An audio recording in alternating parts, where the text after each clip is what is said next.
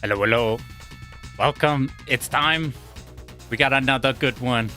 This one's long due. Somehow we haven't tackled any Rising stuff. Even though Rising's like the king of doing like low rank stuff. I really am a big fan of the constructed survival runs. And Batrider or Rising and Yagawa stuff is like full of that kind of things. Since you play these because of the rank system in so many different ways,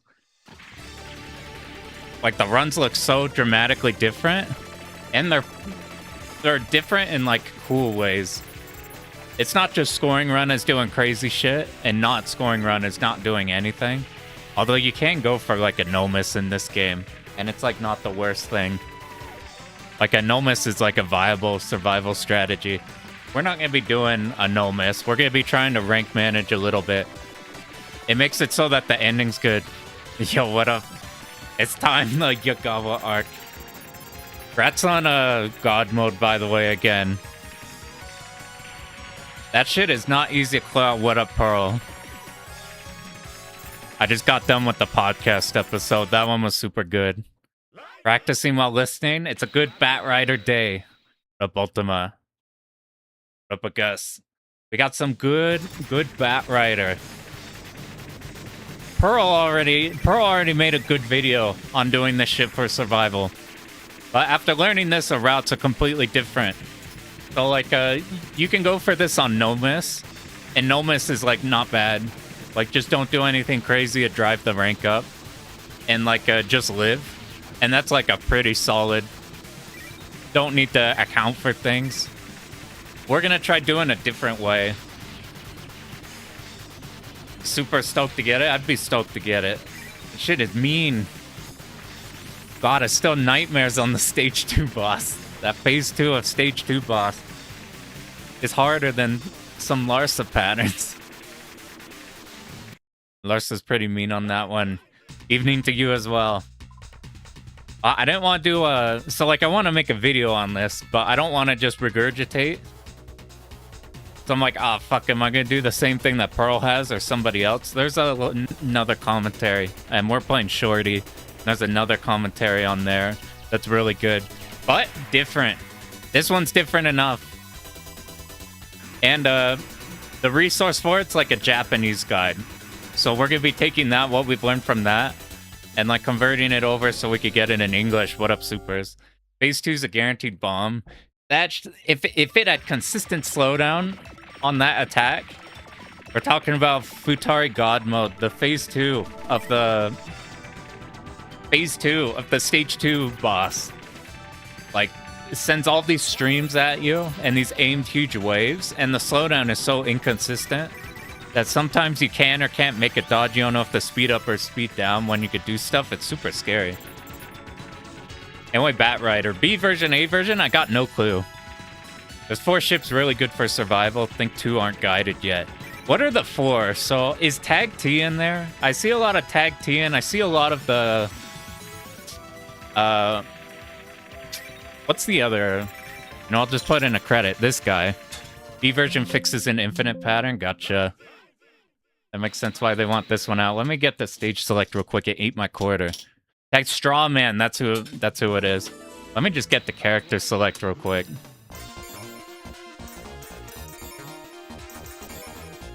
This game's the KOF. Can I... Ooh. Do I have a pause button? I do have a pause button. This game is... What up, Fruit Bat? Thanks for good luck. Can't count the number of deaths in God from jittery slowdown. That's why I played the 360 version, and even then, sometimes you still get it. But more so, like, end of stage 3 in Futari on 360 has slowdown for, like, the entire thing. Make it less spooky. This game has a fuck ton of characters. This is the KOF. This is the King of Fighters. Shorty-B is specifically quite good. I see a lot of Shorty-B, Shorty-C. We went on Shorty-B. I'll talk about those in a sec. But my understanding is that I've never seen this character before. So I think this guy is probably not good. Shorty is super popular. The thing is, in this game, And the ships are like so different in this game. It's so different if you have like a lot of ships have a big, wide. We're playing Daifukatsu, hit the entire goddamn screen shot type. Shorty kind of has that. She has extremely fast homing missiles that hit everything on screen. Attribute is rather one note. Or like per each ship. You get one CC with the team or just one? We're just gonna do Shorty to simplify it. At some point, I might want to tackle doing the all bosses, and there's so many different teams I've seen for doing the all bosses. What up, Steel? Time to be introduced to yet another awesome game. The thing about this game is this is a game I think you can main like forever. ABC Star only ever want B with Shorty or maybe Star. I see a lot of C Shorty, but Shorty's like slow. I need to pick the one that gives speed. What up, QQ? Rising Smash Bros. The Shorty's pretty good. GG. Weren't you saying Pearl? This guy's shit. Shorty C is a huge trap. So I started off with Shorty C and then converted over to B. I feel like B is already too slow, and that shit is slow. That's a lot of ships. It is. It's KOF. We got a whole team. Juji's terrible. I had an idea of like trying to go through games. Like this would be a series idea. I won't do. Of just going through games and clearing them with the worst possible configurations.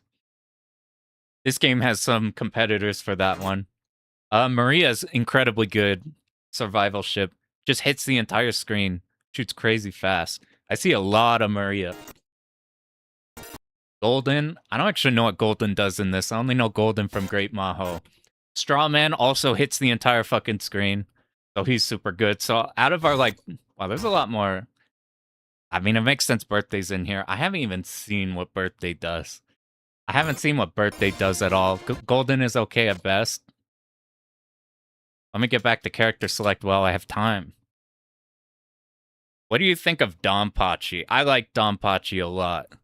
It's like, I really like those middle ground games, and scoring-wise, I prefer the Donpachi style of chaining versus other things. A-type, stronger shot, weaker options. B-type, weaker shot, stronger options. Yeah, we're going with B. Because of the stronger options, we're just gonna let Shorty carry us in options. C has the slower speed, which gets a bit spooky. Let me just get back to here. I haven't even seen Birthday. I've assumed they're bad. Tag T is pretty good. I think he has like homing lasers, Taito lasers. I think I saw a solo of somebody like killing everything with Tag T. The hitbox view is huge. It is huge. It's not a dodging game. It's a riding game. Which ship is the worst in 1.5? I think I saw a run of Abnormal Reiko just doing 0 damage to Larsa. Birthday has good options. I haven't seen Birthday. I just know Birthday from Great Maho for just bombing every boss and just instantly deleting them. Tag T's pretty good. Adam, I don't know anything about Adam. So, like, the popular ones here, you see Maria Shorty a lot, Survival. Strawman's good. He hits everything. Tag T, I've seen, like, a solo of doing all the bosses with Tag T. Adam is a better Golden. Gotcha. And then that's all of our unique Batrider characters. You know what's funny is I never knew. I thought these were all ships with, like, cockpits and everything. I never knew these were bikes. I feel like a dumbass because in the front title, you see all of them come up and they're all clearly on bikes. But for some reason, all of these look like cockpits. But that's all the unique Batrider characters. But they wanted... It's weird they did their KOF include everybody. And, like, really, they just had the first two Maho games and Garaga. And then they're like, fuck it, we like KOF. We like KOF, check this shit out. So now, bam! We have Silver Sword, we have Grasshopper, we have Baron, we have Wild Snail, we have everything, and they're all balanced way different. So in like Garaga, the most popular ship to use is picking Wild Snail and picking the all three buttons combination, so you get Golden Bat. I haven't seen Wild Snail in this game ever. All the shitty Garaga ships, like Flying Baron, I think is goated. I think he's really good in this game. I see a lot of scoring runs with him. Don't think you've ever seen this game, actually? Holy shit. All right, you're in. This is a fucking crazy game. Like, crazy good game. Like, this is, there's a lot of shmups. There's a lot of shmups, and there's shmups you like and shmups you don't like. But this is like, this is like, this is on top of, like, everything, it feels like. It's super fucking good. The only problem is we're doing survival shit. It's like, you don't even get to see the extent of it. But like a Flying Baron, Dog Shitty, and Garaga, goated in this game. I think you picked the red ships. I've seen Silver Sword. I've seen Silver Sword with like the red, whatever the red one is.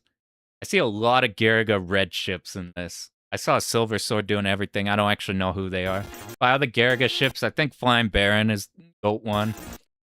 Gain, if it's not Garaga, he's dog shit. I'm pretty sure he's like, maybe he's not the worst in every game, but he's Asshopper is okay. I haven't seen. Did you have a average super player enjoyers that had a Grasshopper run, or maybe I'm thinking of a Garago run? I remember seeing a weird Grasshopper run in like Batrider or something. Game has so many, it's a lot. This art is sick. This has like an extremely notable style. It's fucking cool. I don't even know what you call this. It's not like superhero shit. Thought this Grasshopper replay. I need to see that. What up, AD? Did you win T7 again? And then win T8? I didn't actually see what the results were. This is Cheetah. She's Rising's mascot. She's dog shit in everything except for like Maho, where she's solid. You dropped. You had the TO. You're relegated to the TO life. And Jose showed up? Hell yeah. Miyamoto? I don't know how he is. I think he's good. He's good in everything. You had the TO. No, we appreciate you doing that though. And dropping out of things. She's kind of usable in KGP. The problem is you got Miyamoto and KGP who overshadows everybody. Is okay here? Gotcha. I've seen a couple Miyamoto. I haven't seen him nearly as much as you would see in like Shippu. Like every run is Miyamoto. Garaga is really good. Maho, he's like in top 2. I don't know if Miyamoto or Bornham's better in Maho 1. Bornham, the GOAT. I don't know how Bornham is in this game. There's a guy, I wish I could say his name, but it's all in kanji. I can't speak. I don't know how to pronounce that shit. When I make a video on this, since that's the main reference we did on this, we're gonna go over all of his shit, because dude's been making Batrider content for like 13 fucking years. It's crazy. It's absolutely crazy. And he's done like 800 versions of this survival run, and we're doing the most recent one. Bornham's Omega Midge? No. Damn. Bornham's the GOAT. How can he be mid? You know what I thought about? I saw some Bornham scoring runs in Garaga, and that might be one of the only scoring runs I'm interested in actually trying. You've been practicing how to 1cc this game a lot recently. I have. I feel like this route we're going to do is pretty consistent in that regard. Whipping out a tape to record, then it's cozy time? Hell yeah. Carpet. Carpet is she's not a playable character in the Maho games. I think. I could be wrong. I'm pretty sure this character is one of the enemies in like Kingdom Grand Prix at the very beginning of the first stage. When it's like 3, 2, 1, go, and you just have a bunch of dudes just running up. I think Carpet is among those. Carpet's the scoring GOAT. I think this is the best scoring character in the game. Because when you hit bomb, they move super fast, and they're invuln, and they just expand themselves. So it's extremely easy to bomb. In these games, you bomb, and like background things drop like 10k medals when you build up the metal. So you hit bomb, and you just go grab everything. She has piercing, and she has Gradius options that lay behind you. So like milking, you can position your stuff so you're only hitting in a vertical line. It's got piercing to hit what you want to hit. You can like these games have different scoring for hitting stuff with shot versus killing things with options, or like stuff like that, or like your aura. And I think she's probably really consistent to do that. What up, Mikey? Carpet's a sick name. It's pretty good. She's on a magic carpet. I always thought it was like some old Dawson dude just looking at the carpet sprite. Just because you don't see your face and then you get bam, sudden anime. Carpet's the most insanely overtuned score ship. She seems like it. The same guy we copied this survival run for, he's got like a 20 mil carpet guide on how to hit that. It's interesting. I'm thinking about messing with it just to try. But it does expand the game from 25 minutes to like 40 plus. Because you're milking all the bosses and fighting, at least with solo carpet, you're fighting all of the optional Maho bosses. So who do you see a lot? Strawman, Tag T, Maria, Shorty. Those are the characters we care about. This game is super weird with the rank. So you would think that this game being the one directly after Garaga, I guess Sokyu Gurentai is in there somewhere. I don't know if it's like Garaga, Sokyu on the same year and then they pop Batrider. But the rank works a lot different than Garaga. Not like a lot different where it's like a completely new, like Yagawa's cousin. It's still Yagawa. But the thing is things are inverted. So when you play, so real quick for rank, if you haven't touched a Yagawa game before, doing things that you do in normal games gets you fucking murdered in Yagawa games. So if you pick up every power-up, you're making the game harder and harder and harder. And you can't, something I misunderstood about Yagawa games before I dove into them and understood like how the dying and things work, is I always wondered, why do people do suicides to like control the rank? Why don't you just play the game and when you die then you naturally lower the rank? Like here's the thing with the rank. The fewer lives you have when you die, you drop the rank to make it easier. Every extend you get is gonna up your rank. You want to be dying, you want to have like be on your last life right as you pick up an extend, so that you get the minimal rank increase, and when you die, you want to be dying from like 2 lives to 1 total life. So you get maximum rank disintegration. So dying in...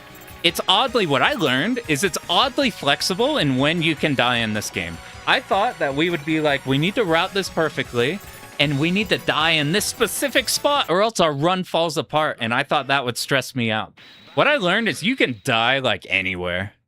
You can die anywhere, just as long as like it lines up with what you want to do. So like I've been doing a bunch of practice runs, and maybe I'll die like a minute earlier than I'm expecting. And then it's like, okay, just in the section I would suicide, instead of doing that, you just don't, because you already did that before. So the only thing you're really, really thinking about is like, do I have an extend coming up ahead? Do I die here? And it sounds complicated when you do that, like I gotta be thinking about all this stuff. But I think Batrider, at least for this survival thing, is oddly simple in how we're gonna do this route. In that, like, pretty much our stage 1 through like halfway through 6, and there's 7 total stages, are pretty defined. And then it's extremely adaptable in the later stages. Just don't die when you don't want to. No, it's the opposite. You can die whenever you die. And if it's like, if you, basically, we have a certain point where it's like, we're about to reach a score extend. If we, let's say we have 3 lives. Or let's say this, let's say we have 2 lives. And if a scoring extend's about to come up, if I go pick up that scoring extend and go from 2 to 3 lives, and then I suicide, then we're getting way more rank increase from going 2 to 3, and way less from going from 3 to 2. Then if we like look at like, okay, we have 2 lives, we're about to get an extend, let's just die somewhere before then, or like right before if we want, and then grab the extend. And it's like a... And that's all you have to think about. And if you happen to die in a place you weren't expecting, then you don't even need to think about that, because, oh, the next extend's coming, I'm already on my last life. So it's in a weird way where you kind of have a Gradius shield situation where you have a buffer room of where I can die, if I have 2 lives, I can die now, anytime between now and the next extend. And what does that mean? If I make it there without dying, then I'll just die and then grab the extend. if I die somewhere I'm not expecting, then you just keep going, and then once you reach the part where you get the extend, you don't need to die. You already died. So that's the part that I didn't understand going into these that made it way more flexible. Where it's like, oh, I can die. That's cool. At least in the later end. Most of our rank, man, the way Garaga works is you're trying to like keep it extremely low rank through the beginning so that your end game doesn't get fucked over. Because it's really hard to lower it by the end because you need so many lives to deal with Blackheart 2 and Squid. And Glow Squid. And like your rank just inevitably, even doing super low rank stuff, it's getting cranked at the top. VCR being picky with giving back the damn tape. Oh no. Fucking got a slam on it. Ah! Isn't Batrider a Yagawa game where extends are droppable? They are. Once you reach a certain amount of score, then it gets into the item pool. And so you kill a bunch of flying enemies and then they drop. And that's important because in Garaga, where they just, bam, you have that life now. In this game, they drop. And dropping them can be beneficial. We'll talk about that. We do that once in this run. But what I notice in this game is it seems like relatively chill on rank, which is at least the way we're doing it here. And then towards the end of the game, we're super flexible in how we die. I'll have to like show to explain it. But what threw me off in this is I learned a little bit of Garaga first. I basically learned like 1 through 6 and then got distracted. And then I learned this game like just a couple stages and then got distracted. So I haven't had the implications of how like both the systems super work or like how the end game works. But now that we've gotten enough to clear this, I have a better understanding of it.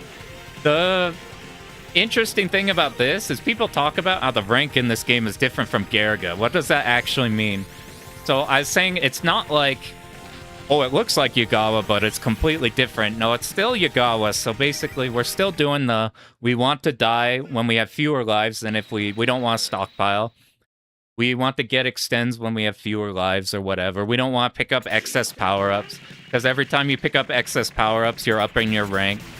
So like that stuff all makes sense. Like sealing bullets is something that you don't really want to do. I don't know how much that affects this game. There's a few places where you do it and it's not the worst, so I don't think we have to think about it too hard. But the things where this differ are like drastically different. So Battle Garaga.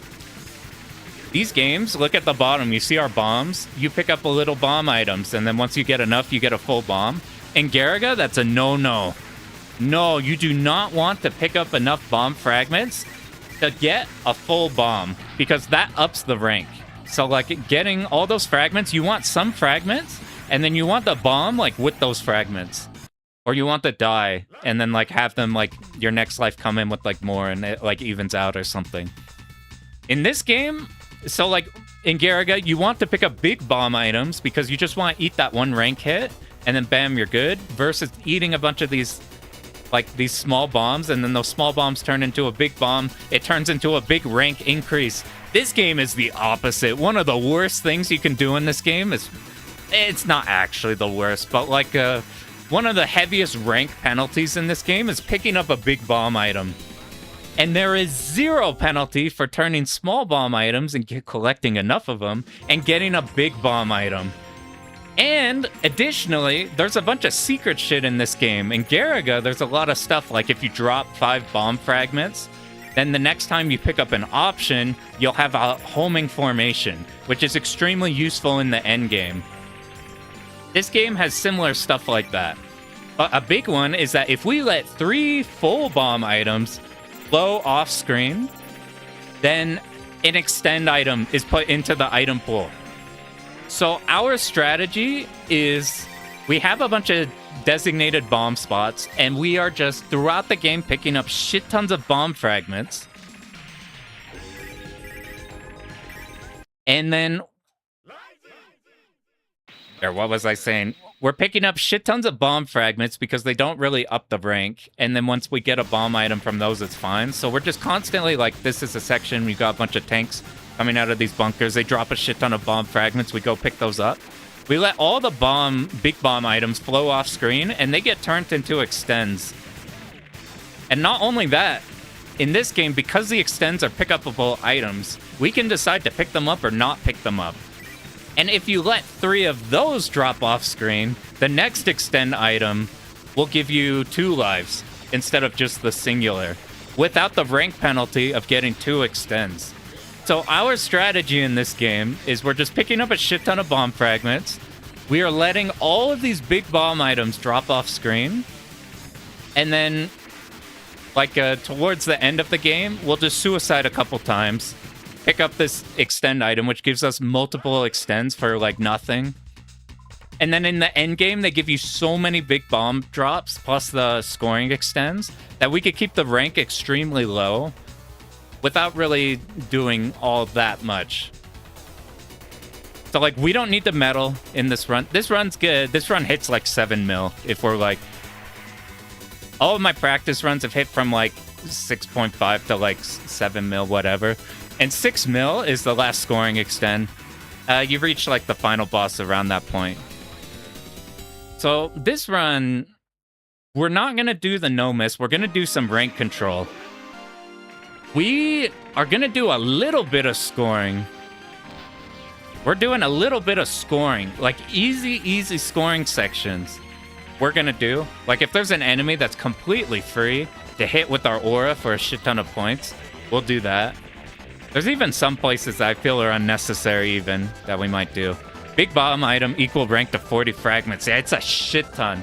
I was looking at the Icarus thread where he's got, like, the rank of each item.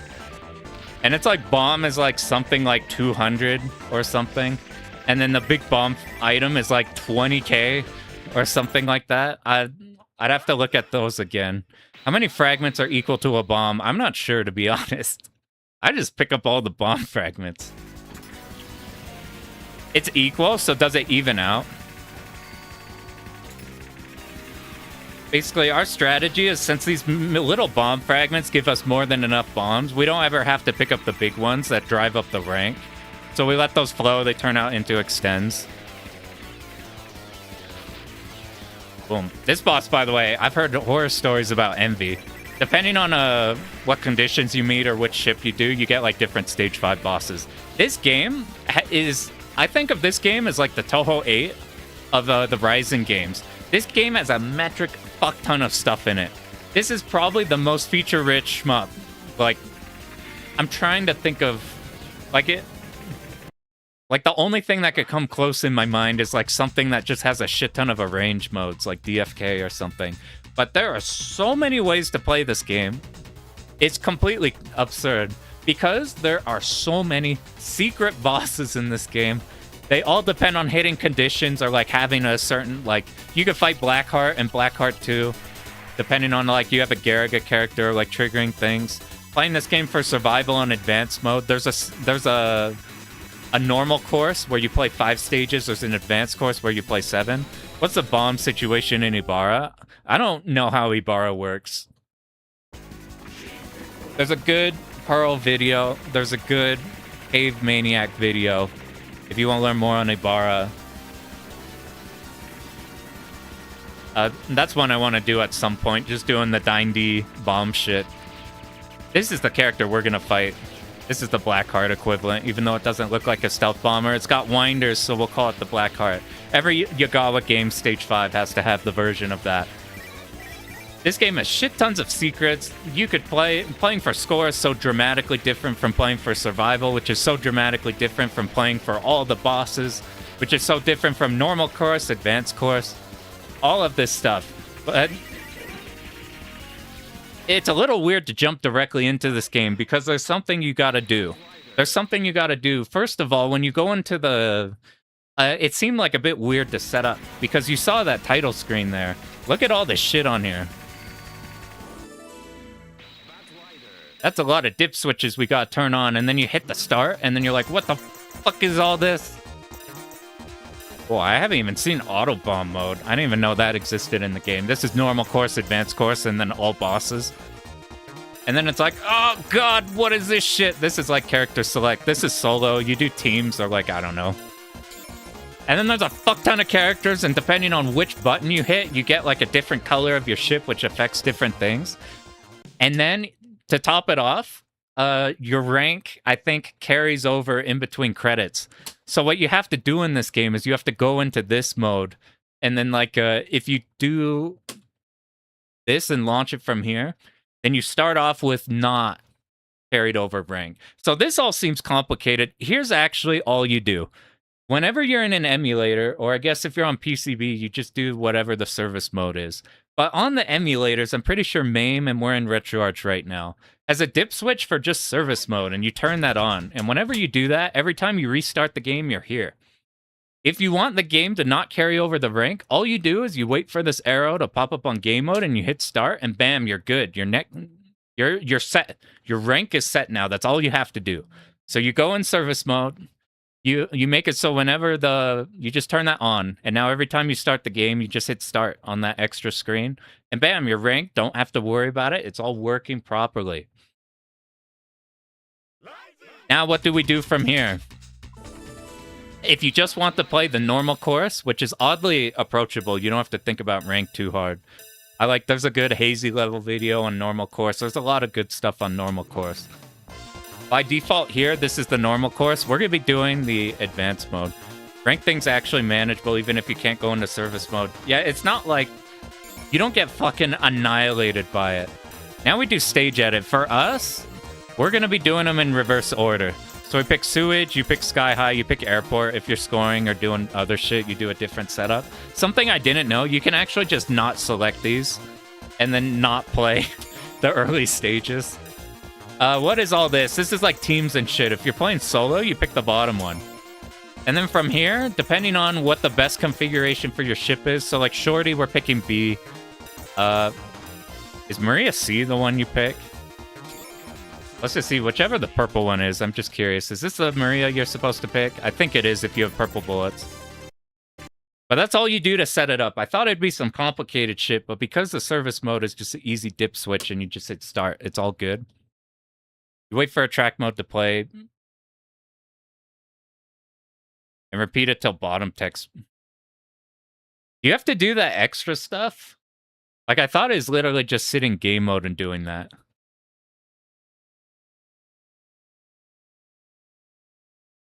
Like you said you do... Oh, that resets it if you don't have access to service. So does that make like resetting it way easier? So you're not fucked when you go to a arcade PCB? You could just do that. Because I wondered that. Because you go into an arcade and you're like, God, what is the rank going to be like? Yeah. I thought this was pointless, having a coin slot thing, but it makes every credit feel super good. Because it takes 800 years to go down the credit shoot thing, the coin mech. And it sounds so satisfying.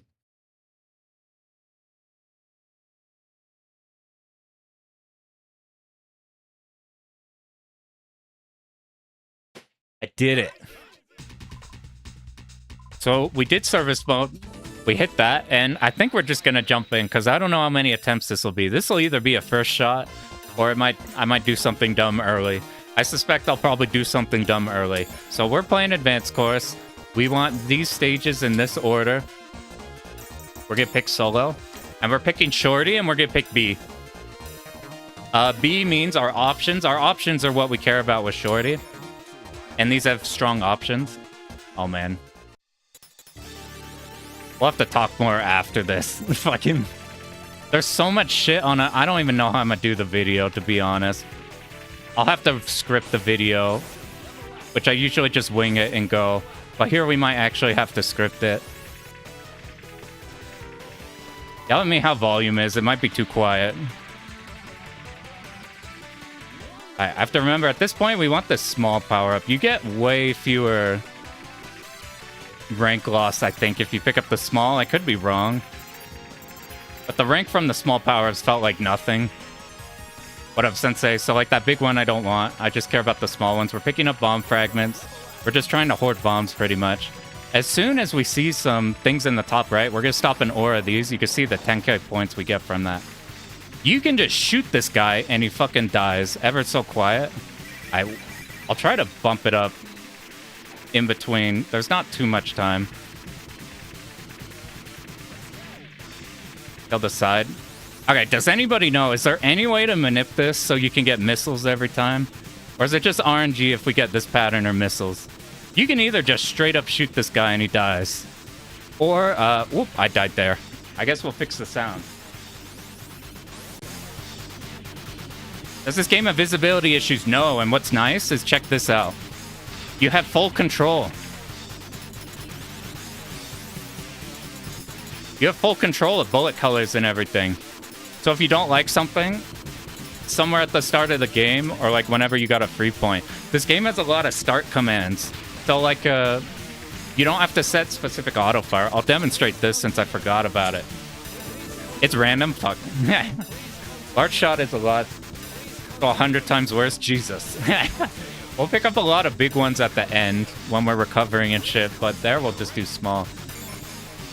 Here's what happens if you pick start. You get this configuration. But like, look, if you hold start, look at next to level 1 and advance. If I tap A or C while holding start, I can up my auto fire up and down. This matters because the more you're shooting, the more your rank is passively going up. So for the most part, what we do is we die and we go to 15. 15 is where we're basically planning on sitting until literally the final boss. And if you want to see your score, you hold start and tap B, and you get a question mark next to like the boss or the stage name. And now whenever you get score or whatever, it displays on there. So you can have like visible feedback on if you hit a score thing or not. We have to do this. Our auto fire resets after every single death. But there's a fraction of time whenever you die where your ship comes in on screen and you can't move, and your iframe at the start. That while your ship comes in, you see that number like switch back because he died. You just hold start, hit A, we get back to our right pattern. I put the input down there. You'll see when we die, we'll be holding the start and smacking that. Raider G Chaos Field got their shield. Stop shooting, make a shield. Yeah, they really like that. They leaned in that in this game and like Bach Raid a lot on there. Alright, we're gonna see how many mistakes I can make while yapping and trying to explain fucking Yagawa mechanics in real time. Alright, hopefully the sound's better there. We're doing solo, we're doing Shorty-B. And killing things with different... Oh my god. Alright, let me shut up for the first half second of the game. I need to be thinking for like the first quarter to half a second of the game so I can actually hit the right button. Could you time out a boss? You can, and you miss out on the killing for it. It will progress to next phases and stuff. I'll show you kind of what we're doing. It's kind of a... If I make a video, I'm just going to say you can either just shoot this guy's ass and he just dies. Or you could try for this for like... It's not the hardest extra score. We're trying to score in any like really easy parts without using medals. We want it to be brain dead. We don't want to have to worry about medals. Medals also, if you act... Alright, let me focus real quick. Okay, now we're good. So if we aura certain things like these, we get a shit ton. I missed a fire hydrant, which gives us a whole lot. But it's not super specific in hitting the like final extend like that. We want our options powered right away because those are the best. We see these signs. If we aura these with this by stop shooting, we get these 10Ks. We're trying to get as many of these freebies as possible. If we kill this building and then the sign, these birds come out and we shoot them. It's like birding in Garaga. We are looking for... They already missed. I might have already missed the small power-ups, which might actually be fine. I'm not going to pick up the big one. I'll just pick up a small one next stage. See, there's a small one. As soon as... I forgot to hit record. I'm so sorry. All right, this is the... All right, record. All right, this is the last time we've got everything set. Fucking... All right, now this one's for real. I forgot to hit the record on there. I wouldn't have anything for a video if this so happened to clear. I reset because we didn't hit the fire hydrant. Critical error, must reset the run. Fate of Retroarch, no. I wish, dude, I wish Retroarch had that. If Retroarch didn't have run ahead, I'd do MAME for everything, but I have to cheat with run ahead. Okay, now we're in a real one. What up, Balavan? Now we're in a real run, now that we've remembered how to fucking configure everything. Everything's all set. I'm gonna hold start so I could switch our auto fire to 12 and get the input display. See, the fire hydrant is worth 30k. So if we shoot these sides, we get options. We want 3 options right away. That's the max. We're gonna get carried by our options. And we're gonna not worry about shot too much. We're just gonna power up shot like once. As soon as these cars come in, we'll bomb. Yep, cheat ahead. We're gonna bird here. Up there it was. There's the power-up item. We want the small power-ups early for this. We hit these birds. They give us score by shooting them. This only we worry about the blue shots. That's it. So we want dodge the next score. We're just grabbing on pretty much every stage. Whenever we can, we just grab these. Sealing grounded enemy bullets will up the rank, but I don't... I missed it. That's fine. Okay, so you either just shoot this guy and get him over with, because if you just kind of sit in the middle and shoot him, he kind of just dies. He just kind of detonates. You see how fast you kill everything? What we're going to try to do is if we get to his last phase... I'm not even going to try grazing these. Grazing is a bit spooky for ones like these that aren't straight up. He's going to randomly either do this, or he's going to do a missile pattern. If we're auring something, or grazing something, grazing will drop the rank. Okay, once he reaches this pattern, we get to here, because when he's at this point, once he dies... I didn't get him. There's like a couple of huge-ass point items. Did I miss the... I think I needed shot power up to get those. But if we had the shot power like this thing, and it would have gone fine. If you want this section to be easy, you just hang out here, and most everything whiffs, and you only have to dodge a tiny bit. Once we see these planes coming in, they have these big spreads. We're getting ready for here. We hear the lasers. We follow behind the submarine, and it gets us by. I want to shoot that one. They're worth a decent amount of points. This thing will shoot like straight twice, and then by the end, it'll do one spread, so we move out of the way. Alright, we're just hanging out here for these enemies to come in along with the beat. We just tap them, we're fine. Even though they're fairly close, it's good. We could get bombs on the left side, but I'm just gonna hang out here. We're sealing all the bullets on the side. We'll do this a lot on this run. This is oddly one of the harder stages, I feel like, if you want to aura some of the things here for score. Otherwise, you just kind of shoot everything. So, like, if we destroy this, shoot it a bit, and then aura it, we get points. I missed it there. We'll try it again on this thing. I missed it again. I'm not going to bother getting that last one, because I more care about hitting this one and not getting lasered by it. And then if we aura it, look, we get 30k. I accidentally did full charge. Whenever we do a video of this, I need to get, like, some at the run a lot harder, so I could show everything I want to show. There's so much shit. So, like, we aura this thing, look, we get the 20k. We're just taking easy points, so that way we don't have to medal. We don't have to think about getting the medals, think about dropping them or anything. It'll be interesting to see, even if we, like, fuck up some of the scoring stuff. There's enough that it carries over. We're gonna... I think you want to stream this way, and then you stream the other way. And I think it makes this not bad. Now he's on next phase. We kill the turrets in the middle pretty fast. We're killing now the middle turrets. And now for here, I'm going to let a charge go, so it deals a bit of damage to these. And then we do a bomb, and look at all these turrets. All 3 rows of turrets should die. It's all 50Ks for all of them. Thanks for good luck, QQ. This stage is really fast. We're going to let that drop. U-Series says, no! We let 3 of those drop, and the next one will be a special extend, which gives us 2 extends for the rank of 1. So we're just going to let it drop. We don't plan on actually dying for a decent amount of time. We don't actually need to kill all these. We will just to make it easier to get through. He says, cool. That's the main reason. But I think it's a requirement for triggering a secret boss.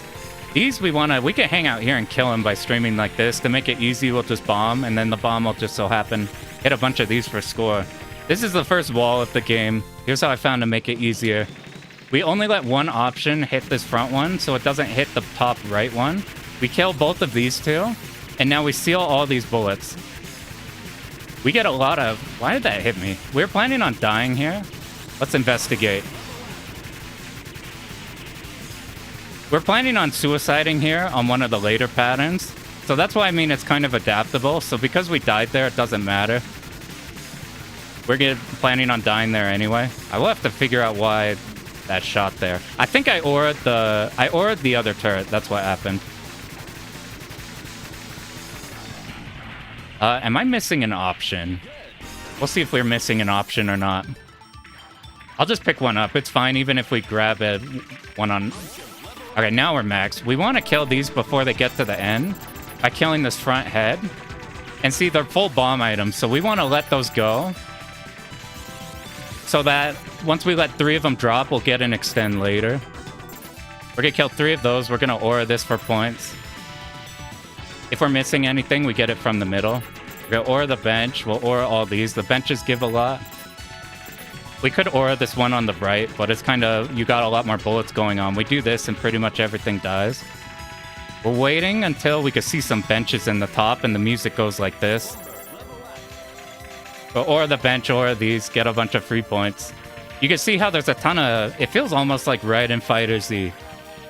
In different areas, you could get score without like a... Feels like you're doing secret shit.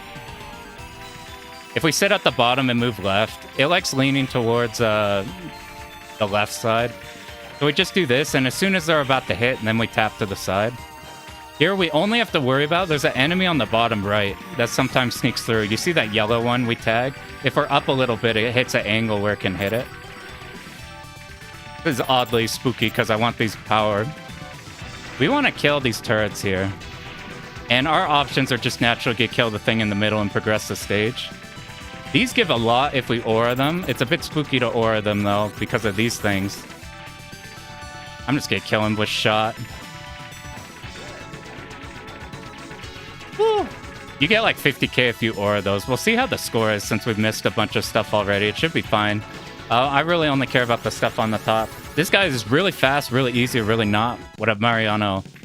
We aura this tail, we get points. We're looking for lasers, so we found a laser. The lasers are the hardest thing here. It can randomly get a different thing for each one. You can look up and know exactly its behavior, where it's going to aim. But you also have to be dodging other stuff. You can react to it, though, and move out of the way. It's not bad. But you can see it dies really fast. If your auto fire is lower, there's a chance you could get snagged by...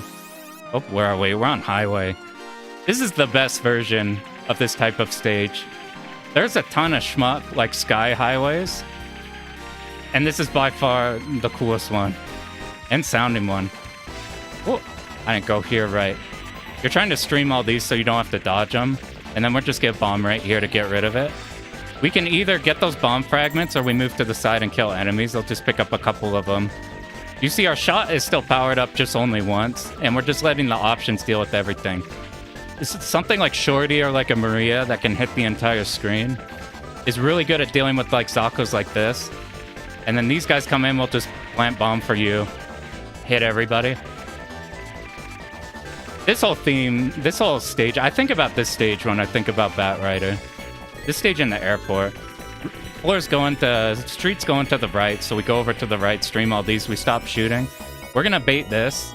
This thing drops a bomb, so because we missed 2 bombs already, if we let him drop a bomb, then he's gonna drop an extend for us. We need to kill him once his hover sparks on the bottom, that like cloud of dust stops. And now we drop the bomb. This is the hardest part of the stage, is dealing with these guys.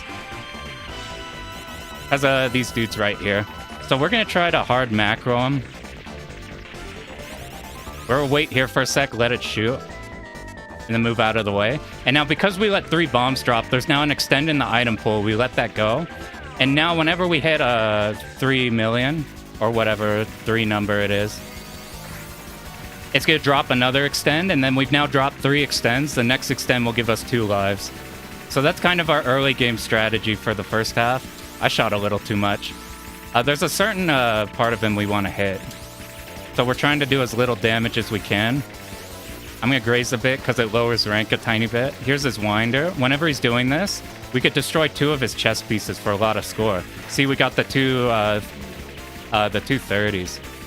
This shit is fucking hard to talk and explain fucking Yaga with mechanics. We sit under his shoulder and it dodges this, and then we move along with them. It's no... It's from Argentina, big fan.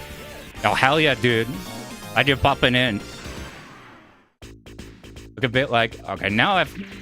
Dude, there's no leeway for me to look. So there was our extend drop. We let that drop. We want to aura these, not just for points. We want to charge ourselves up so that we can hit both this left one and this right one. If we hit the sides of these things, they give us like 10Ks. So we could just passively go for score. What I like about this run a whole lot is that we don't need to hit all the scoring stuff. We just go for all the easy scoring stuff. And if it works, it works. If it doesn't, it doesn't. It doesn't matter. And like our lives are adaptable by the end. You'll see what we're talking about later. This is the hardest stage. I thought it was going to be a nightmare. It's really not. It is the one we have to focus on the most.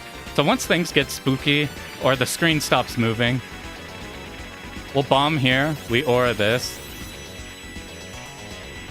We sit a little from the top. So we want another bomb to drop.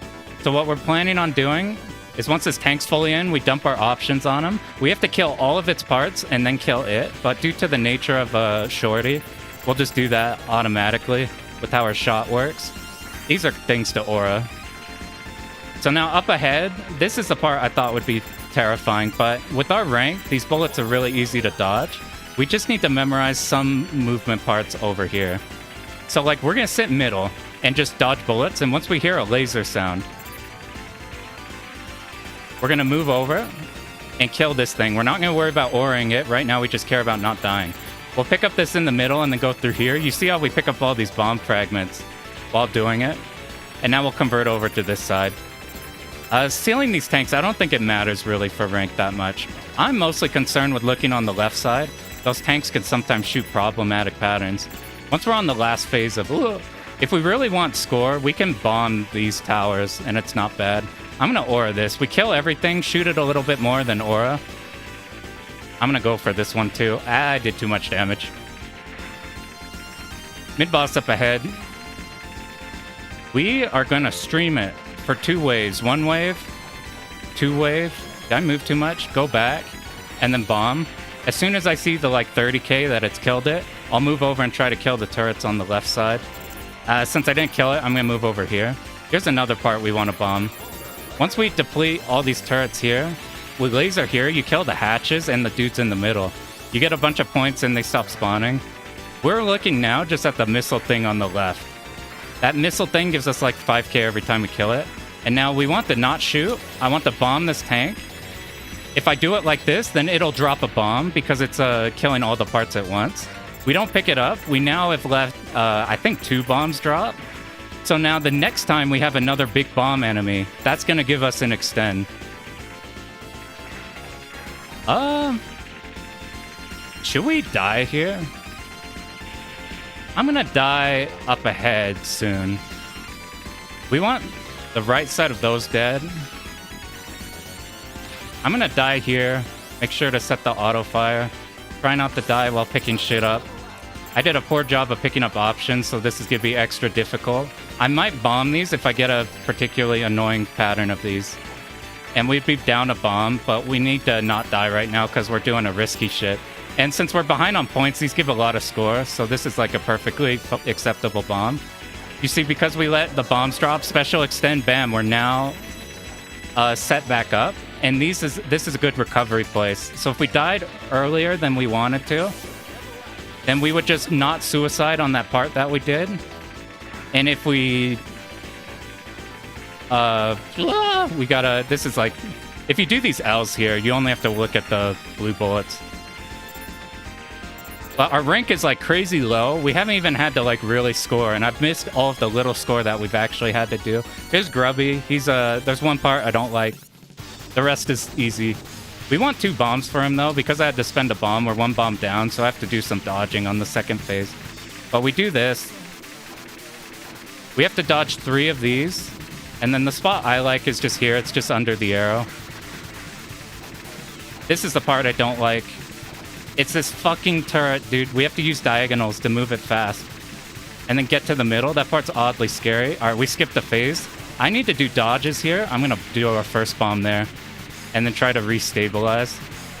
We plan on dying at the start of the next stage. So we can just go for it here.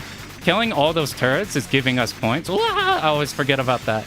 killing these turrets is giving us a bunch of points. It's like 10k per. So I'm just planning on doing this until we die. I've lived for so much longer than I thought. I can't look over here. Dropping Big Bomb makes you irrational. Nah, dude, think about the extends. That lets us do shit like this. How are you guys doing? Oh no, I died.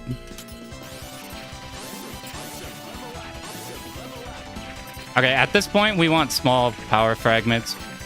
Here's the final stage. It's got a... I hate this starting part. This part's like the hardest part of the stage right here. Like, directly right here. It's these fucking turrets. I just sit under them and do that. We stop shooting. You see, the more we damage it, the bigger the spread is. If we sit here, we're fine from the start. And then we could kill all these for bonus score.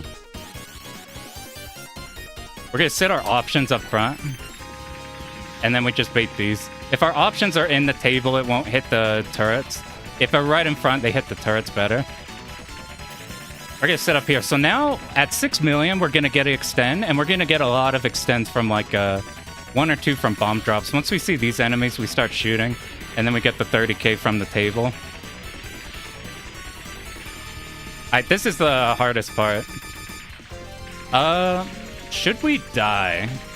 I'm going to not die for safety, because it's not going to give as big of a rank loss. But because we're not close to the 6 mil extend, I want a bit of a leeway. And then we'll probably do another run. I'll be more greedy. But we'll be safer on the lives front. If you want to make this section a bit easier, a suicide point's like right here.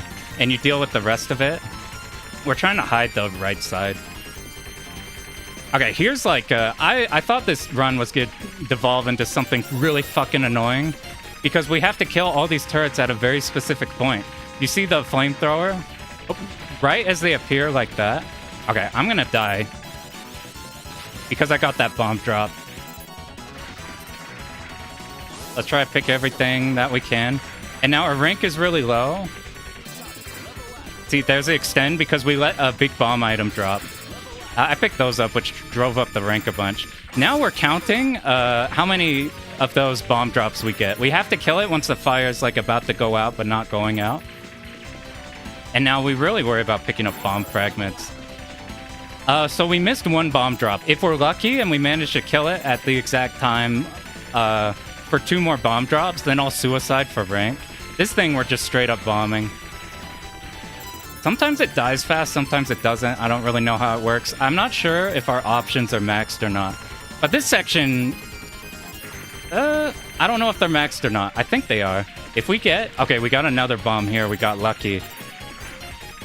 The run I was copying, like, got a bomb drop on every single one of these, and I was losing my mind trying to replicate it. Okay, we're gonna suicide. We dropped 2 bombs. So we dropped the rank even more, because check out this. We're just about to get... No, I missed the extend. I'm a fucking moron, dude. That's okay. We're gonna get the 6 mil one. Okay, we probably shouldn't have done that. But whatever. We have enough bombs going into the end fight. Unless I do something super goofy, we're fine. I got greedy. I should have just been happy with getting the 2 to 3 lives. As long as I do the setup, though, for a discharge, we'll get our 3rd extend. But it's kind of adaptable. You can work with what you got based off how many of those bomb drops you get. Alright, now that I said that, I'm probably just going to fuck up these initial turrets at the start here. Okay. Okay, it's fine. If we sit up here, we're driving up the rank. Because, here, wait till you hear let's go. And then we got aura these. Oh, I want the... Fuck, do you need to aura this thing at the start? I don't know. Alright, here's the setup. All we do is it appears, and we bomb. And now we bait these. And the rest of this should just fall apart. Oh, I got here kind of late. It's also easy grace spot. Lower the rank a tiny bit. And it's just going to repeat this over and over. Oh, I'm a moron. Let's go faster next. Actually, if we do it right, this should just die here. All right, we hit 6 million because this gave a lot, which means now we're about to get our extend back. If you if we drop like 3 bombs or something, do we have all of our options? Not sure. Alright, we're just gonna play this boss super fucking safe. We're just gonna bomb his ass. We brought so many bombs into this fight. Let me just not mess it up, because if we die in the first phase, it'll cause some complications. I'm gonna up my auto fire. Alright, right to left, right to left, right to left, right to left, right to left. Oh, dude, I'm a fucking jackass. Alright, we have to clutch now. This will be an excuse to do another run if we fuck up. This is gonna shoot standing still. If it pops, we'll bomb. Okay, now we just have to game a little bit.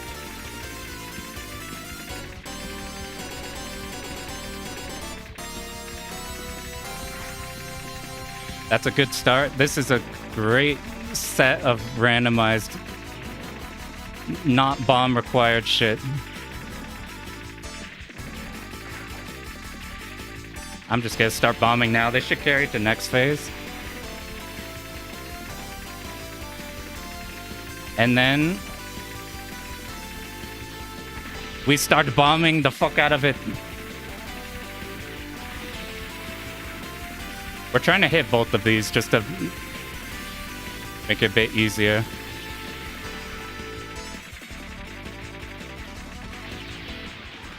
Hey, there's our fucking scuffed ass one. So we made a bunch of scoring mistakes. We still hit the 7 mil. We dropped an extend, and I died on accident there. This judge could be super mean. He can roll like fucked up patterns. It's so mean. We like rolled extremely easy patterns for the end there. I'm gonna do another run since we need a. That was our first like true run of that. I could kind of explain what's going on at the end there. Thanks for GG. I could actually look at the fucking chat. They give us no time, and we don't want to spend time on the in-between stage screens because where the rank is going. So you have to hit start. You're like, get me to the next stage, hurry. So there's our that's our chump. That's our chump survival strategy. We're letting all those bombs drop so we get extends, and then before an extend would come grab us, then we go pick it up. This is the one that made you want to start seriously attempting 1cc's? That's sick. It's a fucking cool one to be the one to get on that. Alright, can we skip this somehow? I need to cut the recording. It is wonderful. Your spite was splendid. Try the special course. That's like the fight all the bombs. Let me put in my name. Alright, so we have a scuffed ass one. Let's try to... We'll do another one and be less scuffed.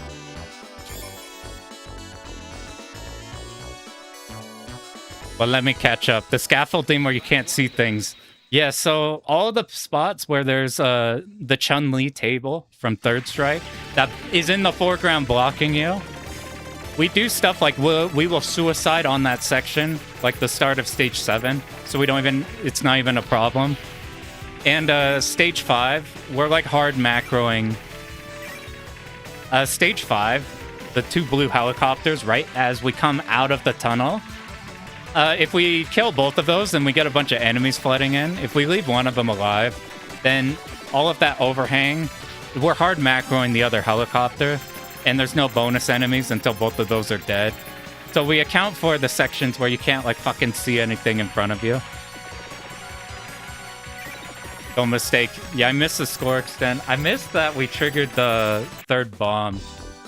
So I wasn't ready for it to be dropping until it's at the bottom 3rd of the screen.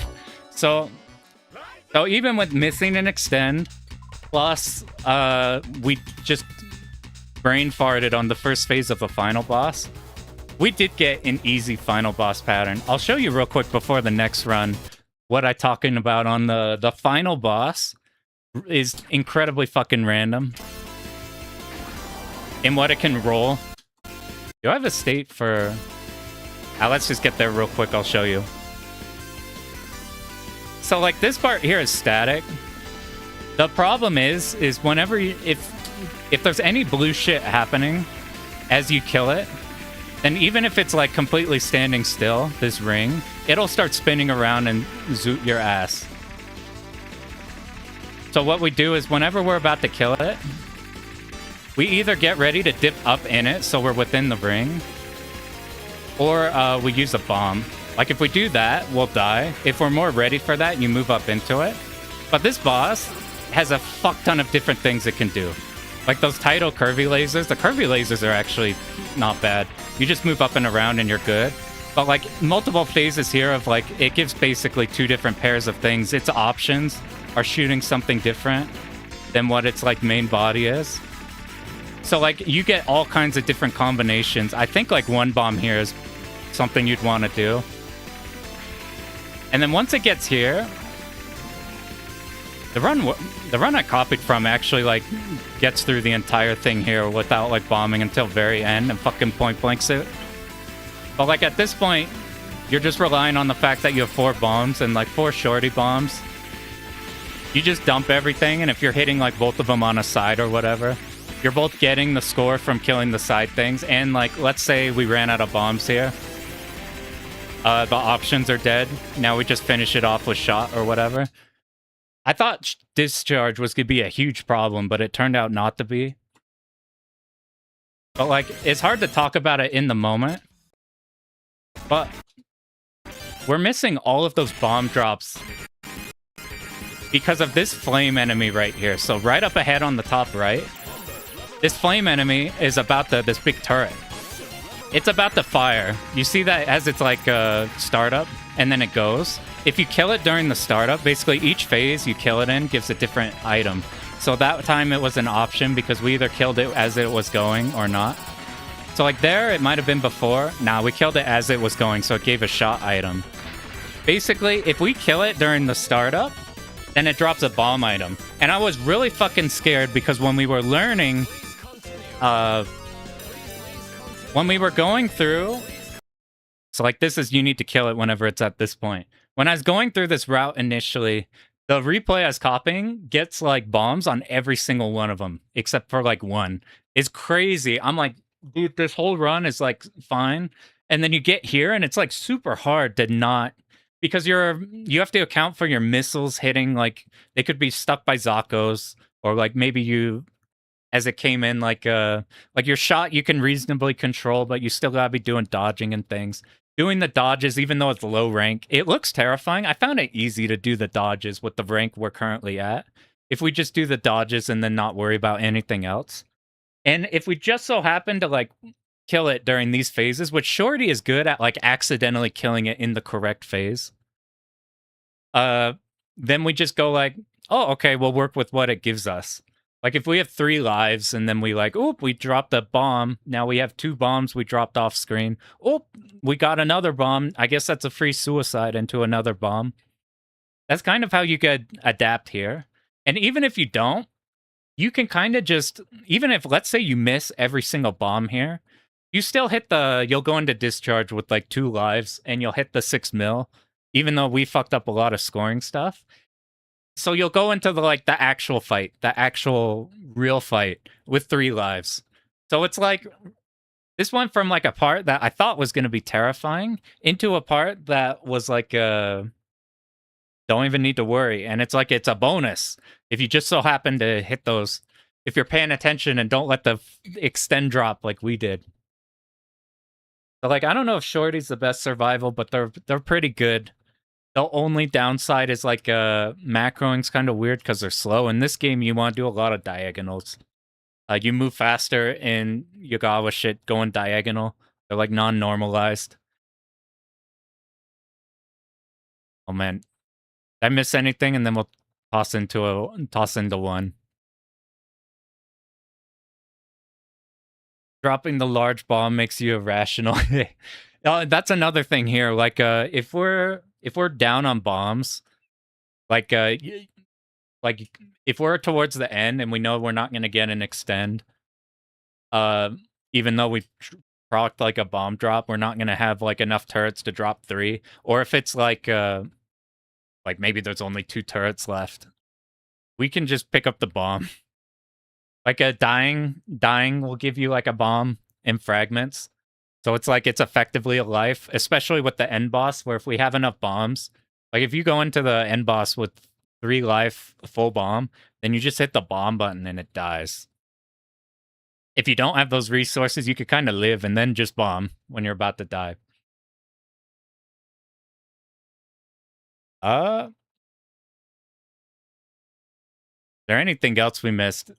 There's a few things that, like in Garaga, like Garaga, you only want the big bomb items. Here, picking them up, like since we're doing this strategy, we're not picking them up.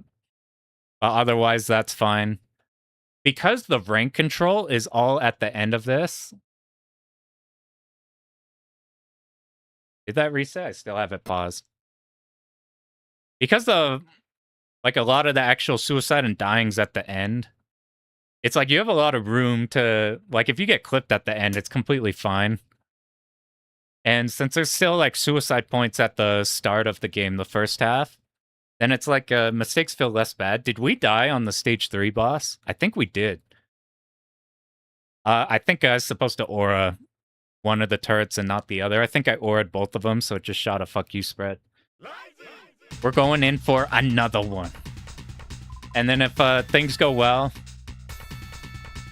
we'll talk some games I'm interested in. I want to show this Garaga run that I'm incredibly interested in.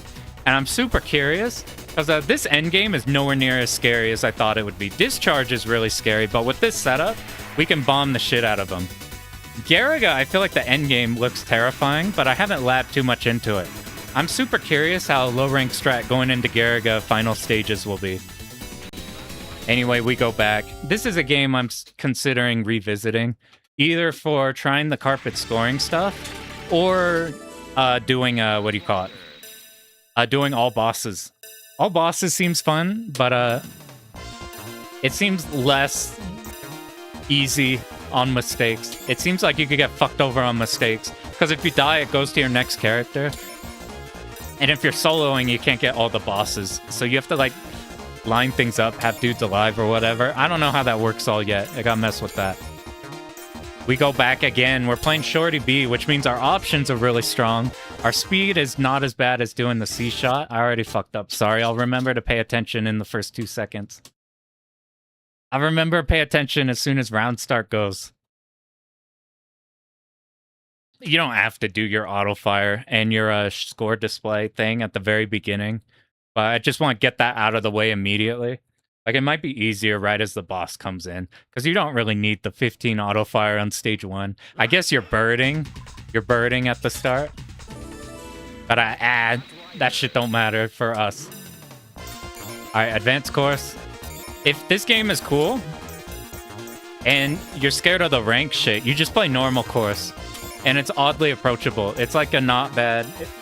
It's a not bad clear at all. Alright, I remember. We hold...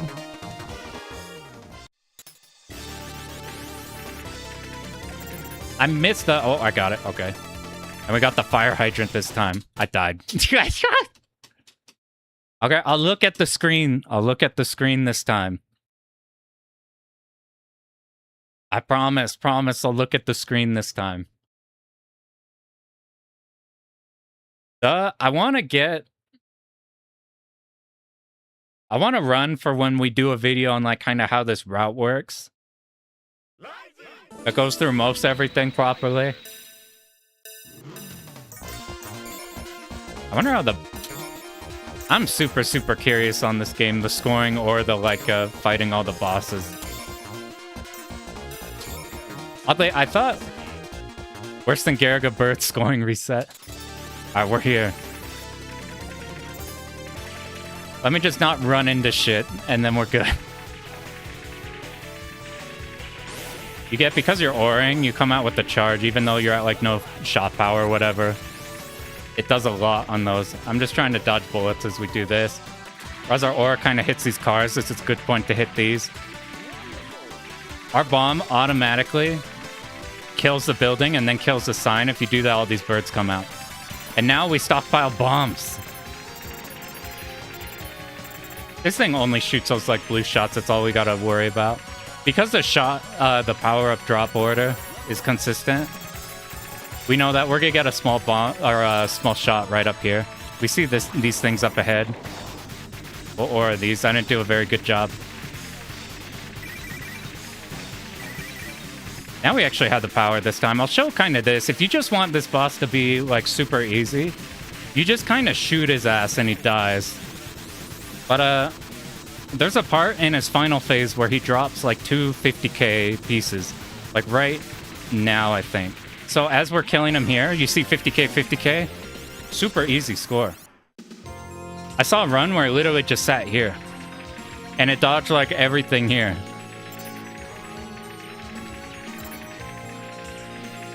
I am just gonna grab the bomb fragments and... Well, like sitting in between that like red line is fine. We see these planes coming in, so we know we're getting closer to the top. Once we hear the laser sounds... I don't know if I'm actually sealing these for rank by being on top of them. You don't really want to seal shit, but I haven't noticed it be like a problem or anything. I'll dodge two blue, and then we dodge the final spread. We're just getting rid of these so we don't scroll the screen into them. Just tap to the side, tap to the side. Even though we're so close, those yellow bullets, they move around. I'm just using default bullet colors. The blue bullets by default are the ones we kind of want to pay attention to in like several of the key points throughout. Alright, so we're gonna kill 2 parts here, shoot it a little bit, and then go. 2 parts here, shoot it and go. I'm not gonna aura this one just to make the timing easier so that we could kill this middle one. We get aura it, we get 30k. These are the easy ones to aura.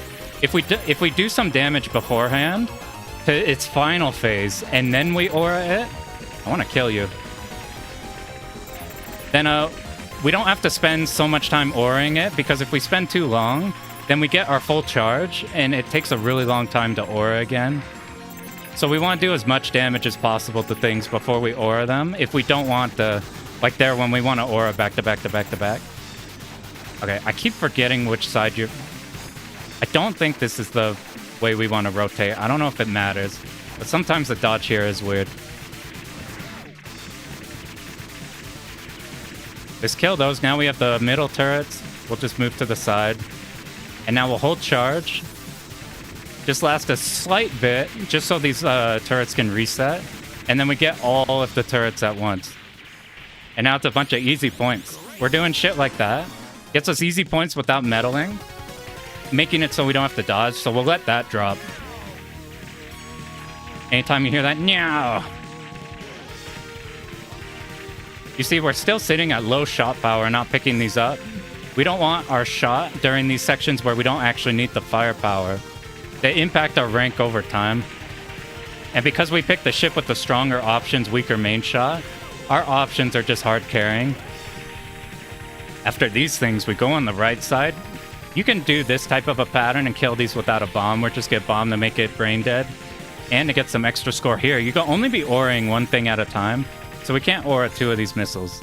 Alright, let me not break this setup again. This is like the first bit when you're learning the route where it's like, okay, we gotta learn this shit. So just one turret, and now we're good.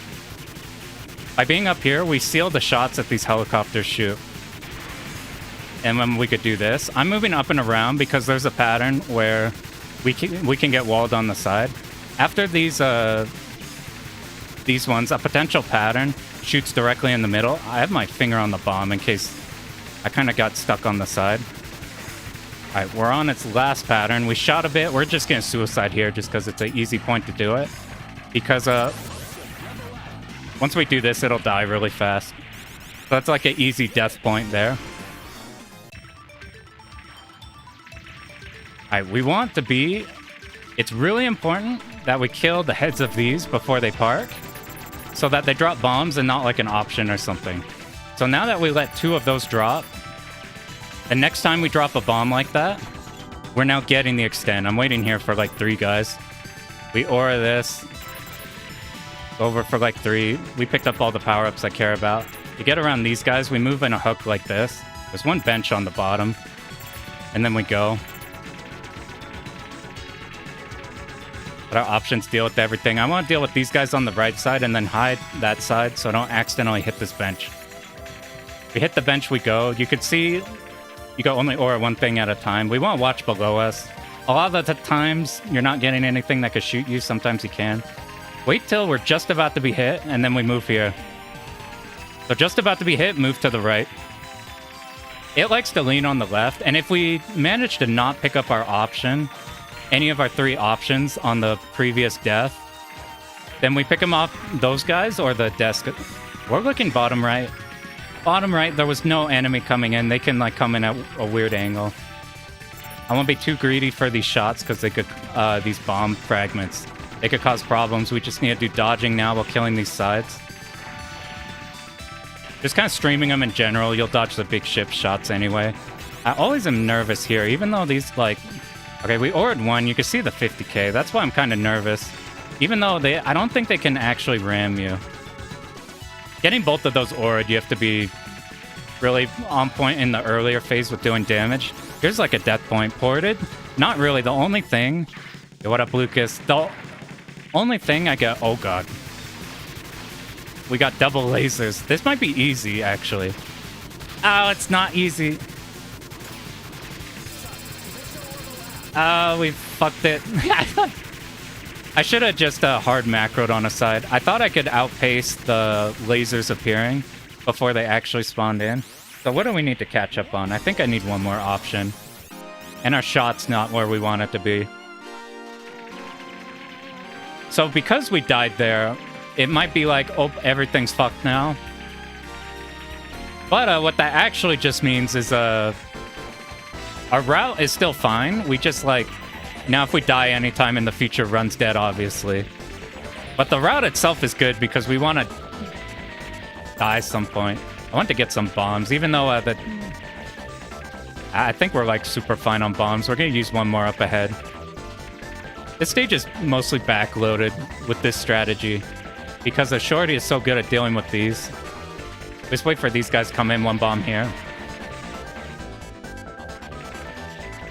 As long as we could do the ending tunnel section, then we're good. Our shot, because we accidentally got the special power-up, is kind of problematic for our rank. But we're going to see how that affects us, because I haven't had like a high shot power early on. Alright, now he's caught up with us. We hold this. We bait everything. And we move up here so these can't really shoot. Wait till see the bottom of it stops. We let that go. Now we just have to make sure not to die. At these guys. So we're going to hard macro. And then we're going to move back around. I'm going to sit here and then move. So you see no enemies there and our macro covers everything. So we should get an extend drop from score and extend drop from dropping the bomb. And voila. Now we're set up for the special extend on the next stage. We just have to live until the next stage. I don't know how our shot power affects this, so I'm going to sit on the side so we don't accidentally hit him. I almost got shot by a laser. I should probably be more safe. Let's see, how do you change? I don't know if this is any different than normal. Stuff has more HP when it's higher rank. That's an easy way to tell if your rank's fucked. Let's focus on the blue bullets so the blue bullets don't kill us. And then once he stops, we get under a shoulder. Either one works. I just went to the left because it's more comfy with it. Don't worry, it's just blunt. Yeah, blunt's fine. Oh, God. Wait, why did we get blunt? Is that because we got the special power-up? All right, here's where we die. I've never fought blunt before. Yeah. What's the trigger condition for blunt? Is it like getting the special power-up? Oh, God. And we died. Okay, that's the condition. Gotcha. Did we get the special power? My problem I've run into sometimes when recovering is not keeping track of which power we drop. So when we recover, sometimes it does that shit. It doesn't really matter in the end game, which is when the most of the time we'll be recovering. Just passing by, played some Ketsui. Learn Death Label boss patterns. Death Label seems I haven't seen the DS one. Does it do the full vertical with the 2 screen? How's Advanced? Advanced is super cool. I really like this type of routing. Where are we? We're doing everything here. Where did we die? I forgot. I already forgot. We died and then we accidentally special extend.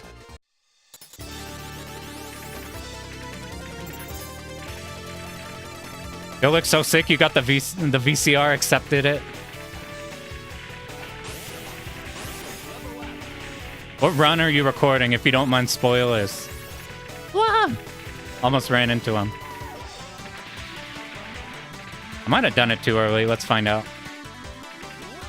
I think you just need to shoot that. It doesn't matter if aura or not. I probably missed I think I missed a small power-up item. So what we're going to do is we're just going to straight kill the first boss.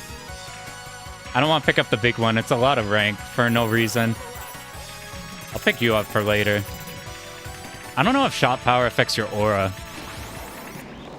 Or if it's mostly rank. This is what happens if you want to just straight kill the boss. Like, you stream the early aim shit, and then you're just naturally killing, like, everything. And then this is easy, and by the time this shit happens, it's dead.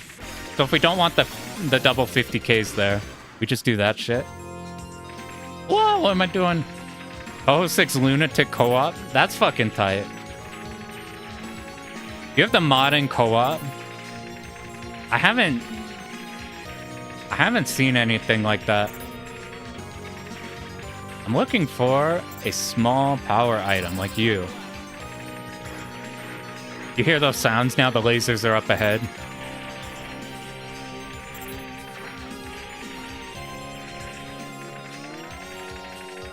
What? I need to go up there faster. We just move out of the way for the stream. We could move over here, kill those turrets, so when we move here, it's not a problem. See, they almost came up there. That's why we want to kill the right ones ahead of time.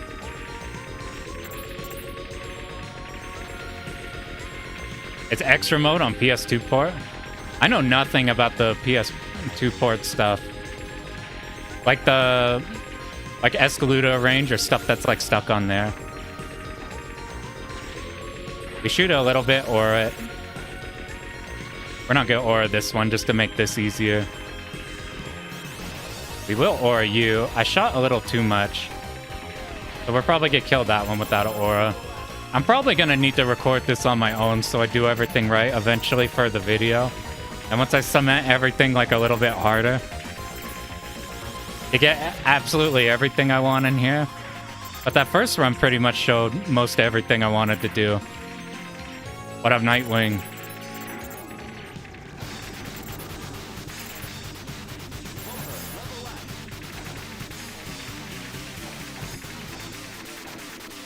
I stream one way, stream other way. I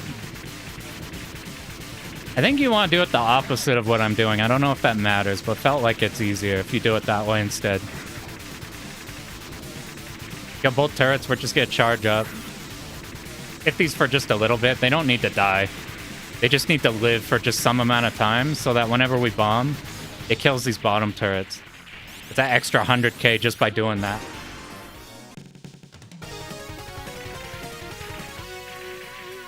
Let the extend drop. I want to pick it up so bad every time it pops in. You doing random select Batrider at Slam? That'd be fucking tight. You gotta have Juji on point so that when you random select like a good character, you'll be like, ooh, thank God. Or you'll be ready for the shitty characters.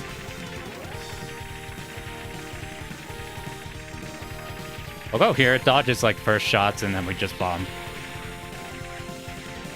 You can just bomb it right away, but we get a few of the missiles here if we just do this.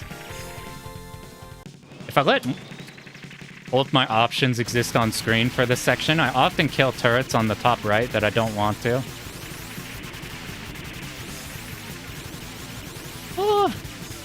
We want to kill one turret from you, one turret from you. See, they don't shoot once we're up there, and you can freely aura these.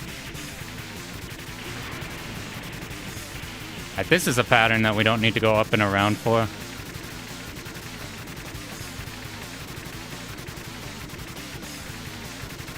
Why'd I go towards the closer wall?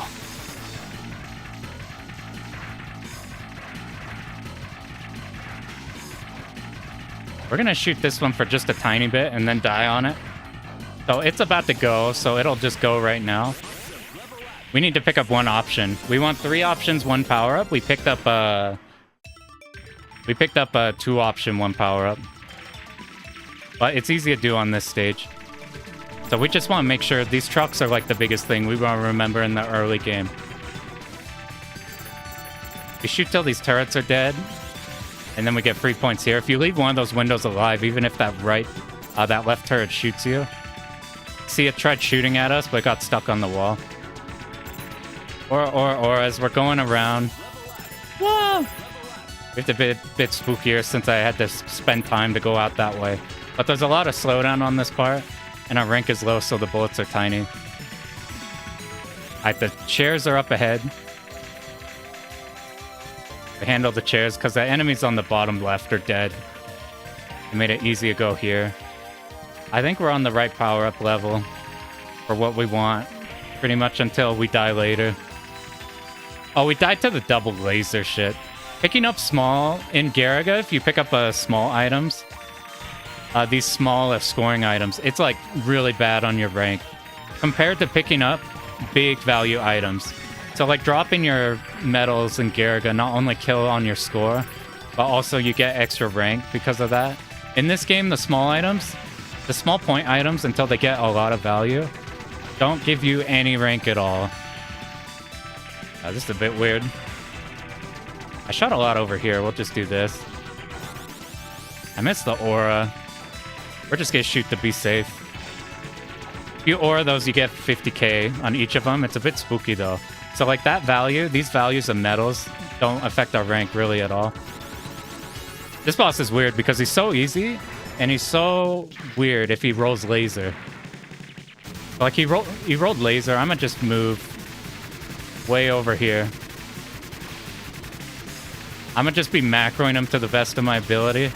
You can see which way he initially moves towards, and that will determine where the laser's gonna go if you pay attention to like the turning angle of the laser turret, but the rest of them are like brain dead to get.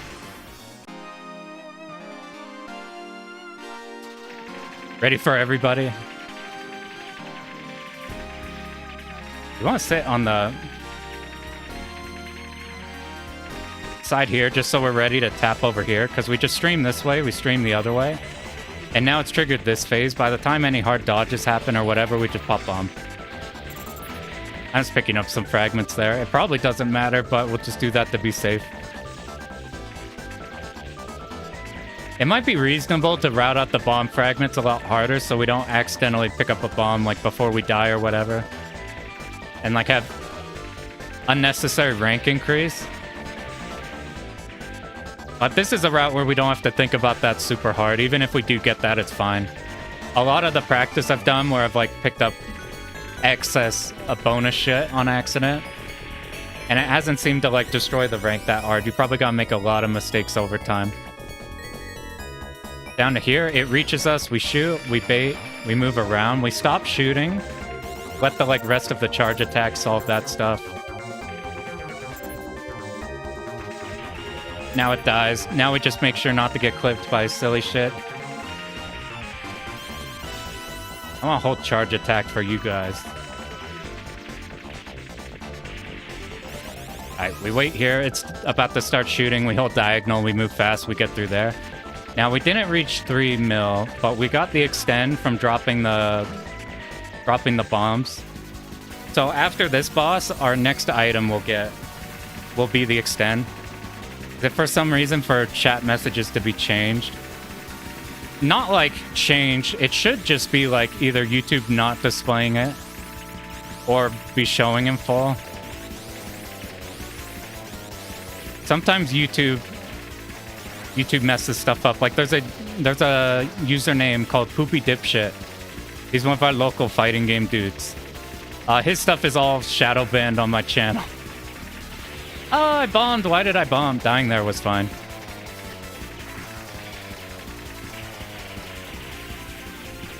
His stuff just doesn't show because of the name.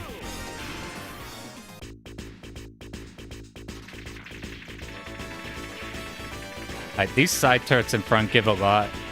There's our extend we want to drop. We're one bomb behind, so I'm going to make a bigger effort. I'm going to make a bigger effort to pick up bomb fragments. It's not the worst. Like you saw in the first clear, we were like down a bomb because we had the bomb on like the last stage. It didn't matter really. We still don't want a power-up shot, I don't think, until final stage. Start a final stage, we want it to handle things. We have a leeway of death here, which is why the rank went from, like, fucking scary to me to being like, oh, the rank's fine because we're planning a death. So we have this, like, free bit of death we could do, and it don't matter. I think I did a small bomb on you. Tank comes in, we shoot. With this type of, with Shorty, it should automatically kill everything. There's a full bomb item. Even though we're down on bombs, I'm still not gonna pick it up. Get both of those with Aura, it's just 3 points. But you can see how many bomb items are here. I try to pick up as many as I can, but we don't want to rush up ahead. To pick up the ones right here, because we're gonna wait in the middle for the laser to show up, and then we move. And this is how we can pick up everything. And then we'll go in the middle to pick up these. This is how we can make our route work with the item pickups. So it safely deals with everything, and we don't have to worry about... Like, we have to worry about stray one-off bullets, but there's so much slowdown here. Combined with the... Well, this is one of the harder patterns you could get. Combined with the fact that our rank is really low. Alright, we're gonna get a laser soon. We will aura these to as best we can. I did get the charge shot, so I don't know if we aura that next one, because the charge shot lasts a really long time. Alright, just don't be hit by blue. Now we go. 1 pair of bullets, 2 pair of bullets. Now we stream the other way. Now we're watching for a 30k. 30k happens, we go over the other side. I'm gonna more aggressively pick these up. Once we pop the both top of these, we pop bomb, we make sure both of the mechs die here. Otherwise we get him lingering into the next section. If we don't have him, then all we have to worry about is that like rocket on the side. I don't have a full bomb. I think that should be enough to kill you there, but we're not gonna kill the enemies on the side. This is fine. This is like where our bomb routing generally is. Which is nice how you could use like a small bomb. You could still bomb with small bomb fragments in these games. I'm gonna die up ahead. So if I accidentally get clipped by these... Alright, I'm gonna die here. This is a good spot where like not all's happening. I went the wrong direction. Okay, we got... I think we're at level 3. So now we drop 3 bombs. The next flying enemies are going to drop us our extend. So even though we're at 1 life now and it's scary, these flying enemies come in. I'm looking for extend. There it is. We don't want to position ourselves so that these enemies wall us off from getting the extend. That's what happened one time on the first run. I think our options are good. Is this level 3 options? I can't tell. If we're sitting here... Fuck. I need to do from down to there. I'll sit here to get extra points. That's probably the hardest part of the stage, but it's like...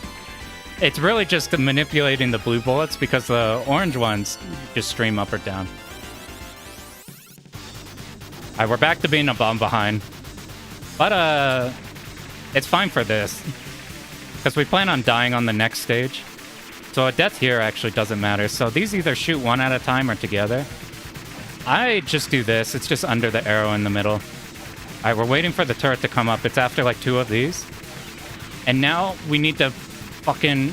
This turret is so... He catches up to you really easily. We did enough damage. Because we only have one bomb, I'm gonna dodge for a bit. Plus, it gives us extra score. I'll just bomb here. While turrets are still active, we get into the next phase. Oh!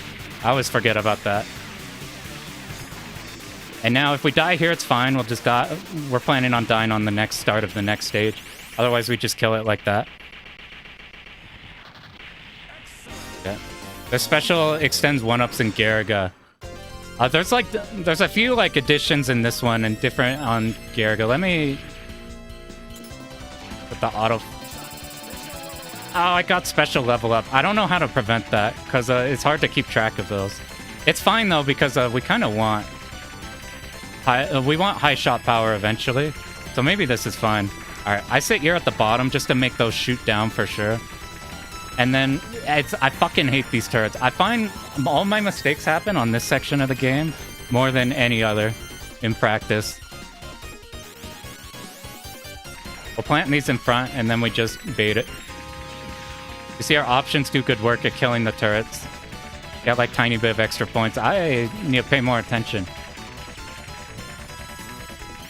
Alright, we'll aura this. You probably should have been auraing earlier. These are fine, because they always do this. They just shoot on their right side. This should be the hardest part of the game, but you kind of figure it out.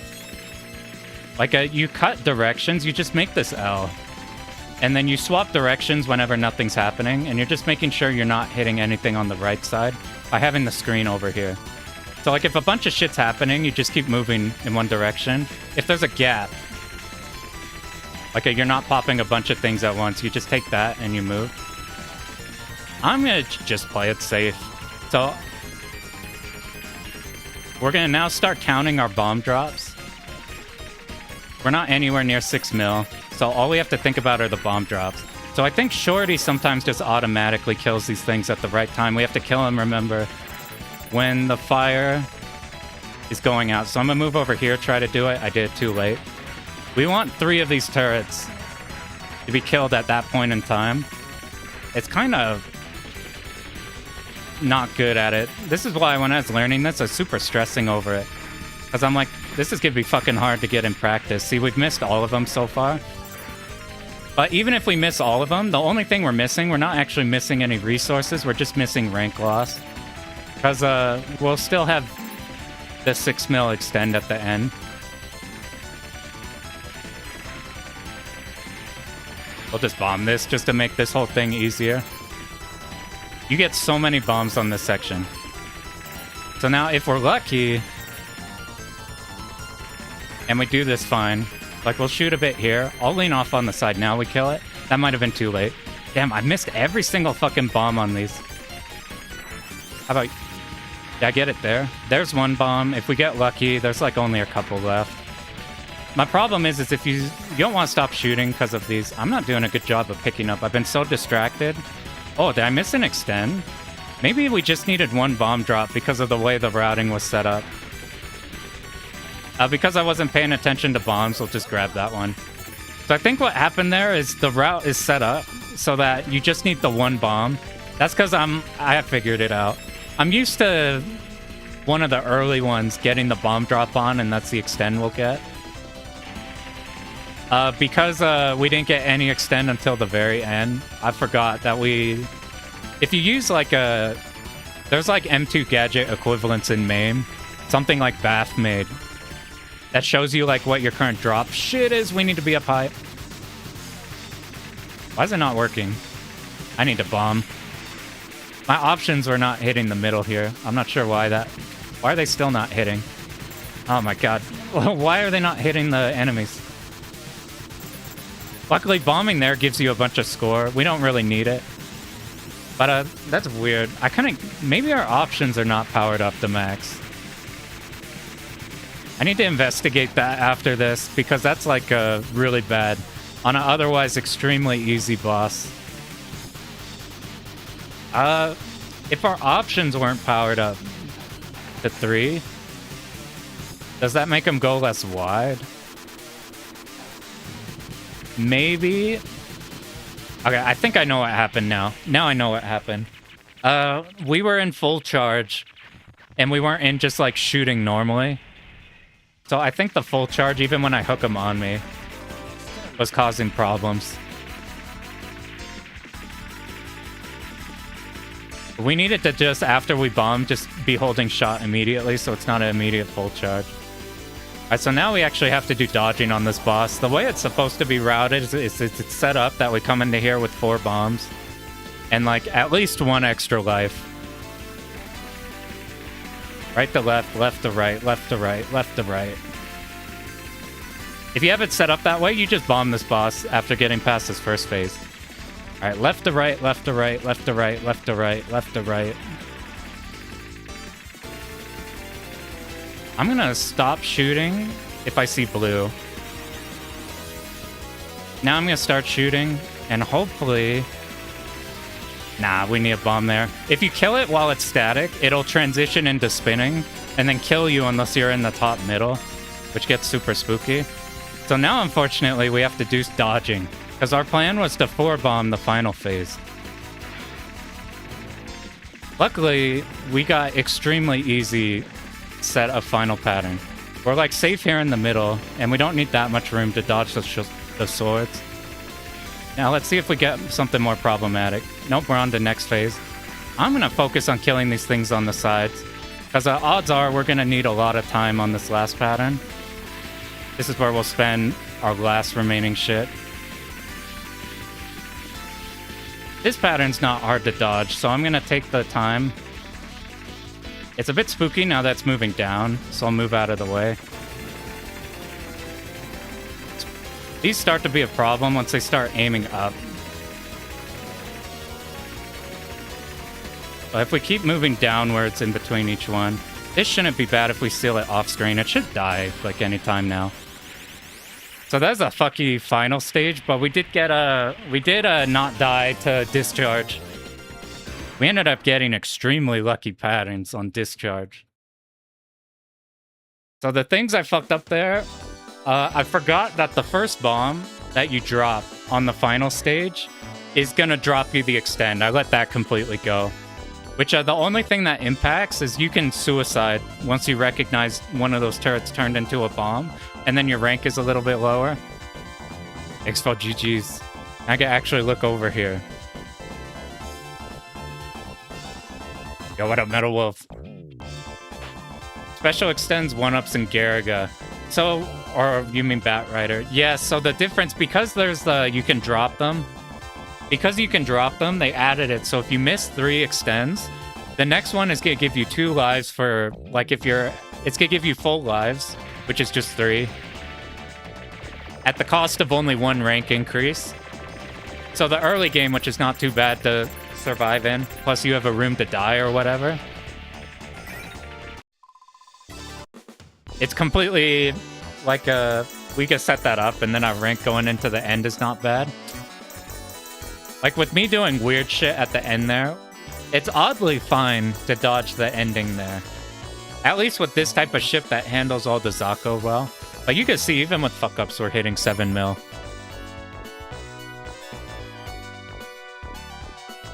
What stuff happened there? Was just that extend mishap. I think we had some bombs in random places that we didn't need to. But that's like the idea of the route.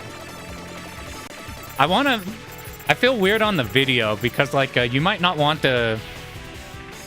I think that this route, once you have learned it, like you can see in real time we made mistakes and we're like, what the hell's happening? And like we did get lucky discharges. Discharge is pretty hard sometimes. But like we fixed it even when we made like routing errors. Or we dropped extends on both runs. But something I've been thinking about whenever I make the 1cc guides. What some person is, I'm trying to make it as like brain dead as possible to where like it's the easiest dodges. It's the easiest, like you don't have to dodge where you don't have to, so that you only need to lock in on the dodging sections.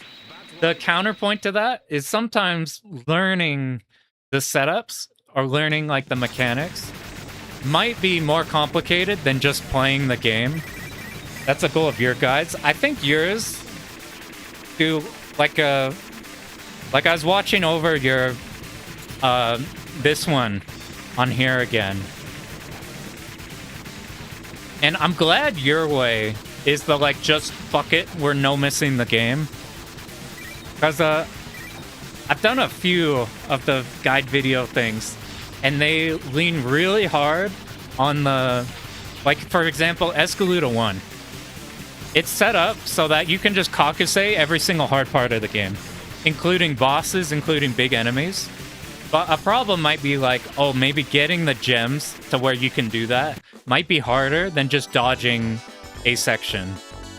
So that's something I worry about, where maybe like one person on one side, like they might want something like this. Like I prefer this style, where once the route is done, it like it auto does the game, and then you're just kind of making sure it doesn't.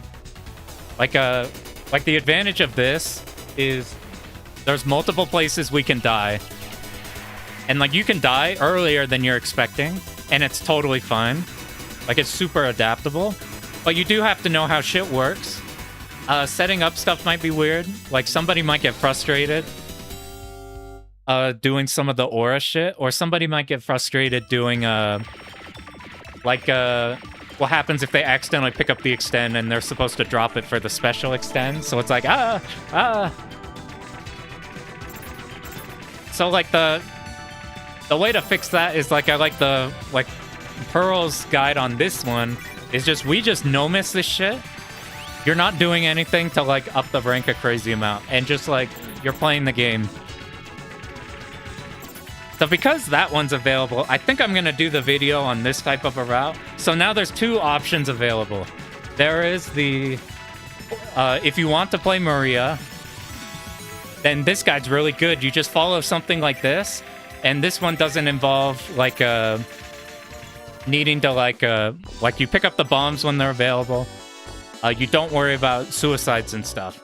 And then it's like, well, maybe if you want Shorty, or if you want like a low possible rank, using the rank system to your advantage to make the dodges in the last stage easy, or to make it so that like dying is fine in places, then there's this one available, or type of thing. I worry about, like, I think the Pro Gear one is the good in-between, where the Pro Gear one doesn't matter.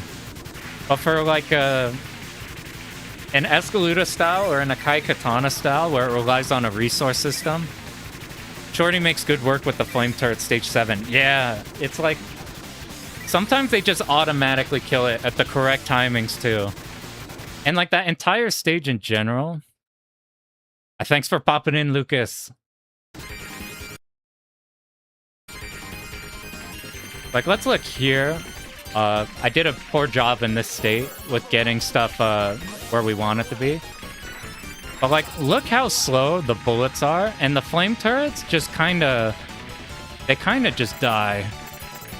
So like, you could just not, you could just even just, ooh, bomb fragment. I've heard a lot of people talk about how terrifying this stage is because of how much shit is on screen. You're like, oh my god, I got dodge, and then there's these flame turrets everywhere. Look how slow these bullets are. So like, these bullets are so slow, and Shorty just does so well with the turrets and the small enemies. I was shocked. Like, this is oddly one of the easier stages I find, for that reason, outside of final boss. Higher rank non-OP ship is terrifying. I imagine you play like a shitty Garrigus ship with like, you have to manipulate options a bunch and like to hit the angles you want. Or like, oh, did I kill it entirely? To hit the angles you want. Or like I looked at some like Silver Sword or Baron runs, and it seems like you have to think about the Zakos so much more. And then at high rank, I imagine that's spooky. You play like Juji at 55 rank. I want to try Juji. I don't even know what he shoots. I want to just put in a quarter and see what happens. Another thing too that I remembered before I forget, that makes the, like, if you are scared to tackle advanced course, normal course, you just do stage 1 through 5. You don't have to think about rank. Your rank also starts like 12% lower than it would normally. Like if you do advanced course, you start like at 12 by default. You think they're ground enemies, but are air enemies? Are they like hovering? They're like some weird kind of hovering? Let's see what happens with Juji. What's the worst possible shot with Juji? Give me the worst possible button to press for Juji. Just clearing advance with C Shorty isn't too hard. Yeah, with the start is gotcha. With the bosses and letter scores, yeah. If you play this for score, like that run I demonstrated just insta-killing the first boss, which I might do for the video. Maybe I'll just say for the video, you can just shoot the first boss and he fucking dies. Or if you want like a free 100k, then like you could try this. Just have it be an option that's available. I don't know how to do, there's so much shit in this game, like in moment to moment. And I've grown less liking of how much I paused in my earlier videos. That I'm not sure how to do this game. I think I have to master very fast pausing. Instead of like watch, run, pause. All right, let me talk about these are the things we're trying to aura for 30k. And then it sets you up to go over here to here. And now you do this, unpause. I think I'll have to like talk, pause. We aura this, unpause, and then go through. And if it's like that, because they're less watchable with more pausing. Way more watch. That's why all the recent videos I've done not pausing. But the bosses are way more involved. They're crazy fucking involved. The game doubles in length if you're fighting like a bunch of secret bosses and milking them. And there's so many pieces. Like the first boss has so many destructible parts on it and so many phases and weird shit. Like they knew after Garaga that people were gonna deep dive in this shit. Because I was wondering what this, like you just insta-kill the first boss while playing this game. It just dies. Like, I always wonder if they're worried about, well, we did all this work into this crazy mechanisms all these bosses have. But they know people are going to deep dive in on these. Especially something I think about, too, is whenever you're playing like, these were a core genre back then. Like, when I think about shmups coming out, I think about them, like, now, where it's, like, small, tight community. Going into a game. Like, I think about how did people figure out like Garaga without internet and with just like them needing to like, all right, somebody buy a PCB and we gotta start taking notes and start like looking at things and like stuff like that. But something I thought about is like, this was like a core fucking genre. I mean, by this point, fighting games took over. But like shmups were like you go over, oh, you want to play Final Fantasy or Contra or like Axelay. Versus like nowadays where not really. Like people probably play Twin Stick. Anyway, I'm delaying playing the shittiest character. Let's see how this guy goes. What auto fire do we want on him? Oh my god, he's fucking fast. This is the real Batrider.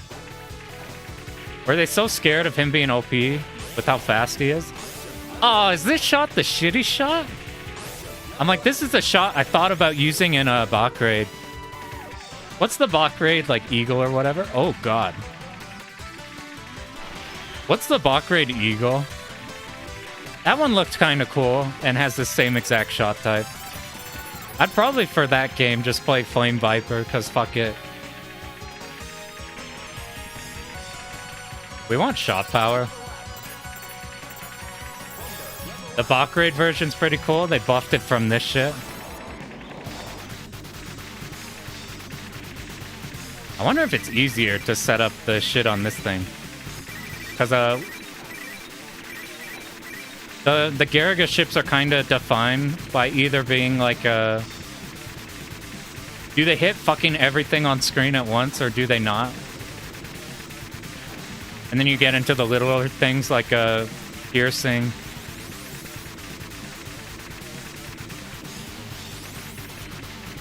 You know what I thought of doing? I've been wanting to play Bornum in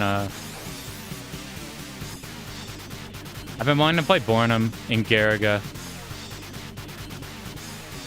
I've found so many Garaga routes that I want to learn so badly. And like, I found this one at the beginning. Can we get him? We got him. How are the Zakos when we play a straight shot ship? This is something I'm not going to be used to. We have to leverage the speed so we can actually... Oh my god. Holy shit, you do no fucking damage.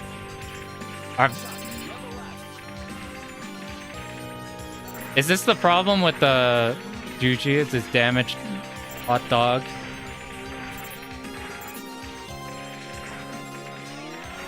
Like, let's see, how can we... Like, Shorty without even hitting... I guess we are playing Start. I don't know how Start is. You're going down the rabbit hole of Marquise. Are you interested? Oh my god, it doesn't die? Are you interested in Marquise of, like, everything? Like, NA style only? Or, like, the JP or both? What a point blank. We're trying out the shittiest character. So far, they do no damage. They move pretty fast, which is fun after Shorty. NA style. There's like a... Ah, there we go. Yo, fuck it. We need full power to not die. Oh god, we do know... This has to be what makes this guy shit. How are you gonna make the straight shot ship the low damage ship? When in a Dodonpachi Type A, is the Type A the shitty damage? This is the one you play arcade style, do run in. Whoa!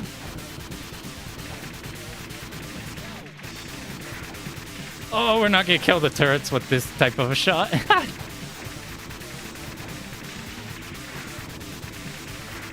Oh, we're not killing these at the... Fuck it. How's your bomb?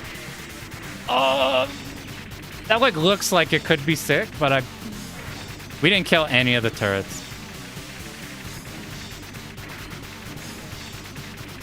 There's no skipping.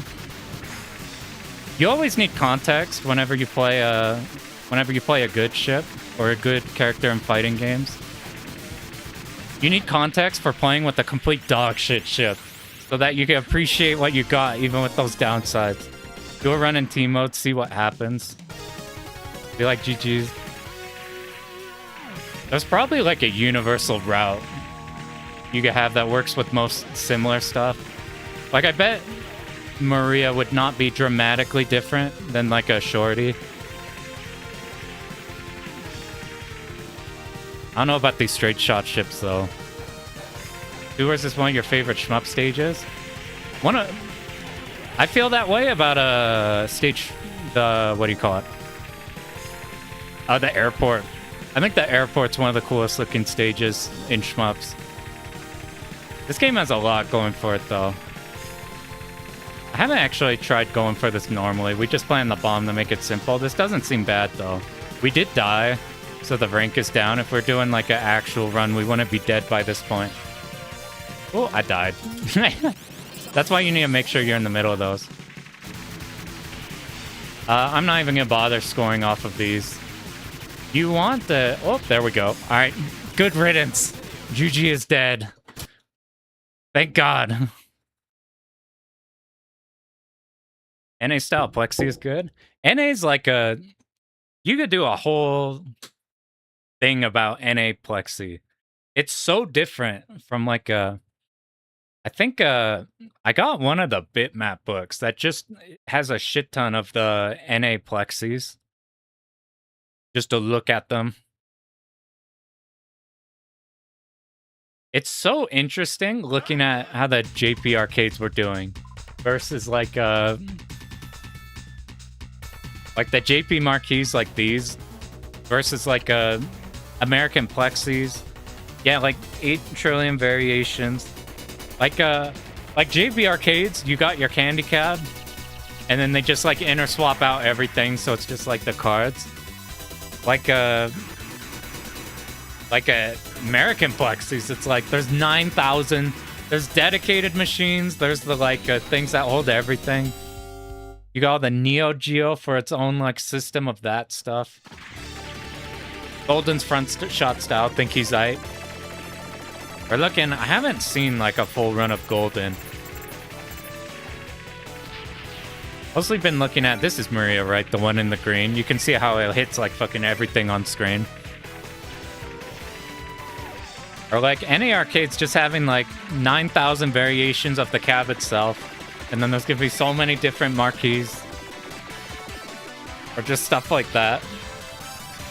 Ultimately, I prefer JP style of stuff just because this is more playable. Like if you look at I have a Neo Geo cab. Buttons are placed in the most ungodly position, and I have fairly big hands. And like you cannot hit all the buttons at once. I have to play with like the A button on the far side have to be on like index finger, and then the other one's stretched. So you're playing Metal Slug, like, fuck. Yeah. To be fair, I think the JP Neo Geo cabs sometimes did like that layout too. But they'll have the 4 going out. I'm in the mood for one more run, going in with Shorty. And then I might show, actually, before we do that, I want to show this run. This is something I really want to do. Where are you?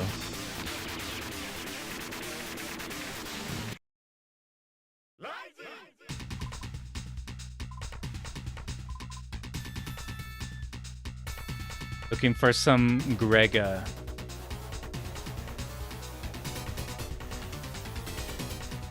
This is on Icarus channel.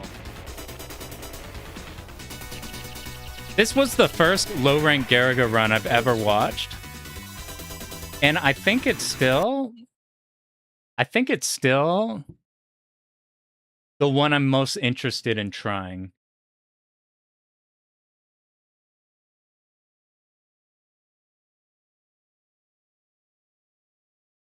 So I've been in rising mood after this, especially with comparing how Garaga feels versus this, with the different, like, the rank working differently, or like which parts feel however. I'm curious. I suspect Batrider is probably way easier, to be honest. But I won't know till... Let me just do this. So this is on Icarus's channel. You look up Icarus FW. And you look up day 2, it's like the first run. I saw this run. It's the first Garaga low rank run I've ever seen.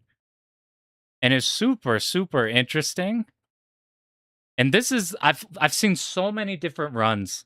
So many different low rank runs, and I still think this one is my favorite. we're not gonna like watch through it, but I want to show some like things I'm interested on here.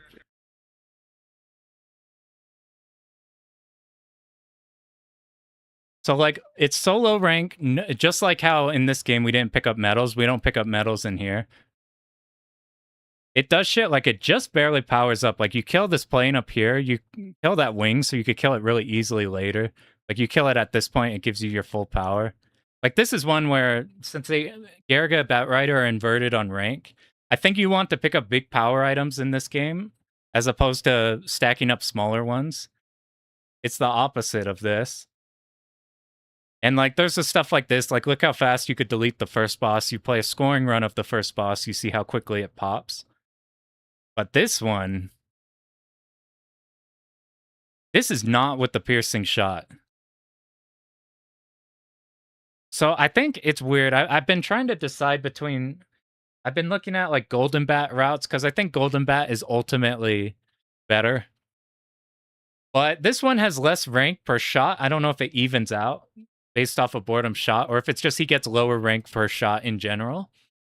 He's got wider spread. His bomb is way more usable. So like look at is it Mad Bull or Mad Ball? The name of this boss. Like look at this boss here with like a Bornum bomb. It's fucking tight. And it's gone. And it's gone. And then more interesting things. Like, you rarely pick up bombs. Like, on the 4 tanks in this stage, you'll just be picking up, like, 1. Even without piercing, you could do shit like this is harder without piercing. You can't just shoot straight down on it. It's mad ball, gotcha. Like, you could do shit like this, and you only have to dodge a tiny bit of stuff at lower rank, and then it just pops the entire thing. The cloud stage, he does cloud stage without options. I suspect that his rank is so low. Like, at this point, he's suicided, like, once. And he's at 5.8 rank, which is crazy. And he has 3 lives in stock going into this stage. He doesn't, the rank is low enough that these die like this. I've noticed that when I was messing with this, if I get here and the rank is any higher, it's really hard to kill these. I suspect that this run is so low rank that I think I could pick up a homing option there and just get one single homing option for just the start of this until the bosses. And it'll, like, it just shreds these and makes this section brain dead for not that much of a rank loss. Like, it's one option, and this run literally doesn't pick up an option until, like, end of this bit. And then by the time you're in the end game, instead of, like, we're having, like, 40 rank at the end or 30 rank at the end, final stage is, like, not much at all. Like, look at this right here. This is, this section of the game. I've seen survival routes get here at, like, 35 rank. And this shit is at, like, 11, and then he picked up something. He set it up so he picks up, like, an option off something, I think. So he's at, like, 13 rank there. It's, like, such a low rank for, like, the craziest part. And I haven't had experience fighting Mad Bull. Whatever. I haven't had experience fighting Blackheart 2. But he gets to Blackheart 2 with, like, no rank. By no rank, I mean, like, 20 or something. It's, like, nothing for that fight. That's, like, preview on the next run I'm particularly interested in. We're going to do another run.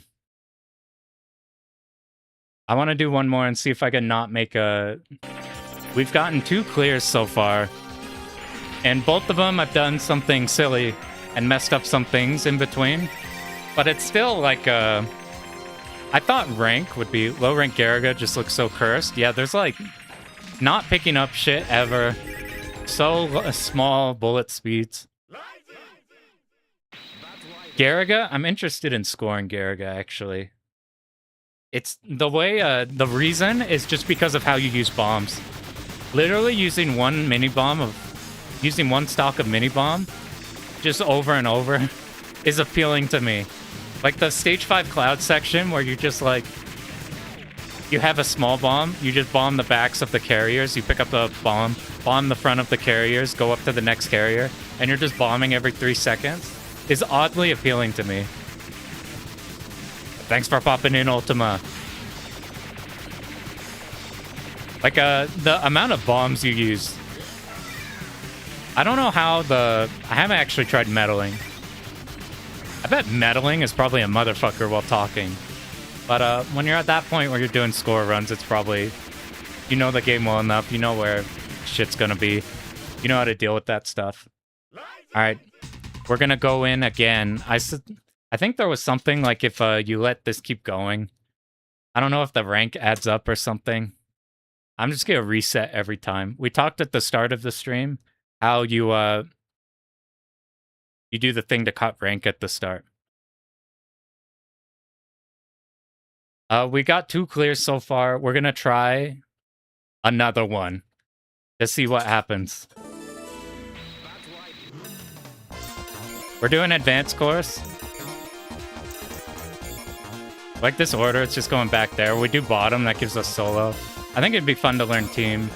We're playing B for the faster speed.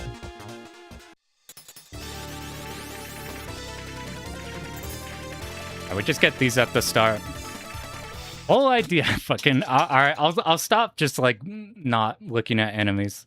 That's, like, the 3rd time or something we've been killed by the very first enemy, just shooting a shot from down left. Or whatever. But, we do, like, enough of the easy scoring stuff that... It's enough that you can skip a lot of even the easy scoring stuff. And you'll still have enough And even if we have like no score by the end, there's like places you could bomb and they'll just skyrocket you at the end. So like score is oddly not a problem, and it's fun what score we have to do. I did special course. This is the hardest part of the game. The hardest part of the game is the first half a second. But like if we miss aura on an enemy, it's not like shit, we're not gonna get our extends by the time we need them. It's like by the end, if you're so low, you just pop a bomb on one of the end sections, like one of the end big rotating turrets, you get a shit ton. Alright, we got this. Can we get through the menus? The hardest part of the game. Advanced course.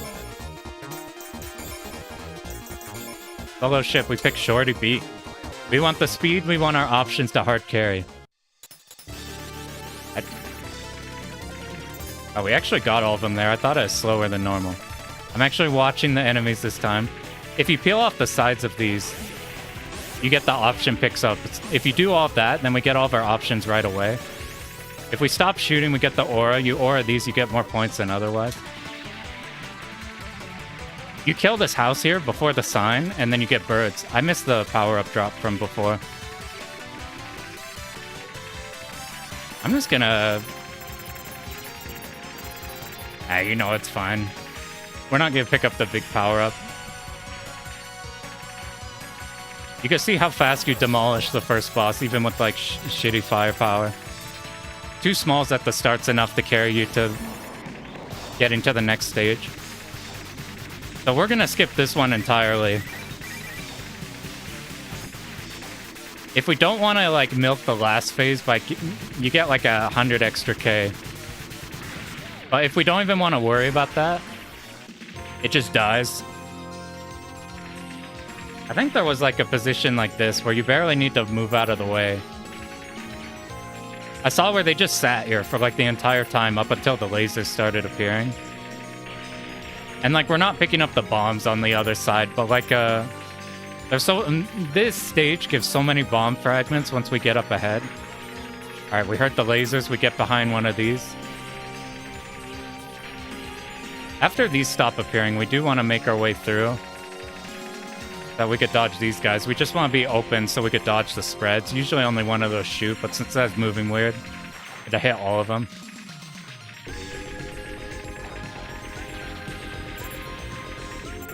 If we do move the camera to the left side, we could pick up like a couple extra bomb fragments, but the turrets on the left can shoot.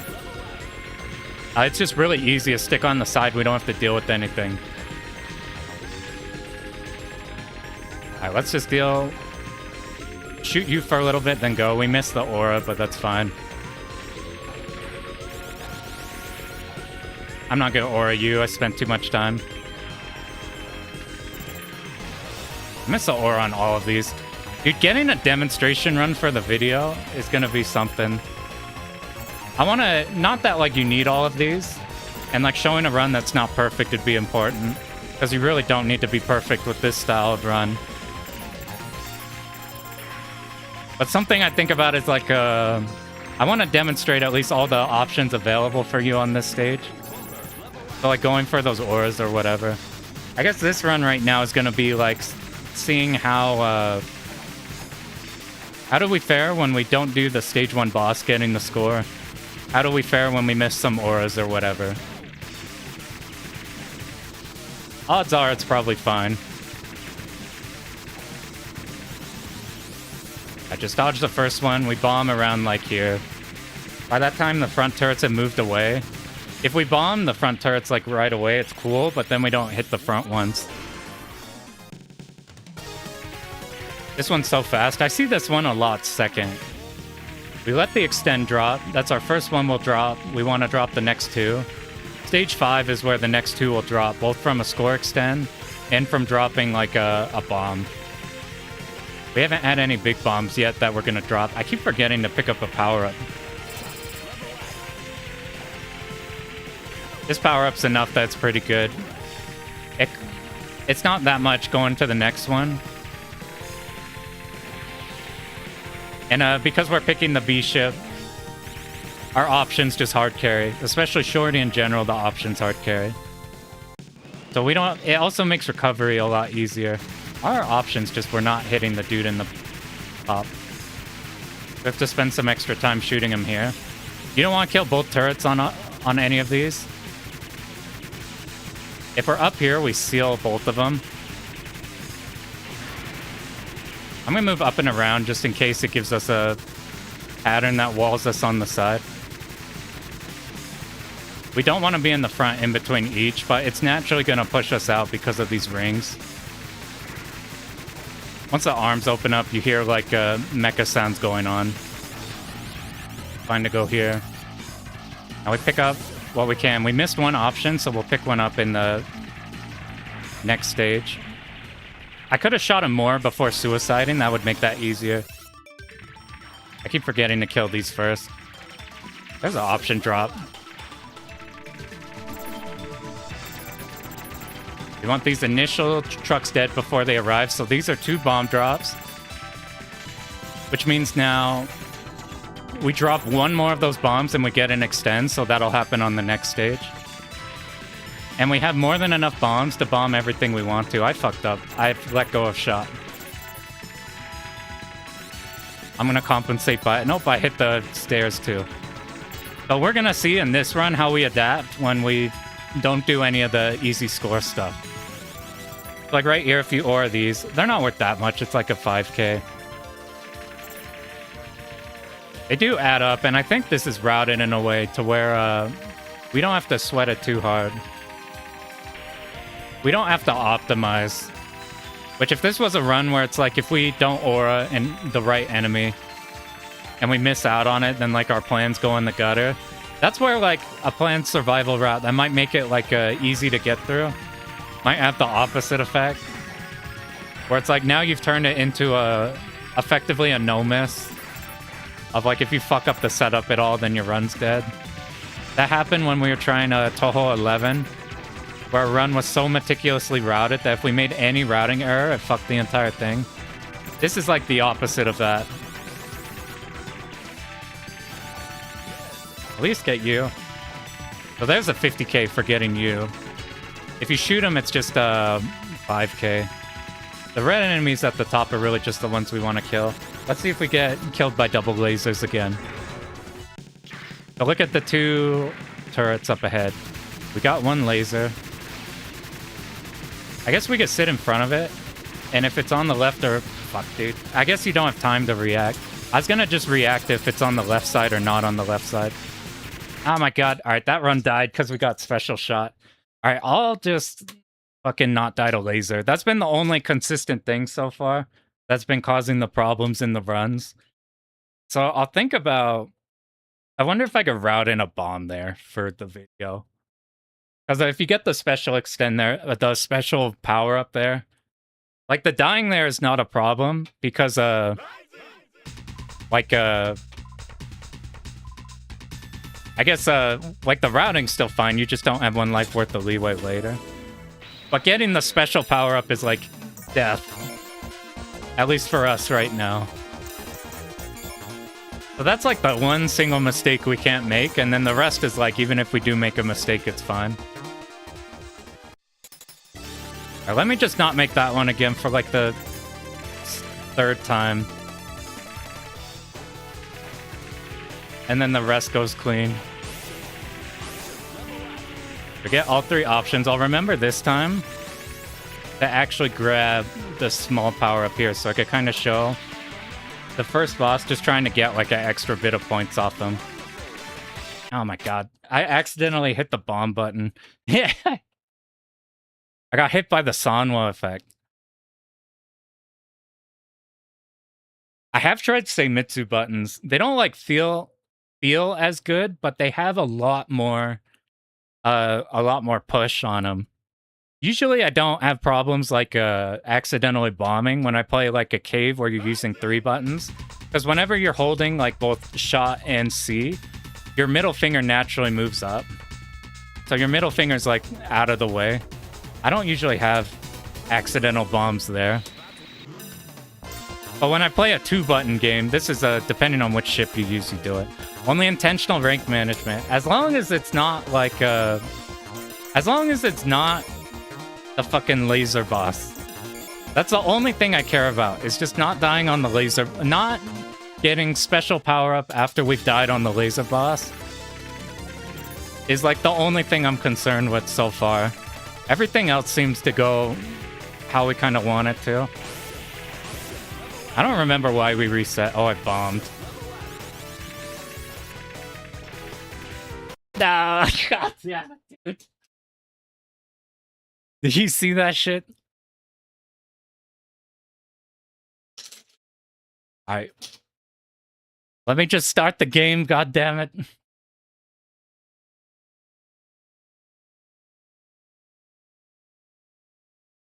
Don't worry, I'm in Japan right now. Don't report me.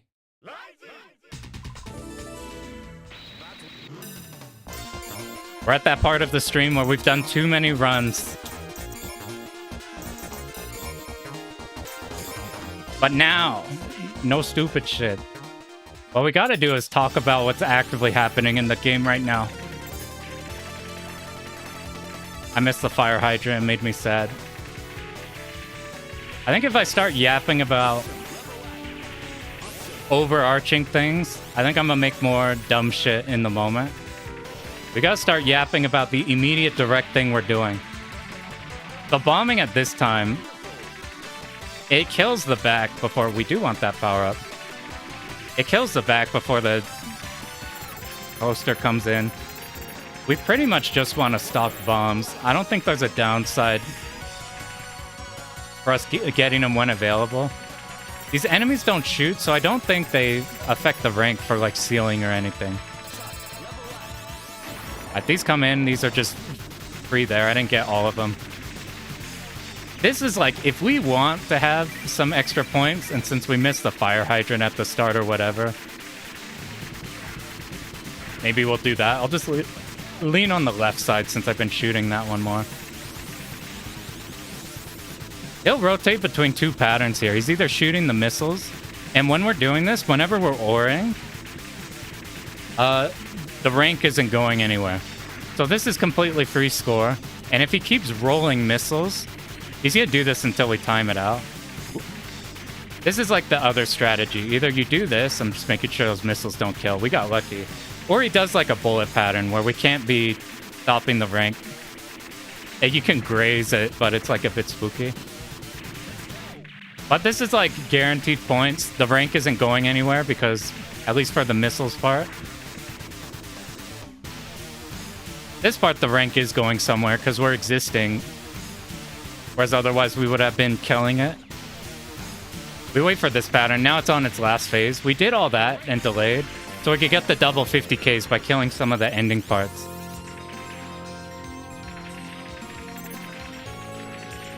By killing some of the ending parts, while we spent all that time and it'd be easier killing it, that's an option if we want like a super easy 100K. Because the bullets are easy to dodge, the missiles die on their own. Really, it's just if you want to do it or not. I want to get that last one. These are worth a shocking amount. For this, we go one way, both ways. And we just dodge the spreads. We don't pick up. We pick up 3 options in the starting stage. That's the max. We don't want to pick up any more. Anything excess is adding to rank. It seems like it'd be a pain, but it's pretty nice not worrying about medals, to be honest. It's a lot of just hard focus on not dying to blue bullets. I accidentally got charge shot, so we'll kill these. Maybe our charge shot will go away by now. We'll aura you. That's a bit spooky.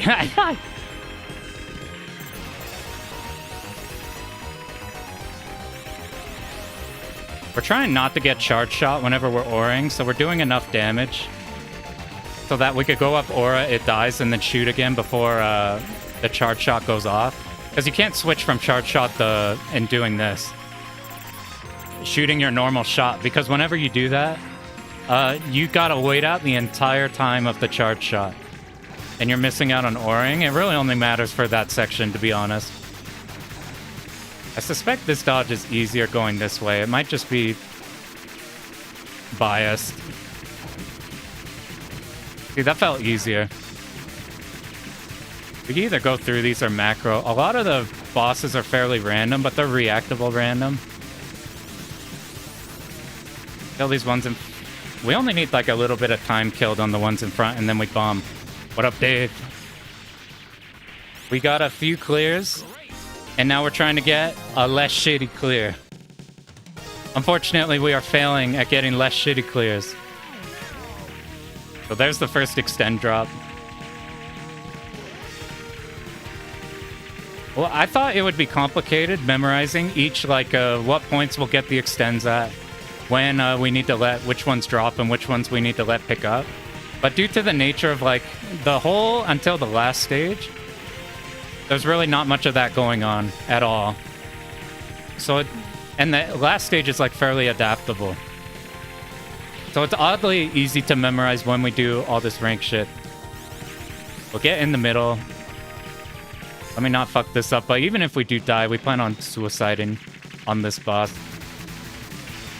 We want to kill these ones completely.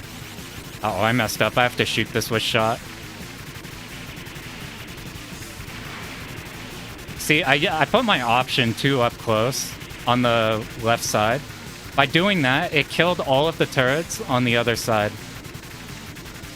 Because that was the case, it triggered its hard pattern. We can't seal that pattern. So we just have to do this here. We lose some score, but damn, it's gonna take forever to get a specific run where I want to showcase all this shit on. To do like... Okay, we kill these before they go in. Before they stop moving. There's 2 bombs. So now we get to extend on stage 5.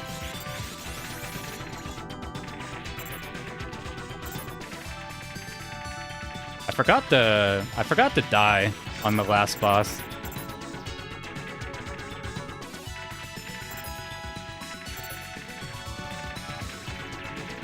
What's a good place to die?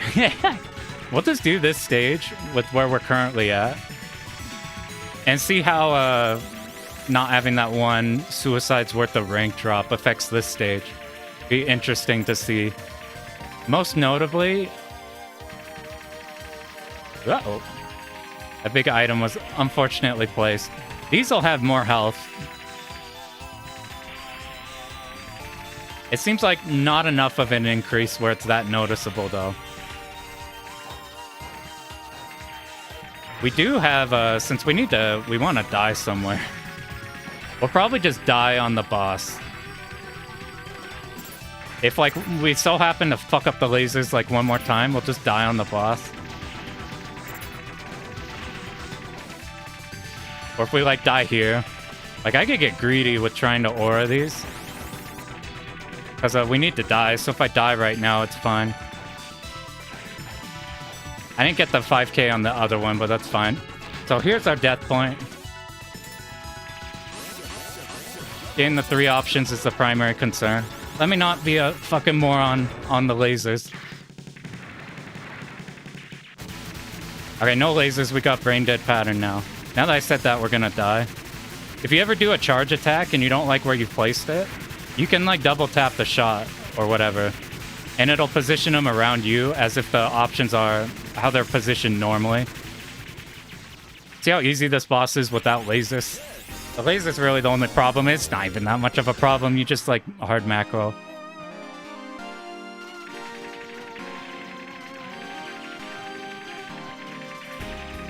We wanted to die there because we're not going to get our extend. We're going for, like, the special extend, so we're dropping a bunch of extends.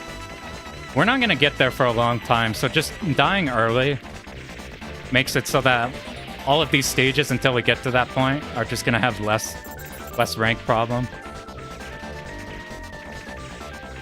This stage is fucking tight. My only problem with this stage is it's pretty, like, it plays itself.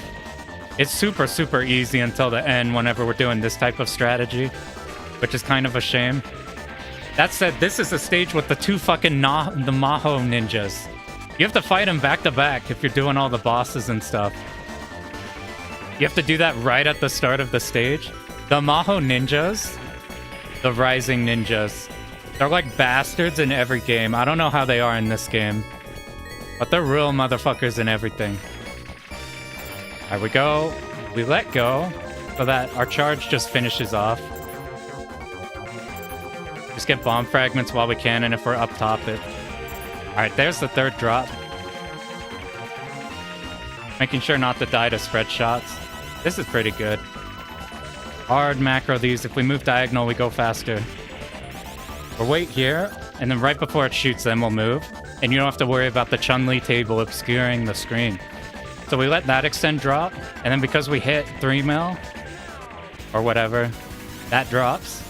So now our next extend gives us 2 extends. So for the price of 1 rank, a 1 extends worth of rank, we're getting 2 lives. Alright, let me make sure not to accidentally get clipped again on some blue bullets. He just shoots in the middle, so whenever he stops, we just hang out next to him like this. I should have been shooting more. There's 2 30Ks. The reason we're not shooting on that second phase... maybe we'll get it later. I just need to be shooting now. Maybe I'll tap shoot a tiny bit. Get right under the shoulders. Now maybe we kill him here. I can't look up because I just want to not die. We should have gotten 2 30Ks. If we didn't, then it's not the worst. That's really not that much. I think once we kill the things in the back, I don't know if the fronts open up, but those front sides. I was auring to get up there to charge the aura so we could kill both of these at once. I'm gonna start on one side, go to the other, so that we have to deal with less of these side pods. You see where I'm at right now? They could be problematic. If you scroll the screen and one of these is alive, they can blast at an annoying angle. That's like the only thing you're watching in that section. Our shot is still really low. It's still only one up. So for this whole game, it's doing like minimum possible like shot rank loss. And the damage hasn't mattered. Alright, we bomb now. Screen is scrolled or it got scary.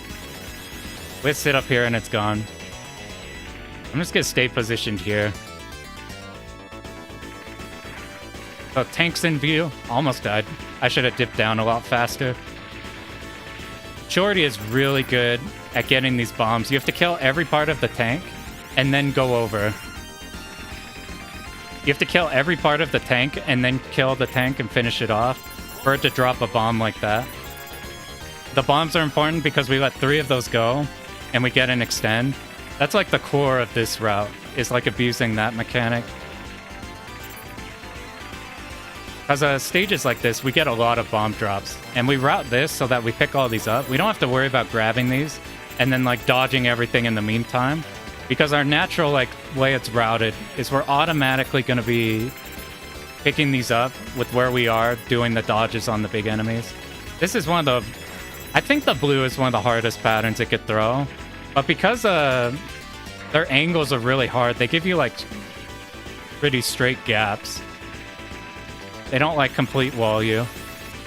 See, I got charge attack here, so I'm not going to be able to aura that one. This is an oddly spooky point, but it's just making sure that after we get to our final position, so 1 dodge, 2 dodge, we cut. We watch the... As soon as the yellow bullets split, that's our cue to get the fuck out. You want to be moving before they shoot. They shoot pretty fast. We want to kill these. You want to make sure you laser this one in the middle. You hit all these hangers, you don't have to deal with them into this section. And then all you have to deal with is like these guys off on the sides. Alright, we don't want to shoot this tank. If we bomb here, it automatically kills it at the right time. If we were faster moving to the right, it would kill those tanks without them being able to shoot, but they still didn't shoot anyway. We're just looking at the rocket in the middle to not get clipped by it. And now we decide, do we suicide here or not? We're going to suicide up ahead. Because we're about to get our special extend. Because we let 3 bombs drop, that tank was the last one. So if I die here to these on accident, or... this is probably just a good point right here. Make sure we grab... Alright, we need one more option. one more option, and we just need to live. If we're low on a score, then we bomb these. I killed that slowly, so we were behind when we got this pattern. Here, check that out. Special extend. Now we're at max lives. We're able to dip all of our lives for rank.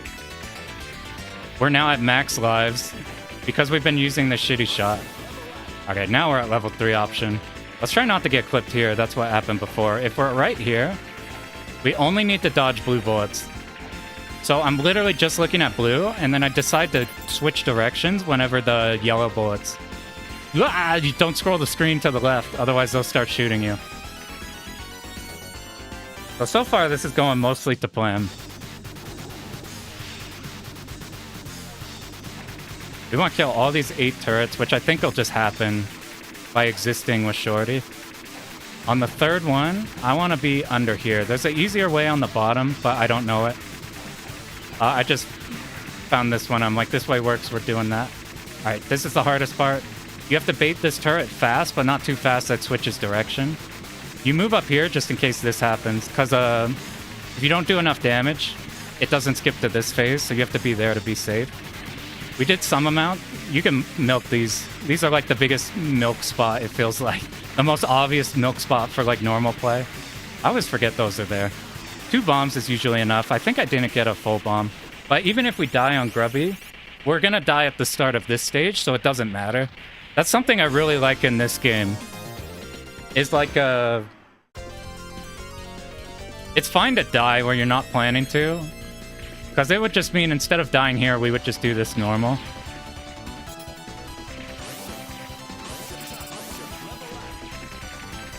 I do want to get some power up before this section. I missed it.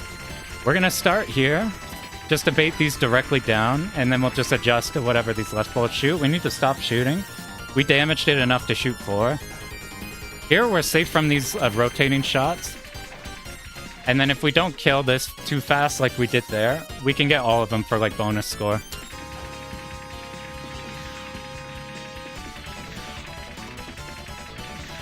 So far, our strategy with our lives has gone according to plan. Grubby's a fun fight. Grubby's probably one of the best fights in here. I haven't done the secret bosses yet, or seen what they're like for score. But he's cool from what I've seen so far.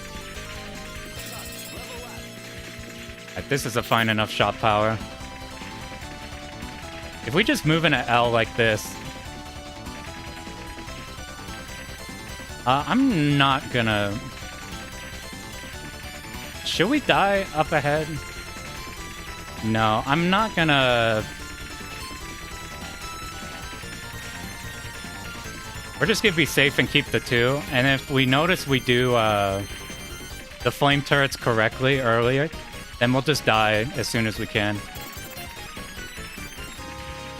Like, let's see if we can't get this first flame turret done correctly. Kill it now. I don't think that worked. Alright, let's try our hands at these other ones. Maybe if we shoot this one with shot right away. Nope, that one didn't work. We're trying to get bombs off these, and they're not delivering. Come on, man. Because our rank is... Oop, that one maybe got it. No, it didn't. What the fuck? Give me my bombs, man. I'm so fucking bad at killing those at the right time. They're not dropping any bombs. We just need literally 1. There's so many attempts, but we're only planning on getting 1. We are going to bomb this up ahead.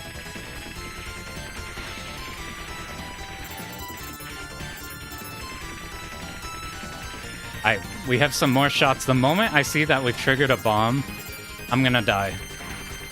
So let's shoot it here, and then let's peel off. Maybe that's enough? That was probably it. Boom.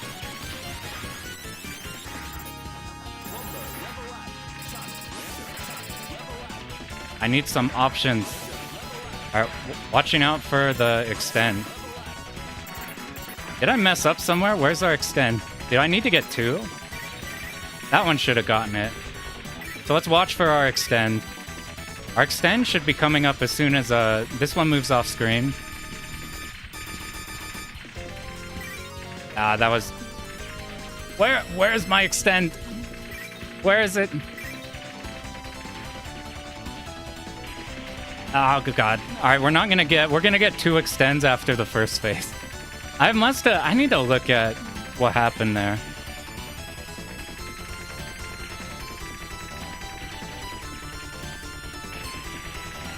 Okay, let's make sure to keep holding shot. Keep holding shot. Okay, now we're actually hitting these. That's what happened before. We want to be down a bit so we can actually hit these for the most part. We're waiting for the let's go. And these are free to aura. This is a really easy first one. Now that I said that, this is where we're going to die. We just bomb up here, and now it's on this phase. We just rotate around somewhat slowly, so by the time we reach here, it's fine. We even graze those bottom ones. And then we just do this. The next time we get over there, it dies. I don't know if the aura damage changes per character or per shot or whatever. But it dies. So now because we let 3 of them drop, 3 of the big bomb pieces, and because we hit the 6 mil, this up here is going to drop us 2 extends. Should probably get small fragments. Oh no, wait, we're at max power. Do I need an option? Okay, I'm just making sure. We're like dumping our rank really, not super high, but we're dumping our rank a bunch because I wasn't sure if we're max power or not. You can die to these lasers in the background, by the way, so you need to squeeze in them. Alright, right to left. Now the rest are left to right. Left to right, left to right, left to right. Left to right, left to right, left to right. So we start here. Ah, whatever. We're probably gonna need a bomb on that part anyway. Let's see what we rolled this time. We got easy pattern. I think you always want to see these lightsabers or what's now? This is a not bad. This one looks like it'd be a terrifying configuration, but the stuff on the side can't hit you. You're just moving up and down for in the lanes we have available. I've gotten such good discharges today. It's actually absurd. I am gonna bomb you early though, and we sit so we're hit both of them. And then I'm gonna just dump another one. I think there's a gap when you double bomb to where a bullet can fit between you. I should probably just be moving over on the other side. Whenever you die, you get more, I did a poor job at picking up our power-ups again, but the rest of this just dies to bombing. That might have been our highest score one despite fucking up everything. Actually, I think the first one got, like, a lot more. While all of our runs have ended with the 7 mil, all of our runs, even with the various mistakes, are ending off with getting that 6 mil extend by the end. So I'm pretty confident in it doing that. And while I keep doing weird shit with the final stage trying to get the bombs to drop, marvelous. Oh, GG. Since I keep doing weird shit at the final stage, just like messing up with the logic of the bombs to get our extend. Like, I don't know why that wasn't working. I'll just look at that again. But the final stage, like, I was so unconcerned with dodging the bullets that, like, it's just the rank is so low at that point. Like, if you look at Garriga's second to last stage or Garriga final stage, shit's fucking crazy if your rank is not, like, really, really low. I need to see once we do Garriga if that routing, that we were looking at earlier is going to be similar to this, where it, like, nullifies the final stage's difficulty. Because here, the second to last stage, the one with Grubby at the end, that stage, it's got a few execution points. It's easily, like, the hardest stage and it's long. But not that bad. And then the final stage feels not bad at all. So, like, with this... Pretty happy with this route. Before I make the video, I need to figure some shit out. to have it ironed out. And if my route's shitty, I'd just say go watch the Pearl video. That one does the completely different approach, which I think would be cool. It had 2 different guides. I'm hesitant to make a video on something like Darius Gaiden.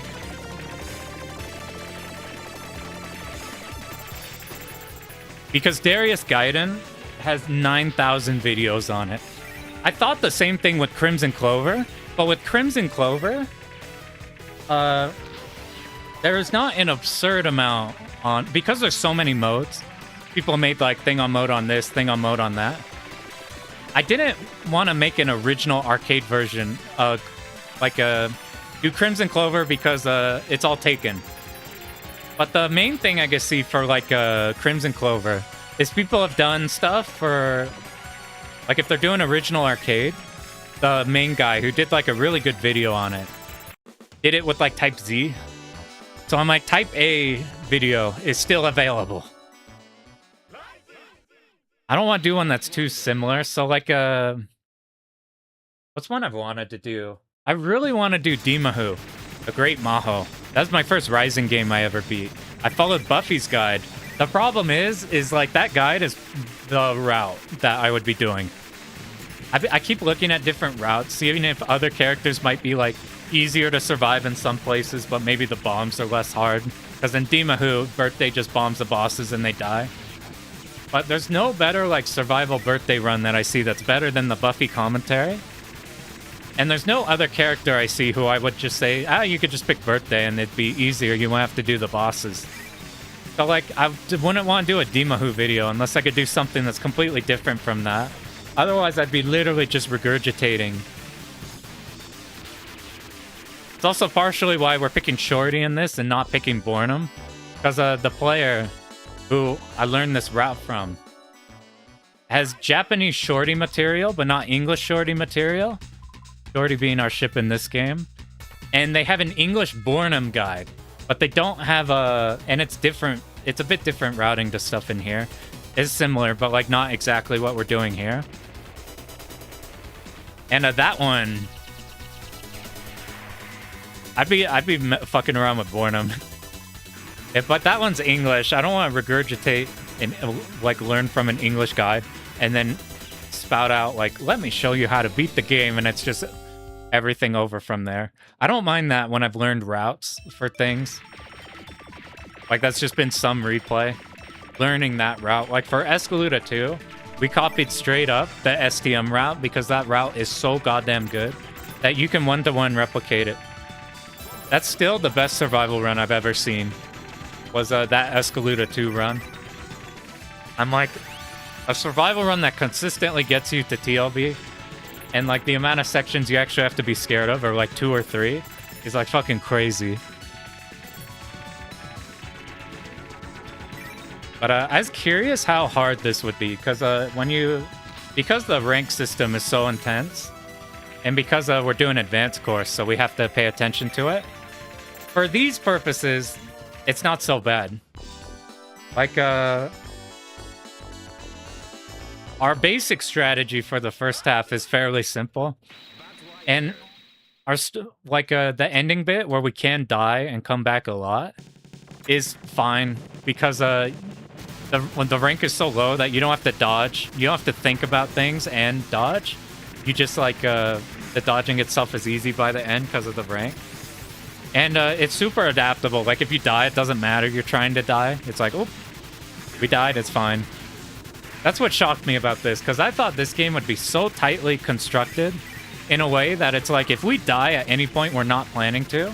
Like I thought if we needed to die on this boss specifically at this part, and if we don't do that, then our run is fucked. That's what I thought it could be like, but it's not. That can happen in some other games. If like we're trying to do hard setup stuff. But this has fewer cases where that can happen.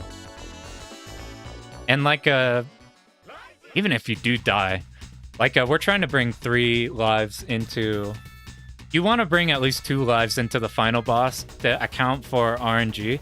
Because if you get full bombs going into the final boss, you can bomb the second phase and all bomb the third phase, and then you run out of bombs, and then you die, you come back, you bomb it, and it's dead.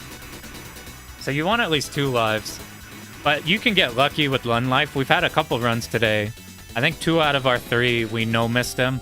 And the one I died here is I was getting greedy at the very end. You have to get lucky, though.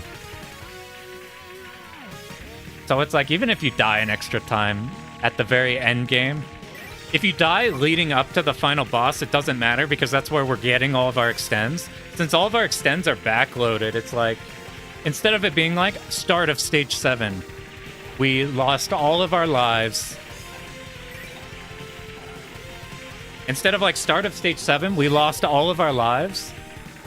And now it's like, now for the rest of the game, we have no more lives. They're all backloaded. And we're like start of stage 7, we have like 3. And then, like, we're actively trying to fucking get rid of our lives like trash. So it's like, if we die on stage 7, then it's... I don't know, I keep going on about this, because it made this game turn from, like... I thought this was... I heard somewhere that this is harder rank than Garaga. That something about the rank was more brutal than Garaga. Like, I heard the start was easier, and then the end game gets insane. Stage 6, you do have to route pretty hard. But in execution, every single one of our runs getting to the end is like very easily doing the end game. Even with like mistakes. That's why I'm curious. I don't know if we're going to do Garaga immediately. Maybe we will. I want to do a stream. Are you aura farming? In this game, you do a lot of that. Aura for the extra points. Are you aura farming on actual enemies, though? We only do a... What's the update on Futari Journey? What part on the Futari Journey? For, So we got the God No Miss. I'm gonna make the... That's the next video. So while we did just clear this, we're already behind on I was gonna do guide, Toho, guide, Toho, guide, Toho. Because we have like 6 more Tohos to do. Or 5 more Tohos to do. But, so I could keep this in memory. And remember the things, my impressions of it. And keep Mushi in memory. Yeah, we got it. Have you seen... Okay, let me show you this. Alright, you're not gonna believe this shit. It was the most unbelievable Larsa I've ever... So I plan on going to Larsa with 5 bombs. If I want it to be safe, and I still will have to dodge, I need 5 bombs. And I went into Larsa with 2 bombs. I have to show you this shit. It's fucking the luckiest shit of my entire life. It's unbelievable. Hey, there's Pearl's video he's talking about. Big co-op Toho. I gotta see what the VHS looks like. I made a short of it, but I'll pull up the real thing. Because the short quality gets shit on. I could do sound too, because I have to show you the luckiest fucking Larsa ever.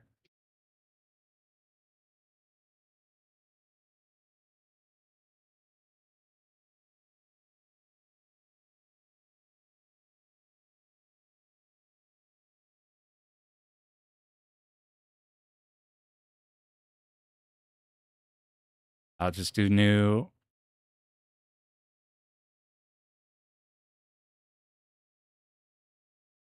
Bam. I'll just cut it. Because, man,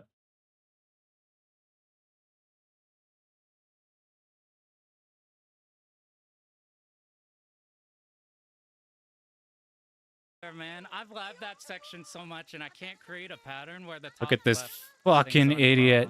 Do I have I thought it's something on my shirt. It's just a microphone shadow. No, I accidentally hit my start button. As soon as this pops, I should be holding more focus. And then my Chrome crashed. We ended up needing to bomb every place that was like we try for it, and then bomb or not bomb. Am I still streaming, by the way? Fucking... Sometimes Chrome does this when I have RetroArch up. And I'm trying to load a YouTube video. I don't know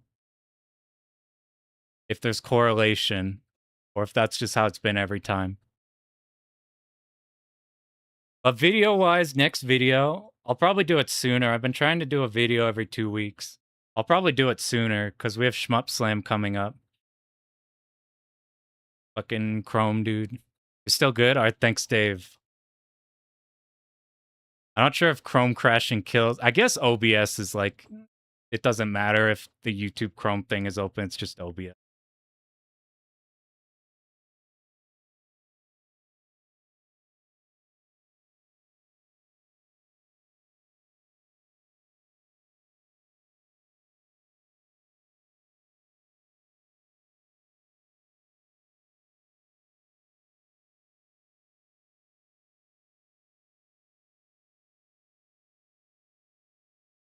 We're almost there, Jesus Christ. Hello, we're live. Shut the fuck up. I used to not like my voice, and I found the secret to not caring about that is you just talk, it doesn't matter. If you've ever wanted to do a commentary and you're worried about your voice, everybody hates their voice.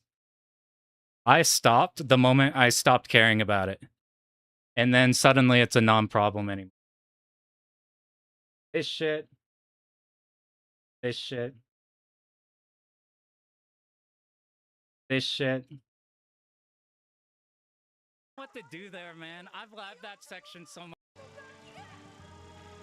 Okay, look, we have 2 bombs. Aren't a problem. So we got there with 2 bombs when I want 5.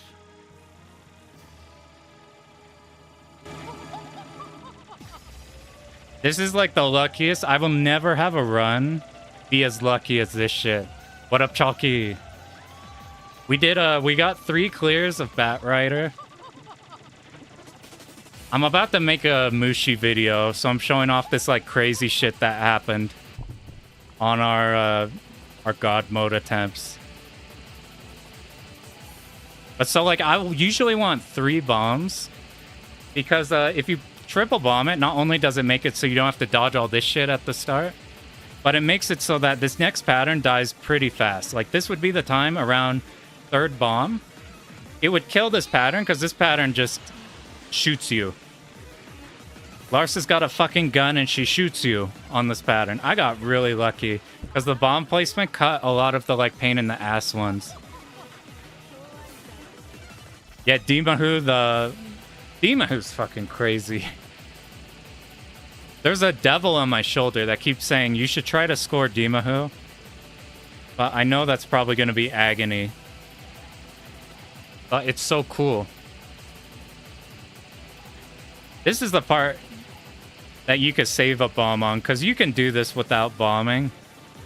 Because the next phase requires you to bomb, which I'll show you why, because we fuck it up. Yeah, Dimahu's fucking awesome. I've thought about learning the score on it, but like, there's a couple things I have to learn about it before I'd want to commit to something like that.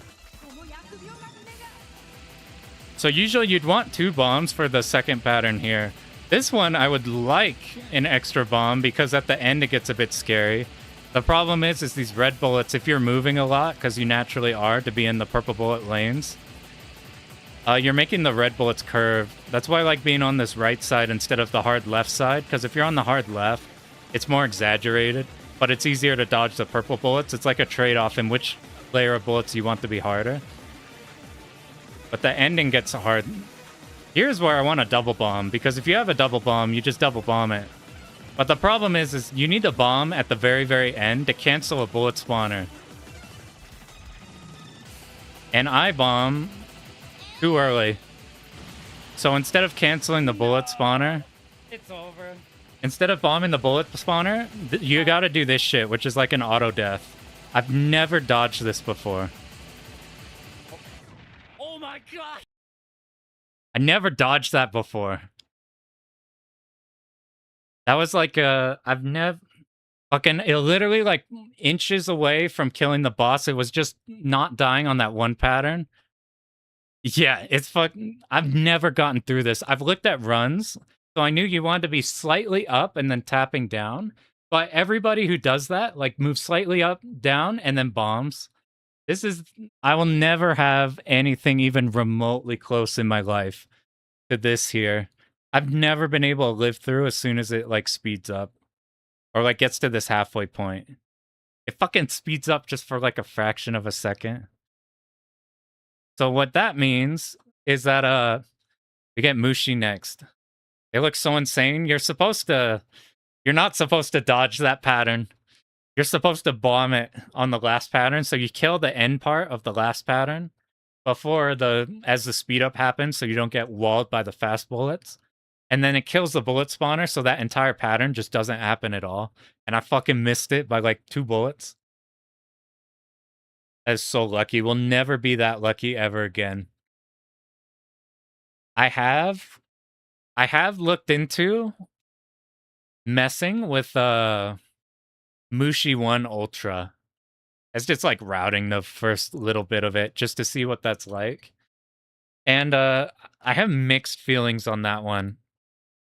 It's a 20-minute game for a hard game is a thumbs up for me. W shot is so goddamn slow in Mushi 1. It's so slow. So I'm worried about if the harder sections are going to be like a Diojo Type B situation where it's like, I need to go over there, but my dumbass dump truck fucking ass is so heavy that I can't get over there. I need to like, you need to be positioned like way better. I worry about that for Mushi 1, but that's something you can fix in routing. Like there's parts like that in Dodonpachi, and you eventually fix that. And the slower speed of Dodonpachi Type C hasn't been a problem. I can't think of a position in Dodonpachi where that's a problem. Play Mushi range. I need to look at that again. There's if you see a Cave Maniac, he recently did a commentary. It's like a Mushi. What was it? I don't think it's Mushi range. I think it's I think he did Novice Ultra, which is really interesting. They mix patterns in from like everywhere. That's an interesting one. Range-wise, though, the ones I'm more interested in are Galuda 2 Black Label and Pink Sweets as an interesting system and it's a range. I'm considering Galuda 2 Black Label as a scoring thing once I figure out how the fuck it works. Because some things are backwards from the normal game.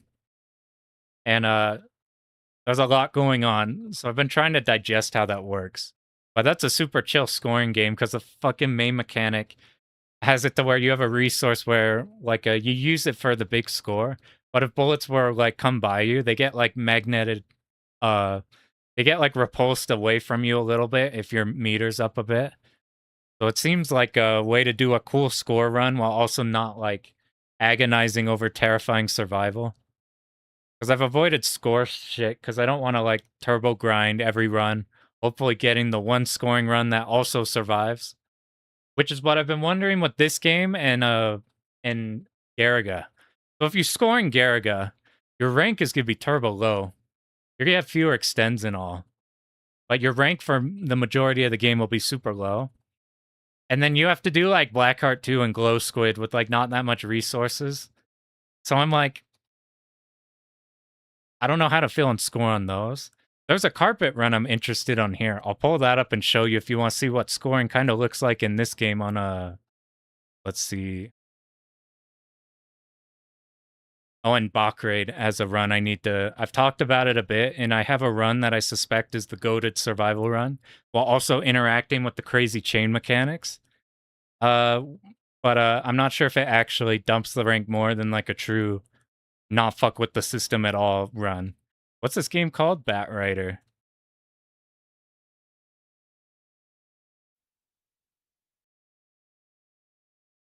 And getting letter scores a cool goal. Hire Enyagawa, bit boss milky. That's fair.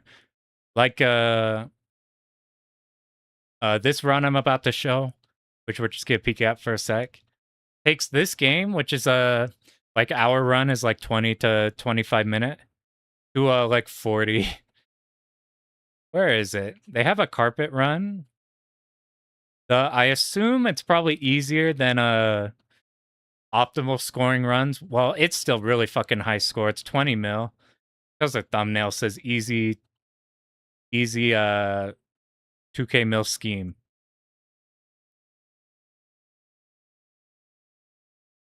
Let me pull this up for just a second. You can see like quite how different this game is. This game is very, very different. First score. I guess I'll just cut. I guess I'll just cut the commentary.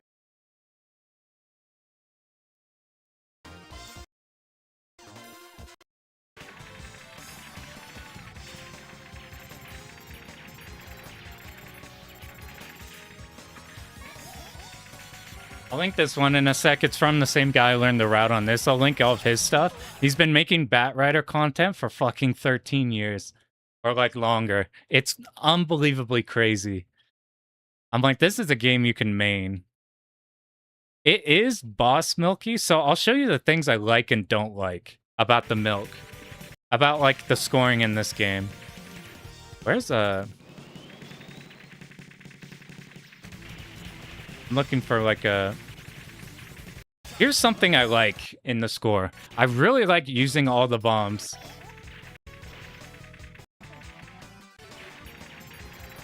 Like, there's shit tons of this stuff in Garaga in this game. Where you bomb unveil stuff, or you're just hitting like a shit ton of things. There's a bunch more of that throughout the run.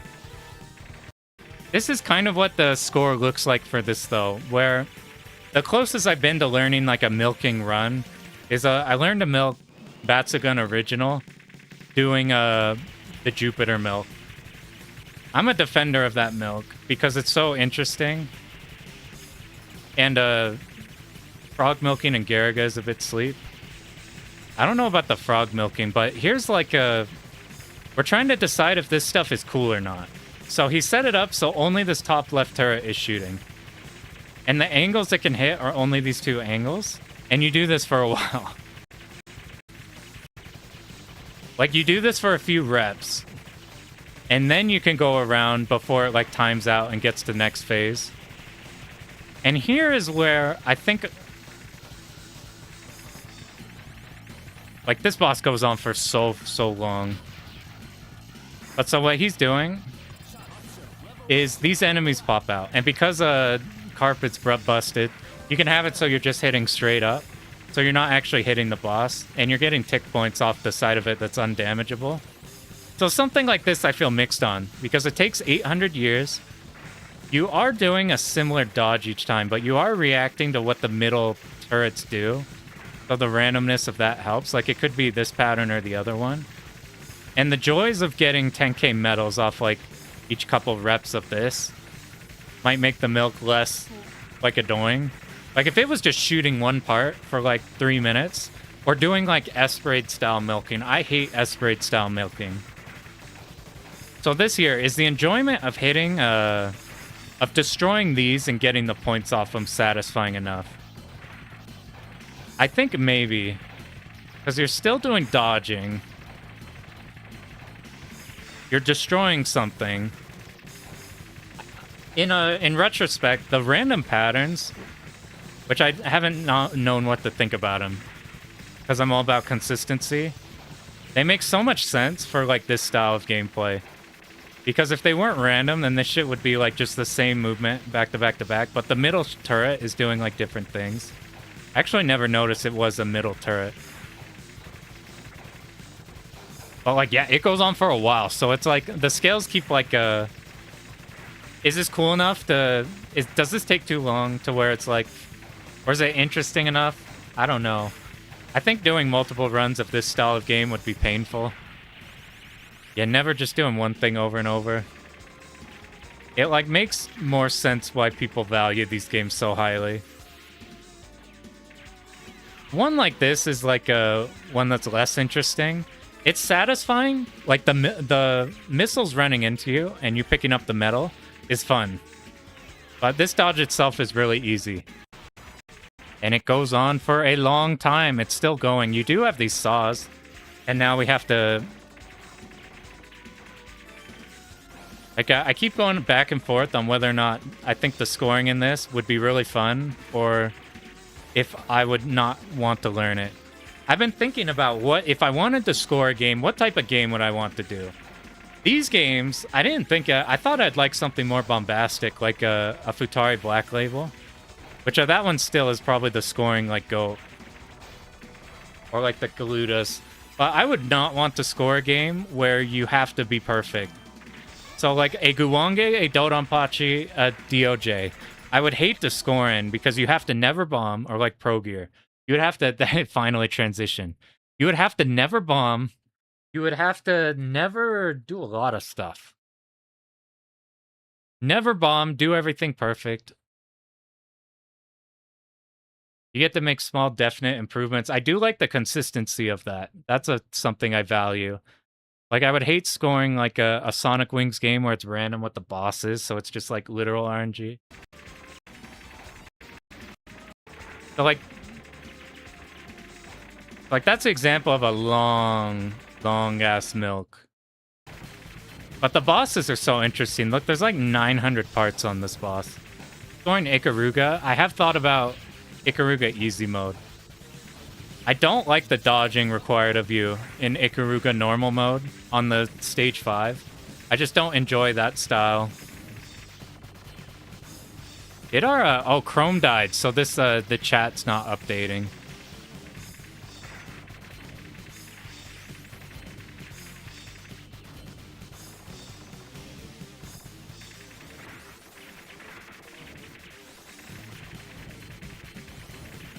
Okay, now it's updating. Luckily, YouTube saves the chats. YouTube saves the chats. You like open them up. Even on mobile, you like side swap on comments. But Ikaruga, I thought about Ikaruga normal mode or easy mode because it has the cool scoring shit that I care about. I really like Ikaruga chaining. Without like, I don't like the dodging in Ikaruga that much. That's what the difference between like I like Silvergun more just because it leans more on the chain as the main focus. Samuel, you chose DOJ. But you F up on when doing full runs. What's like particular sections? Because there's probably either like a more like a consistent way to, if you ever have a section that's like, I can dodge this for the most part, but like every once in a while in runs it'll tag you. There's probably like a set motion you can do that will like always solve it. Like DOJ, the second half of stage 3 is like one where if you're doing the same motion every time, it'll automatically do it. So so the big thing is if you're not having fun, if the frustration is outweighing like your drive to fix those problems in your runs, then you can like dip off something and come back. That's totally a thing. Like, you don't want to be grinding a shmup because you're pissed and you just want the clear. If like you're getting frustrated and problems are happening. I'm big on having like 2 games going, like learning 2 at once. So if I'm not in the mood for like learning this, learning something else off on the side. My strategy is have like hard game, easy game. DOJ's a hard game.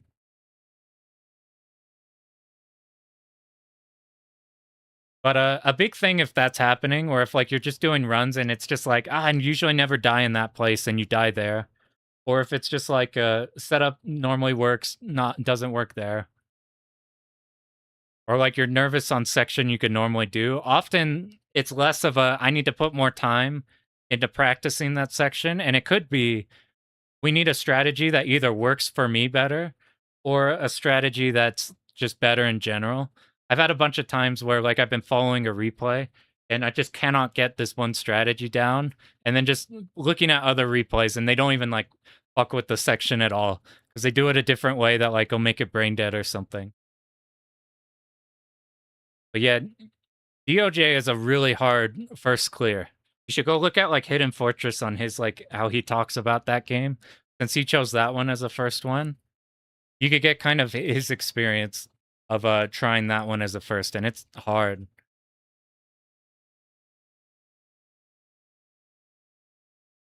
No prob. Good luck on that one, or like you don't have to give up on it either. You can like take a break from it, cause the worst feeling whenever I stick with one game and I'm currently frustrated at it. So like Dodonpachi is pretty mad at, cause I just wanted to like get that one done and learned, and like that shit is so hard. When we were doing like the two loop, I thought it was gonna be easy, and it ended up being like way harder commit than I thought. And since that was the only game I was doing, I was just like mad at it all the time. Now I think about two games. Anyway, so I want to do a stream sometime where we literally just like it would just be these are runs I'm interested in. And like going over the runs that I have a particular interest in but haven't dove into yet cuz it takes time.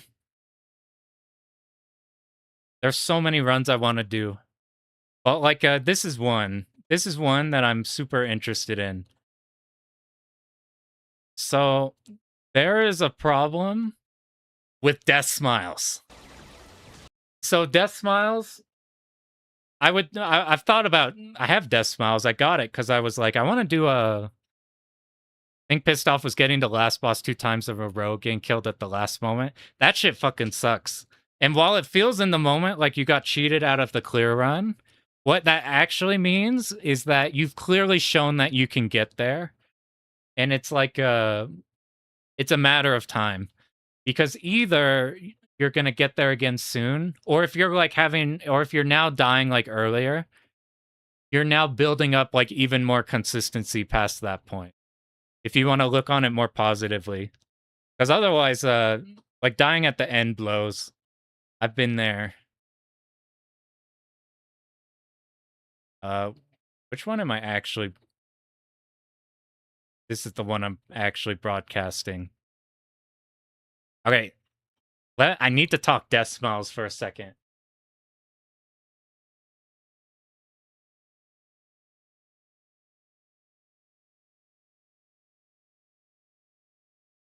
Okay, here's my thing with Death Smiles. I got it because of the since it's one of the easier cave games. If you're doing like the lowest possible level routing, either playing the version where you can just do level 1s on everything, or doing it where you only need like 2 level 3s, so you can use your resources on the level 3 ones, or uh or like just picking easier stages for the level 3 ones. And then I thought about like that would be like the one I could do for a guide. And then for a harder run, I've thought about doing everything on level 3, doing Canyon.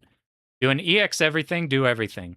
The problem with the game, I found runs where you don't need hyper recharges. I really don't like hyper recharges because if you fuck that up, your routing is out the window. Not a fan. It's kind of like when you fuck up your hyper routing in DOJ. It's like, well, my setup's fucked. What do I do? But I found something that fixes that problem and the other problem with Death Smiles. The game is like not hard because of the level selection and because they force you at level 3s. Even if you're doing all level 3s, the difficulty of the first half of the game of level 3s until you do Canyon and the final stage castle is dramatically fucking different. Like unbelievably different in difficulty between the first half and the second half, to the point where while it might be easy to get to the second half and then you just like make your run from that point, it's kind of like a waiting room. Just kind of sit there through the easy mode waiting room and then you get to the end and it's not interesting that much. And then like if you fuck up the hyper recharges at the parts and then not have it when you want, that's like annoying. I can see that grinding on my gears, so I haven't done Death Smiles. But it's been in my back pocket for something I've thought about wanting to do in the future. I found a run. This is by Cost. I forgot to link the last run. I'm gonna link that before I forget. Just this guy in general is like the. This guy in general is like the GOAT for Batrider. For score, for resources of just learning about the game. It's all in Japanese, but he does have English stuff. He does have English resources. He has a couple of English versions of like the guide of something similar to the route we're gonna do. And now I'm gonna link the next one. It's by Koss. I found out about this recently because somebody I think I saw it in one of the Rev Discords, and I think they said it's notable because they play it on the shitty port, which doesn't have slowdown, which means the survival strats have to be extra good. And in the description, this guy talks about not needing hyper recharges. So those are two things that instantly catch my eye whenever I find a route that have those two things in there. Consistency and needing to go extra on survival instead of just kind of like playing. Where do I link it? My shit's weird. This is the Decimals one I'm talking about. So how do we fix the problem of the first bit being boring? Behold, it's Mega Black Label. Every time I hear somebody talk about Mega Black Label, they're talking about how they don't like it. They're talking about how this shit sucks. How they like normal Decimals better. And I actually don't know the differences outside of like, there's some like weird things with how there's differences in how the items work, or like you have Sakura, and Sakura's busted, so you pick Sakura. But here's the thing, they added in level 999 mode, and they added in a new EX stage. So the game's long as fuck, but the new EX stage is like my favorite looking and sounding Decimals stage, at least for looking at it right now. But here's the real thing. Whereas in normal Decimals, if I'm doing level 3 plus Canyon, it's snooze relative to the run compared to like how the end game is. It's a snoozer until you get to Canyon, and then you're like, what the fuck, I'm doing loop 2 level shit. Well, behold, this is what Mega Black Label looks like. On stage 1. Oh god, it looks like DFK already. It looks like the aura already. So my first initial opinion of this was that this is just an uber hard mode they added, and this is not for me. This is for like the super players who like Decimals level 3 and Canyon isn't enough for me. I need like the uber hard mode. I need the ultra version of Decimals. That's what I thought this would be. This shit is really consistent. This appeals to me in a lot of ways. I really, really, really like this run. Like a lot. I was going to do Mushi Ultra next as my next hard run, and I might still do that anyway, just because this is a much longer run. And Mushi Ultra, while it's going to be a harder execution, of course, this is like a run I'm really fucking interested in. Because there's something about the hitbox in this game, the glow of things, and the bullets that remind me of Mushi, along with the fact that it's in the Mushi era of whatever they're using. What up, Sensei? I'm yapping about why I think I'm going to try for Decimals Mega Black Label on like 9999. Because this run is like extremely appealing to me. I don't think I'm not gonna have this by like next week or anything. This is one I have in like the pocket that I want to learn for like as I'm learning game, hard game type of thing. This might be, I'm debating learning this or Mushi Ultra first. But this game appeals to me so much because for some reason, I've heard others say that like they don't like the bullets or dodging in this game. I'm the opposite. I think Mushi Futari has the best like dodging. The orb microing things is super satisfying. And the orb dodging things in Mushi is super satisfying. And the purple bullets are satisfying to dodge. And your hitbox is small. This game, it has the same Mushi bullets. It has the same weird glow that makes Futari I can't quite explain. But the glow of shit makes me happy to dodge. I really like dodging glowy shit. It's something from Toho. For some reason, Toho, like your fiery glow blocks, or like think your Muramasa blue glow blocks, I fucking love those for some reason. But this game appeals to me from that perspective, in that I really like the Mega Black Label 999 patterns a lot.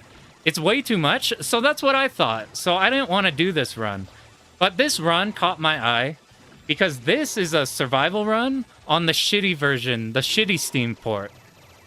Which means it's missing slowdown. So the strategies here are accounting for the fact that we don't have slowdown. And this shit is so consistent. I keep watching this run over and over. Because there's very, very few parts where I go and look at it and I go like, this is an inconsistency. Maybe when we're in the thick of it, this would be like an annoying death point or like be super ass execution. But the impression I get from this is the type of dodging and bullets and type of variety I like out of the Futari God mode we just did. Combined with the R-type strategic routing. These revenge bullets don't fucking matter. These revenge bullets don't matter because you have a giant-ass force pod. The moment I realized that this game is R-type with Mushi dodging, I got so interested in this game. Because, like, the bullets that actually shoot just don't fucking matter. And obviously, he's not scoring. It would be much crazier with scoring. But, like, if you know how to position your option for the current section, then the revenge bullets just don't fucking matter. And with Sakura, you move so fast and focus that you don't need to, like, move, reposition, move, reposition, move, reposition. You only reposition your options when you need to. And, like, let's look at this boss. The bosses seem not bad at all. And we're doing no slowdown. What does that actually mean? I have no fucking clue. I don't actually know what the normal slowdown's like. This type of, like, R-type is a good way to look at it. I think so, too. What up, Love Knife? Love X Knife. Is one Steve port better than the other or both the same? Sorry, I just saw your thing just now. The Death Smiles port, that is just Death Smiles, and it's probably way cheaper, is missing slowdown. I'm parroting in this, though. I don't actually know what slowdown it's missing, but for years I've heard that it's missing a lot of slowdown. So when the City Connection port of this happened, Death Smiles 1 and 2, that's the one that's the good one. I'm pretty sure this is just good. I don't think the input delay is bad. I think it's a waste buying newer Death Smiles. Only reason to do so is for Death Smiles 2. I feel that way for if you're not like a... Like, if that shit doesn't matter, like, I suspect if you're just playing to, like, clear the game, like, on a, like, what we do, a survival run, it probably doesn't matter what version. So you just buy the cheaper version and, like, slow down weird in one place, who the fuck cares? I think if you're doing all level 3s and normal Death Smiles, or if you're doing, like, 999 this shit, I suspect you... And, like, this guy did it on the shitty port. So, like, and the port's expensive, so it's like a weird situation. I got it when it was on sale during one of the winter event things. So it was, like, barely anything. Like, if you could get this or a Kai Katana on sale, missing slowdown better. Yeah, it's better on your wallet, too. It's like a fifth of the price. You played both recently, think you noticed a difference, but you're noob, so you couldn't tell what it was. It could be. You're probably, like, even if you don't know specifically, there's probably, like, it's probably there. A Kai Katana, your beloved. I really like Shin. I've thought about going back and doing a Kai Katana arcade and doing another guide thing on that because the system's so different. But I like Shin too much, and I don't like the input lag of that port. This doesn't suffer the Akai Katana input lag. Akai Katana has a lot of lag, even on the Steam port. This game, it feels pretty good. If anything, like, the worst I can imagine is it has, like, one worse than normal or something. But, like, just playing it, I'm like, nah, this feels good. But, like, so this is just R-type memo. The R-type, which I like, that's a positive for me. R-type stage design is a plus for me. I'm memo enjoyer. What's some cool shit? Let me show you how the bosses are dealt with. Wow. Who shoots the pots? With decorators, the neighbors will notice. Decorators. Get me out! I just need to make my No!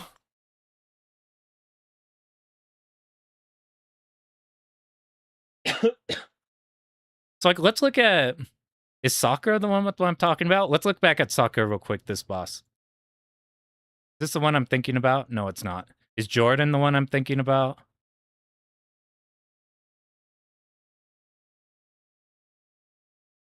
Let's just look at... So, like, this is an example. This is one of them.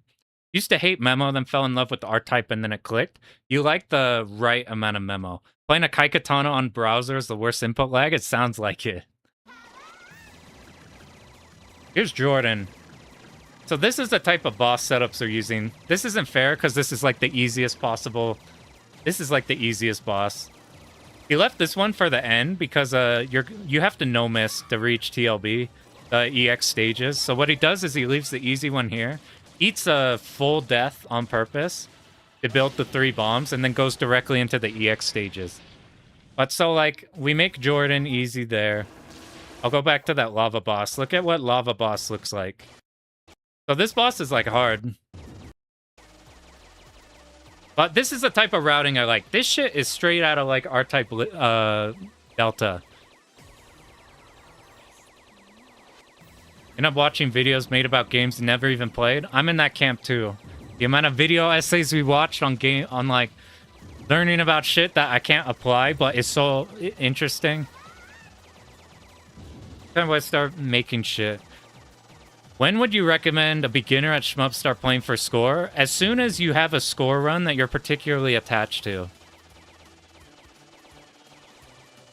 I'm doing so much survival shit. I'm just happy doing these. But the moment you find a run that's like this is like if you're normally doing survival and like I want to do a score run, I'd just be shopping for a bunch of shit and just seeing if it's cool. There's games I like for survival, don't like for score. There's probably vice versa. Just shopping around different people's runs and seeing what looks cool. But literally whenever you're interested, because the game, the character, the whatever run you want to do is the run that you want to do. Like we could give advice for like this is an easier one if you're not looking for like a particular like a one of certain difficulty. But like I would do the one that's cool to you. In fighting games, there's a lot of people who would like not learn the character they want to learn. I want to learn Eddie Gordo, but everybody tells me I need to learn a more fundamental character like Kazumi. Or I guess there's no fucking fundamental character in Tekken 8 I can't even make that example for. But and then they miss out playing the character they want because, well, they told me to play this. We get guide on whatever difficulty of game, but like, if it's cool and you want to do it, you should just go for it. If you're not in the mood, then you don't have to. I'm usually in the mood for clearing fast, and I don't like grinding, so I do survival because we usually clear in a stream. Friend taught you how to 1cc death smiles. Finish, put it online. Like the replay that could be downloaded. I love that shit. I remember downloading, like, when Mushi came out on Steam. Downloading people's replays on the leaderboards and checking those. You watch the runs of DOJ for score? They're cool and so terrifying. Yeah, they're spooky. They're really spooky. And here's advice for scoring. When I initially started routing games, I thought that, what I wanted to do was I wanted to learn the best route, because why would you learn a route if you're not learning, like, survival's all you've been ever interested in? You don't get the appealing of scoring just yet. Is there anything, Balavan, that slightly interests you in scoring? That you've been, like, a seed in the back that maybe? I've had a few of those where I vastly prefer survival. I like just clearing the game and trying to do that as, like, efficiently and easily as possible. But every once in a while, I'm like, damn, that might be the one cool score thing. But see, even there's like turbo fucking strong players who are just in the survival. Balafan's a psycho player. You should click on his channel. The stuff in there's not okay. But, my advice for score. So I was talking about how I wanted to learn Escaluda 2, and instead of learning like a 500 million route, I'm going to learn the world record routing, because why learn a shitty route when I can learn what you're supposed to do? It's a world record for a reason. They go out of their way to do egregiously tight timings and very dangerous strategies and very, very hard execution to get to that point. So my advice for scoring is you should start low and build up. So for example, like we were talking about Dimahu, counter-stopping that game is like, and getting like plus or minus like 10... whatever 10 is from the max. Like, max is 9999999. Getting, like, 10 past that or something. So you might go like, if I'm going to score, I need to counterstop it. You might lose your mind. I don't know about that game specifically. But for Escaluda 2, I lost my mind trying to get the max. Because I'd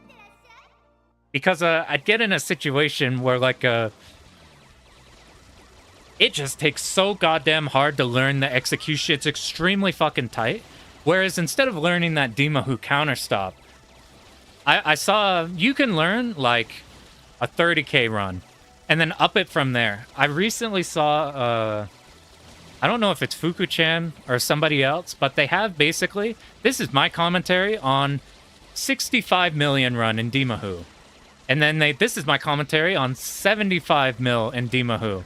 And then eventually they've reached the counterstop. I would like get the run to a point to where you can like do it. You can do the whole run most of the time and like score decent, score okay. Just barely score. And then start implementing like the hard shit that you want to do. Because if you go from the get-go learning world record, you're going to learn the world record route faster, but you're going to lose your fucking mind unless you know like super hard what you're doing. It sucks for survival. Doing Escaluda Stage 1 entirely in overmode is a shot of adrenaline that you can't go back. Can I tell you a secret? I was going to put in a second run into Shmup Slam. But, I think there's going to be more this year, and I haven't fully routed it yet. But I was routing Escaluda all in overmode. I was routing Escaluda all in overmode. My idea was we're going to show a overmode run at Slam. But I decided not to chuck that in there because I'm already taking up too much time by doing Dodonpachi, and it would be cutting out somebody who might be interested in doing it with like the live submissions. And it's like I'm already doing like a hard enough run to practice for, and it's like a notable run because it's Dodonpachi. So I'm like, we don't need to steal too much time and overburden. Just created a portable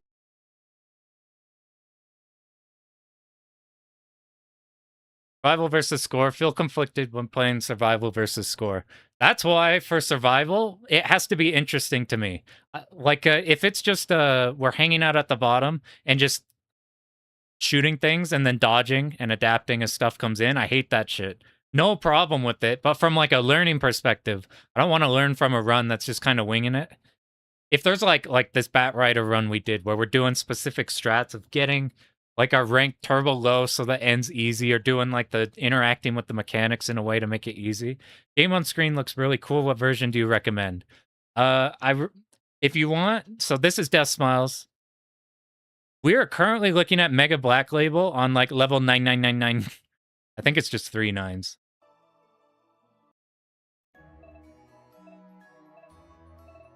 I would play Death Smiles, just the normal arcade, not Mega Black Label. It's a MBL. I would just play normal Death Smiles arcade. And the way the game works is you can pick whatever difficulty you want on these stages. If you're playing the arcade rules, you basically like pick from level 1 to 3. And you only have to level 3 a couple of them, level 2 a couple of them, and then level 1 the rest. So you like pick and choose which one you want to be the easier stage. Death Smiles is one of the more approachable cave games from doing the lowest possible level selection. And then if you want to scale upwards, you start doing everything on level 3s. You can do a run that's like, I'll do all level 3s and the final level 3 boss. Or you could do like all level 3s and the secret stage. That makes it really hard. Or even like do something like all level 2s now. We're looking at this run because it's particularly interesting for the reasons I was talking about before. For the one problem that you have to no-miss ice. Okay, listen to Ice Castle real quick. Tell me this isn't the coolest goddamn stage.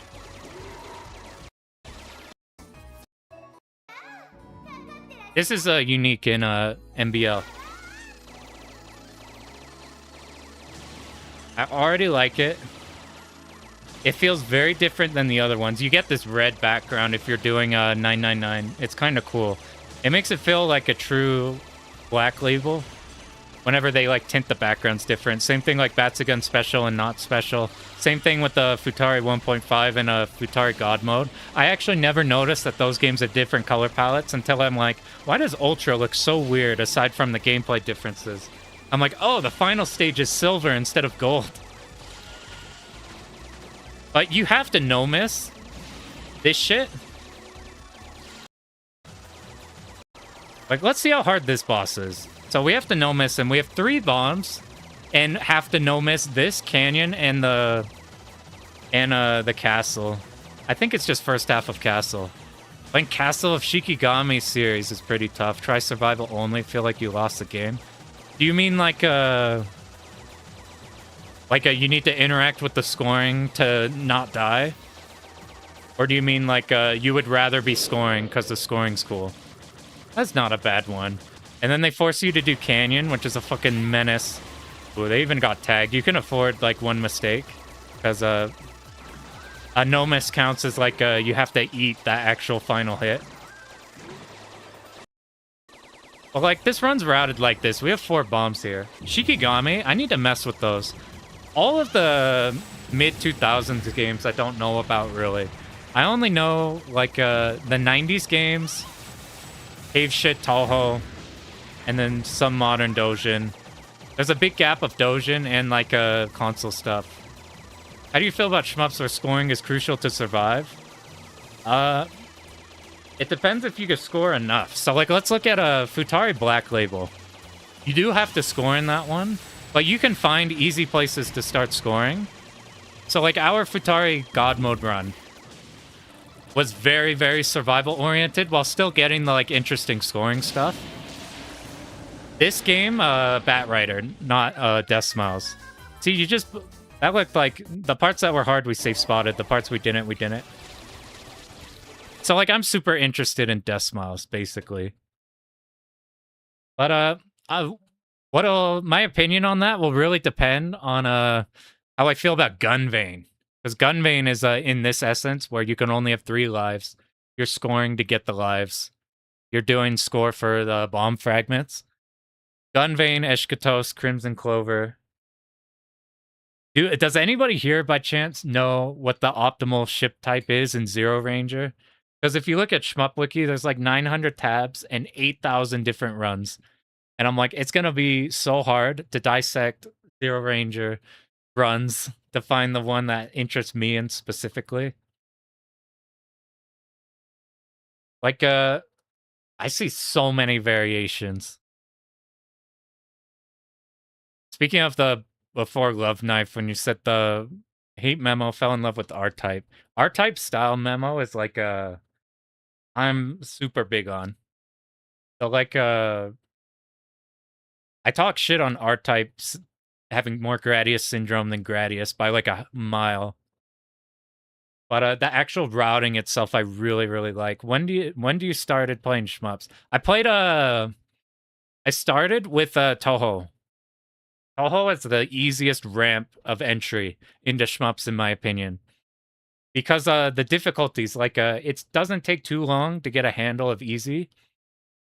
And then a normal is, like, hard enough that you gotta lock in as a new player. Like, that shit is not free. There's a lot of hard stuff you gotta do on some of the normal modes. It's, like, approachable enough but challenging to the point where you could be happy just doing normal modes. For a long period of time, I only did Toho normal modes and never attempted anything else until I learned how to like take a replay and learn from that. And then you learn really fast if you're taking somebody's already really strong constructed replay. Gunvein looks like Crimson Clover, not your thing. Depends on the ship type, really. It kind of is with the big blow-ups. You play like the Pink Sweet ship, the green one, and it just turns into like a... For score, it's like keep everything alive, massive fucking bomb. That's joyous. Survival-wise, it's like bombing a lot of survival points, bombing a lot of big points. The type A and B do the Crimson Clover thing. I would hop on Crimson Clover right now because I found a Tane Gauntlet. They're like a strong player. Has a route for Arcade Original that I really, really, really like. It's super good. But Crimson Clover has no save states and no external tools for save states. So I've been thinking about how to approach that game, and I think you just have to learn through visual training by watching the replay and like pretend you're like doing that shit until like you are doing all the things the replay is doing, and then implement that, because I need to learn on a step-by-step basis.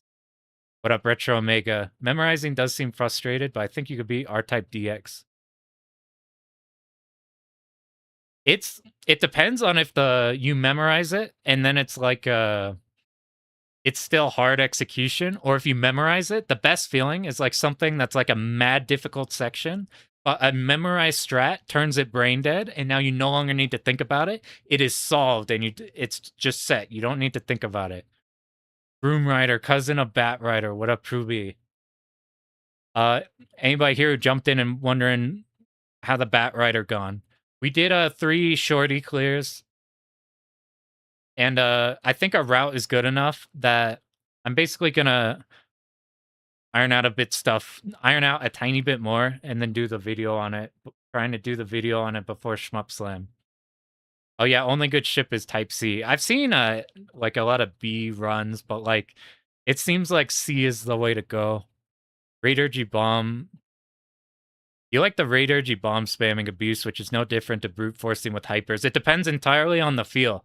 So for example, DFK normal, a DFK 1.5 hypers, I don't like. I don't like beating sections with DFK hypers. Batrider rules, it's fucking good. It's enough that I've considered scoring this shit, or even taking it a step further in this way and doing like a all boss run. It's super sick. Well, we gotta do Garaga and Bach raid before. But the like DFK 1.5, the hypers, I hate it. It doesn't feel good to cancel shit. And whenever you're in the second loop where you do want to cancel shit, the revenge bullets are spooky. It's not that satisfying. I like the black label version of it, which is like it's the same thing, but you're like having a more active role in canceling exactly which things you want, and because they're more frequent, you're like picking spots for it. Especially in the, I've thought about doing the strong style run where you do get revenge bullets, but it's harder controlled. Don't know if you can 1cc, but you wouldn't mind learning it, but they seem out of your league. Here is the strategy. This game has unlike Garaga, where you gotta do the whole thing.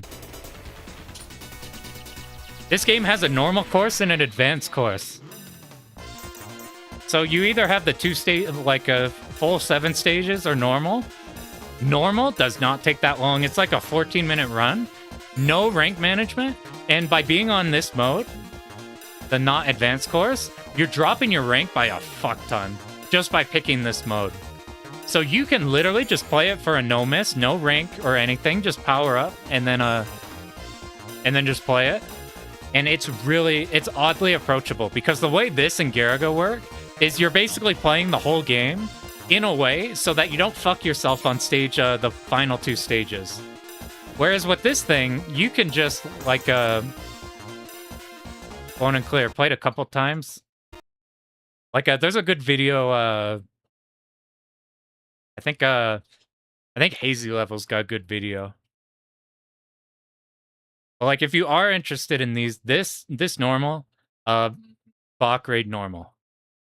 Suspect those are super good. Garaga outside of the port, I think, has like jack dick.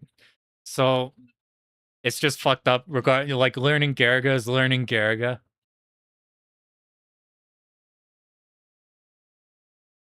Keep this going. We have something on here. What do we want to do now? We got a bunch of runs. Bach raid is hard for you. I'm thinking of deep diving on that one. I'm curious about that one in a few ways. In fact, that's what we're going to look at right now. That's what we're going to do. I've talked about this before on stream. Does anybody here have like a rank knowledge of back raid? Does anybody know what's going on in back raid? I have questions.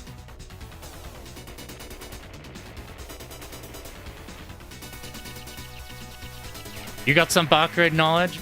So here's the thing I'm wondering about. So Back raid is so fucking different if you're playing for survival and if you're playing for high score. Like, if you haven't seen this game before, let me just get to a section where it shows you what the game is normally like. Let's get to the boat section. Garaga's awesome, but visibility causes you physical pain. If you have access to the PS4 port, you can make everything like bright purple. And it's so much better doing that. Also got a hitbox viewer, I think. So for people who don't know how fucking nuts bot rate is. Where's it? You know what? Let's do this. Let's do, this song's fucking awesome, by the way.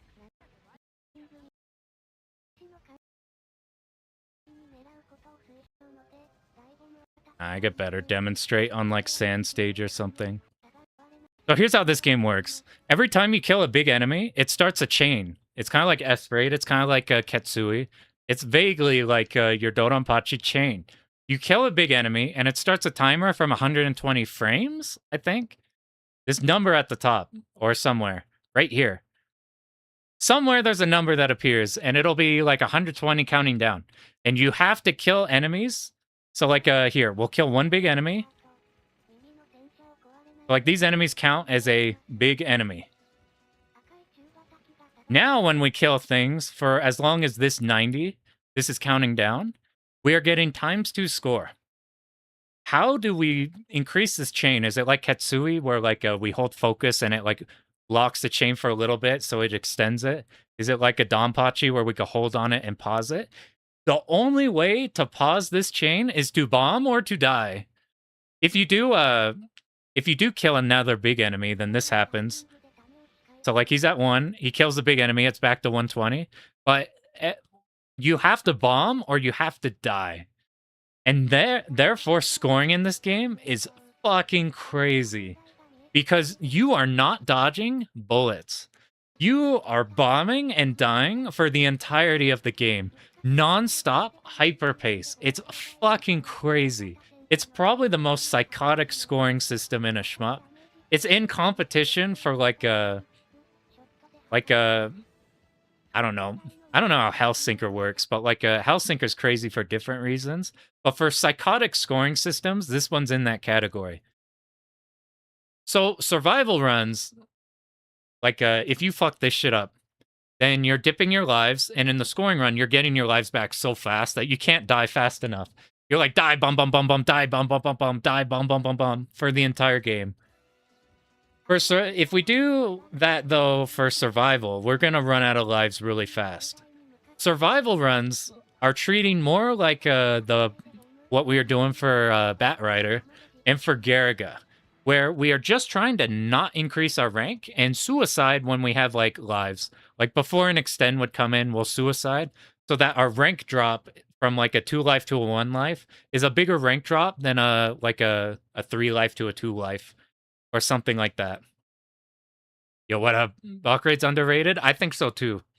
I don't think it deserves the legacy of like Garaga, or I don't think it's as crazed as Batrider in terms of like overall everything. Would you ever do a guide on Hellsinker? I did find a no-miss route, but I have a lot of Dojin games I'd be more interested in before that one. But this game, I think, I suspect if you play it for normal survival, it's just kind of like a less enthusiastic version of a Yagawa game. Like, it's too colorful to have, like, the vibe of Garaga, and it's not as zany as a Batrider is. But here is where, and then, like, if you play for score, it's, like, completely different game, full craze. What interests me in this game, though, is this very specific route. So I don't know if this works how I think it worked. But the idea with this route is you play for survival. And in normal survival runs, if you look up normal survival runs of this game, you pick Flame Viper and you just live. And then you suicide before you get the next extend. It's just like it's fairly like a straightforward strategy. I think the end game and the cloud stage get really hard even if you're doing low rank like that. This run does not reach the heights of the crazy scoring shit. So for example, let's look at this first stage. you will know exactly what type of run you're looking at for this game based off of this stage 1 for various reasons. I do like it's got the Batrider quality of life. Like the score thing up there and the adjusting your auto fire in game is awesome. That's my complaint with the Garaga, but I think there's a ROM for that or the port. So this is what this run looks like. If you're playing for survival, you either just straight kill this boss, like we did in Batrider, or you do a crazed-ass scoring strategy to get you like 7 mil or something crazy. I don't know the exact number, but it's really, really hard, so you get in reset hell just to start the rest of the game at a lower rank. Everybody who I've seen who does that strategy says it's like agonizing. This one doesn't do that, so that's already interesting point. We don't have to do the fucking reset shit. And on the boss, we're going to do, like, kind of the scoring, because that's kind of free. But look at, like, let's look at the sand stage. This is stage 3 of choice. This run does interact with the crazy-ass scoring mechanics on specific sections, and I suspect, I don't know, I think your rank is lower by doing that. I suspect that this run is better than if you just played the game like a normal shmup with just occasional suicides. I suspect, and you don't see in the replay, this is a good guide. They have on the right, they show the exact locations of everything and like highlight them. You gotta get an idea of the layout. So this will do shit like this. So we bomb, the timer's freeze, timer goes down, we bomb. Timer's still going, we're at 32. We die here, so it resets to, well, it pauses it. And then we come in and bomb. So now timer's back to 120. Because when you bomb, you're killing something. It's like freezing the timer with the bomb, and then something dies, it gets back to 120. And bam. So, like, you will do this at certain sections to drop the rank, and then you are getting... So he got back 2 extends by doing that technique there. And it doesn't look that hard to do, to be honest. I haven't touched it yet, which is a big... It could be really hard, or it could be not. He dropped an extend there. I don't know if that's to get a special extend, like in this game, or if it's to... He just didn't want the rank increase or something. I got no clue. But by doing that one scoring strategy, I think we dropped the rank more than if we just... If we didn't just do that section normally. If we do that section normally, I suspect the rank is smaller. What scares you about these shmups? Suicide and ranking things. So I talked a little bit about what interests me in Batrider, where we were doing a survival strategy, but we still incorporated the suicides and shit. I found that like the end game gives you so many extends, and what happens in Batrider if you die before you want to suicide? I thought your run would just be dead, but it turns out, whoops, I hit one. It turns out, whenever in Batrider, at least with our run, if we die before our planned death point is, which is like before an extend comes in, then we just don't suicide at the point we normally would because we already died. So it's more like you have a shield of buffer. So if we have like 2 lives in like Batrider, and like we need to suicide before we get the next extend, we have the ability to die anywhere until the next extend, and we pick up that extend. So it's like, once that clicked for me, all of the rank shit started making sense to me. Because it used to be like, why not just go for no miss, and then just when you die, you die? Or, if we learn these strategies, will we just get fucked over if things don't go flawlessly? But the reality is it's oddly flexible in a good way, and not flexible in like a fucked up scoring way. What I mean by that is like, I thought you'd have to learn like 9,000 mechanics to figure out how to recover in these games, but it really just boils down to, I have 2 lives. In stage 5, I'm a suicide. So until stage 5, I can die. And then if I get to that, like at least for survival, if you're doing score, you need like every life, you need to hit every threshold exactly when you want. But that's my opinion on there. What up, Breakbeat? So for this game, here's the thing I wonder about this game though. I heard somewhere that the equivalent of the score you get by doing the scoring sections for this game is gonna even out the ranks, so it doesn't fucking matter. So I was like, are they doing the score just for score and not for survival? Like, does it even matter? But then I looked at stage 5, Cloud stage. I look at stage 6 boss. I look at, or 7 boss. I don't, yeah, 7 boss. And looked at Vampire. Everybody talks about Vampire being hard. So this, it's blurry. So it's going to be harder once we can actually see the bullets. We know the available threats. But I suspect that this is lower rank than normal. I suspect that the rank is low here. And what if, does that mean we're suiciding off a bunch of lives? Well, we do reach Vampire with not that many extends, but the Vampire fight itself doesn't look that crazy on here. You'll have to correct me if you've played Batrider. And it's hard because this is VHS. Fucking Nico 360p. But, like, I need to get my hands on this boss. This doesn't look crazy. Like, look how slow those bullets are. If I had a rank display, it'd be easier to, like, compare with, like, the survival run equivalents. But I suspect that this boss might not be a problem. Which is, like, a lot of people complain about Vampire for being a problem. So, I think the worst case scenario is by bombing and doing the scoring strats here, not only is it fun because you're doing the system mechanic, doing the funny number cool thing, but you're also not dodging shit because you're currently in iframes from the bombs and suicides. That maybe it's worth it just for the sheer fact that you don't actually have to survive in these sections. And because it evens out your suicides and bombs with how it was before, maybe the rank here... I need to ask people who, like, I'm gonna look at that a bit more. I'm gonna find some people who know what they're talking about in this game and see if this is true or not. Because I need to, until I get my hands on it and, like, experiment with it, I got no clue if this is, like, a red herring or not. Yeah, you just got here. We did, like, 3 Batrider runs. We got 3 Shorty-B clears. I'm pretty comfy in the routing. I want to make a video on the routing we use for this because it's interesting.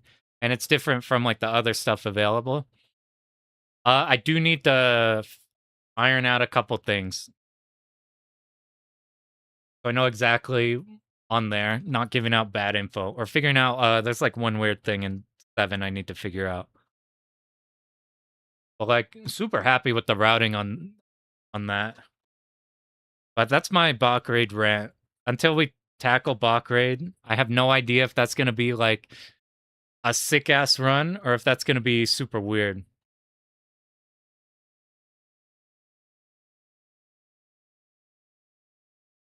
I've yapped a lot about the Batrider and the runs that we want to do in the future. I might do a stream some point. We do need to do Dodonpachi more stream. I'm waiting till Shmup Slam is 2 weeks out, and we'll look at that more. But I want to do a stream where I just go through the routes I think are interesting, and not just have them, like, in the background talking general, but, like, really looking, deep diving on them, and, like, really analyzing them, and seeing if that's, like, a run we'd want to do.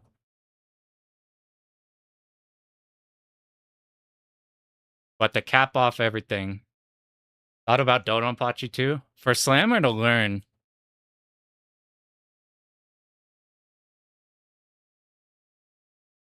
I was thinking about doing DOJ 2-all because I did 1-all DOJ last year. DOJ 1-all, and then this year do DOJ 2-all. But I think about learning. If you get stage 1 through 4 good, and then bomb the living shit out of 5 and 6.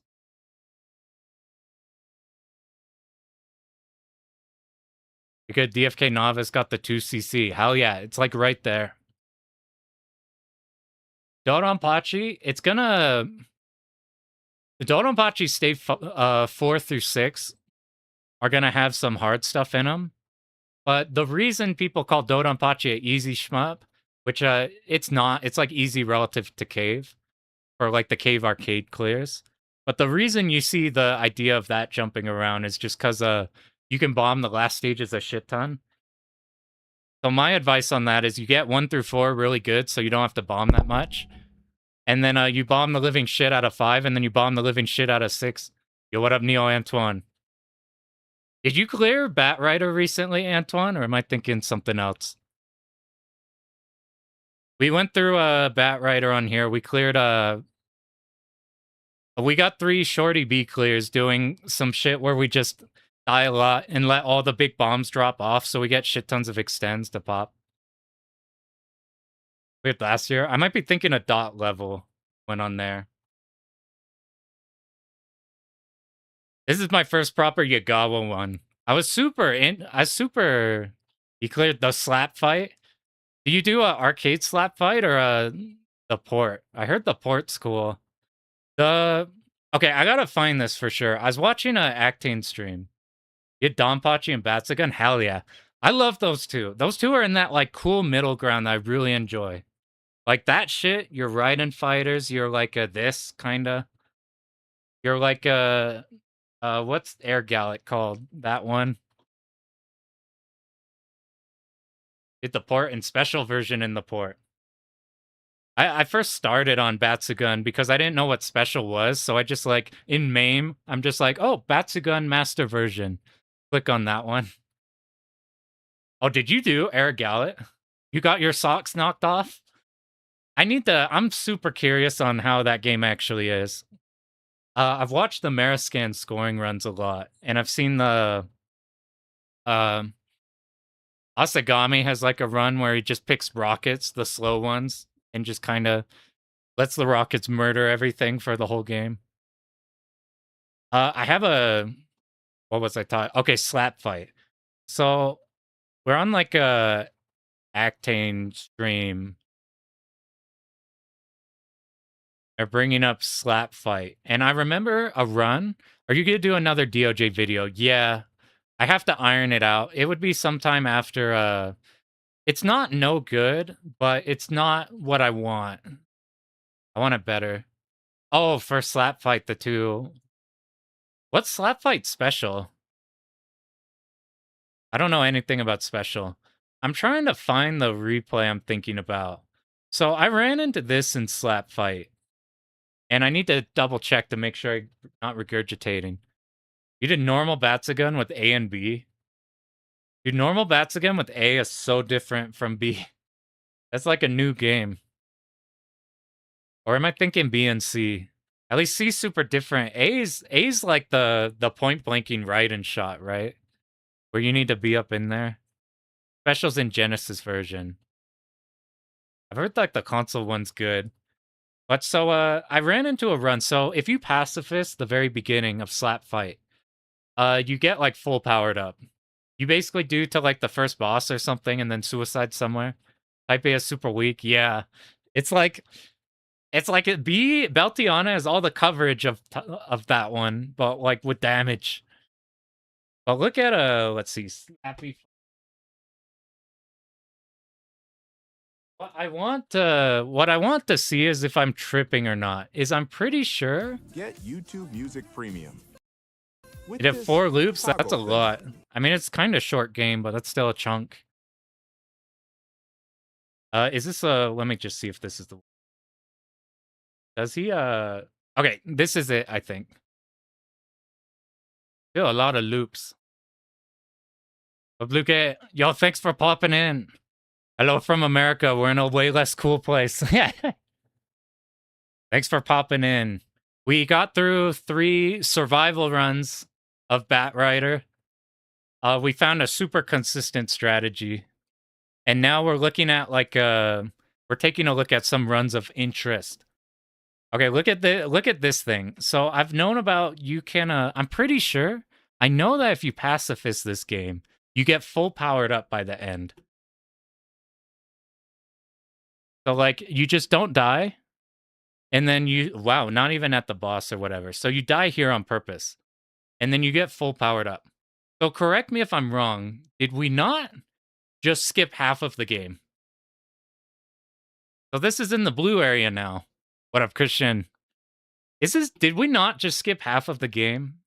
I need to look at one that doesn't do this strategy. But I'm pretty sure you come back and like it makes this loop like an 8-minute game or something. It makes it like an 8-minute game. But the part I'm not sure about, I don't know if it I'm not sure if it's actually skipping the game or if I'm tripping or not. Let's see, Slat Fight Loop 1. I just clicked on random replay. Okay, this strategy, these, wait. Let's see, am I parroting false information? Let's find out. So this is a run where they do not do the pacifist strategy. Let's find out. Maybe, I guess it just skips you past the first boss. Damn, I really thought you skipped like half of this. Ultramup scare you with super fast bullets? Yeah, you have to be dodging them before. You'd have played Raiden Fighters 1 not knowing about how fast those bullets were. Psycho bullets could never. Psycho bullets could actually never catch up to Raiden Fighters 1 bullets. I guess you don't skip half of it. Womp womp. You still get full powered by the start. You only skip like 2 minutes. We'll take it though. So for video wise, I do a video on the Futari shit, the God mode one we just did. And then the next one would be this. We're trying to nail that before Slam. You know what you should do, Neil Antoine? You should sign up for Slam. Online shit opened up. I'm not sure how populated this one's gonna be. So Shmup Slam is in a few weeks. I signed up for DDP2 All. We're gonna do a lot of streams leading up into that. I don't want to do too many streams ahead of time because get burnt pretty fast, especially on something that I've already learned and done. I want to be just killing time. So we just need to get it like back all good and maybe fix some things we had problems the first time around. But that's my plan. So for now, to cap us off, to end off the Batrider stream, we're gonna do. We have to do this every time.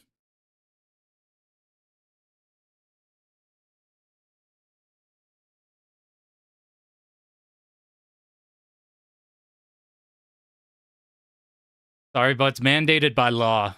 We have to do one attempt at the daily challenge of figuring out which shmup is in the... Which shmup the first stage song is.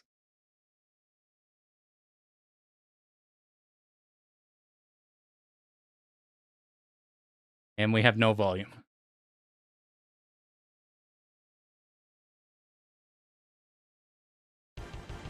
Oh, there we go.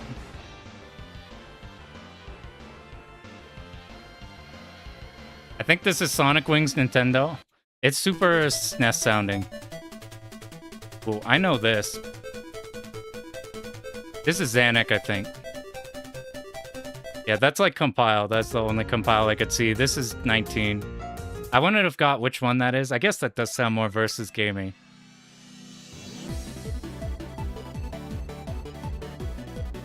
Okay, no. I think this is Q-Side. Okay, cool. I don't know what Q-Side is. I need to look into these games, which I don't know they are.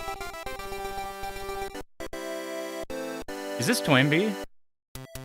This is the oldest one here. It's Twinbee. I've never looked at Twinbee 1. I don't know if it's crazed like a Twinbee... What's it called? I'm like tripping balls. Detana Twinbee. I don't know if it's crazed like that one. This is a Exceed Third. Dude, this shit's so funny. I remember when this popped up on Steam, and people would just gift people this as a joke. For like Jade Penetrate Black Package. I think Black Package, in retrospect, just means Black Label. I've just been like, what the hell is this title card? It's kind of like Under Night. Twinbee is pretty chill. That's sick. I need to look at Twinbee 1, because Detana scares me off. It's spooky. This is a Strikers. This is 3. This is Z-Blade. Goat game. This is Raiden 4. I don't know what Dodonpachi Maximum sounds like. Yeah, what a title. It's like a good game too, but I think the not black package version is the one people like more. This is 1944. This game's actually goated, but I'm not big on the soundtrack. I know some people love the soundtrack on there. This is Super R-Type. This is SNES R-Type-B. That's like the unique stage in a Super R-Type you don't get in R-Type 1. This is Salamander 3. It's like... You got Dodonpachi Max on your phone. I've never actually seen what that one is. Is that like the SDOJ? This is Space Invaders. Which one is it though? Oh, what the fuck is this? No! What the fuck is this? It's one of these.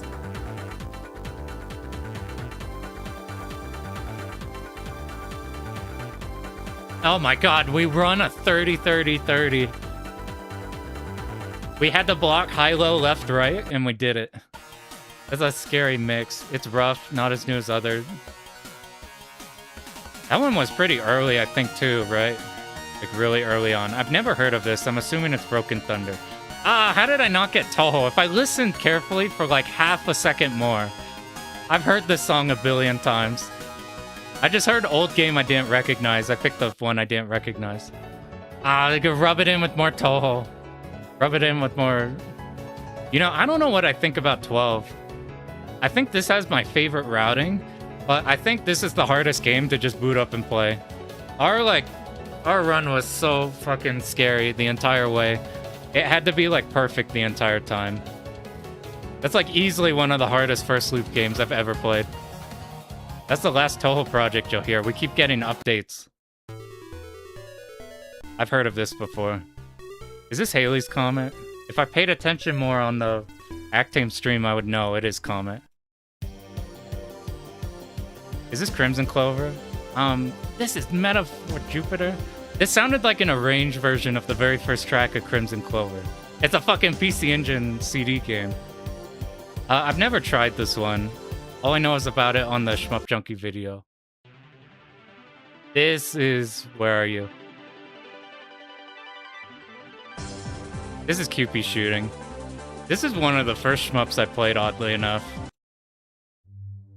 This is, where are you? Now it's rubbing it in with the clover.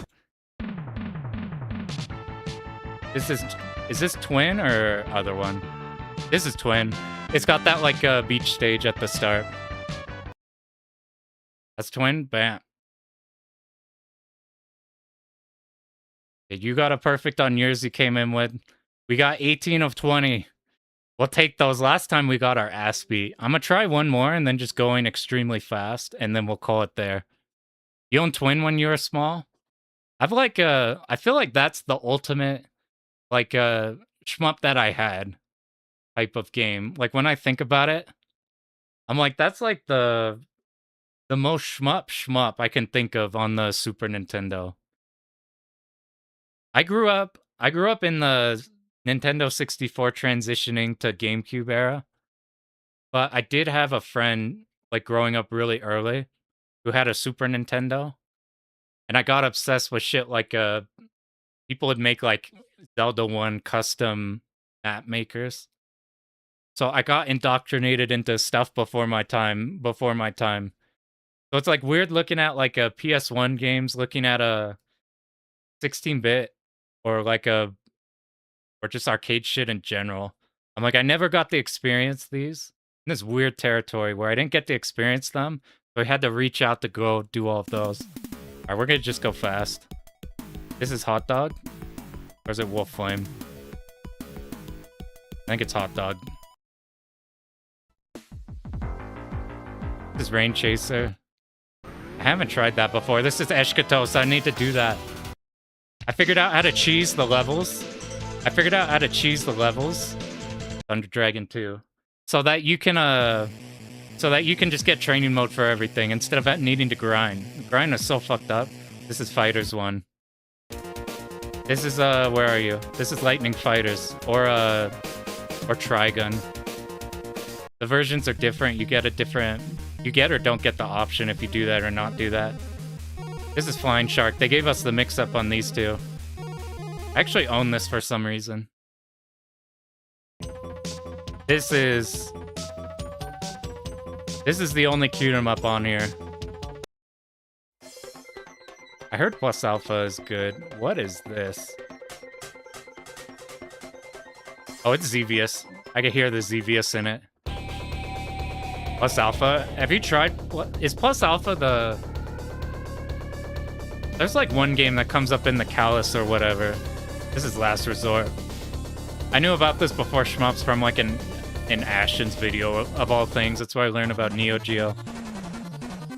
This is Gunneck. This is super new. So no. Maybe Trizeal. No. It's... Uh-oh. Listen to it. If the guitars come in, then it's Dalmako. It's Dalmako Unlimited. That's super recognizable. You did a few loops of it.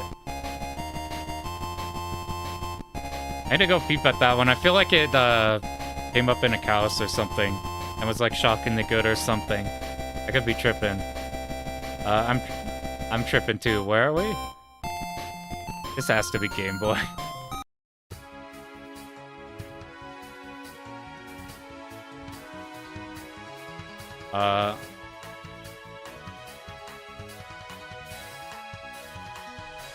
This has to be Toho, right?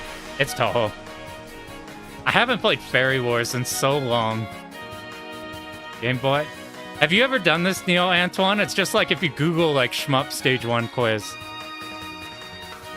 So far, you've aced all of them.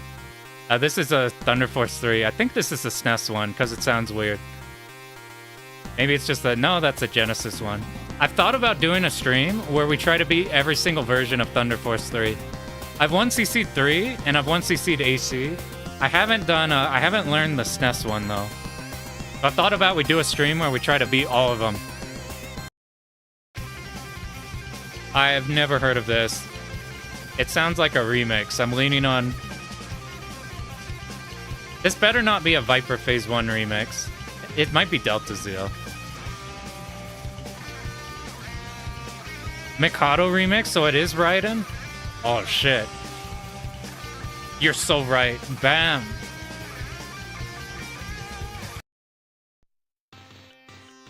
I'm cheating out here. I got the person who made the test.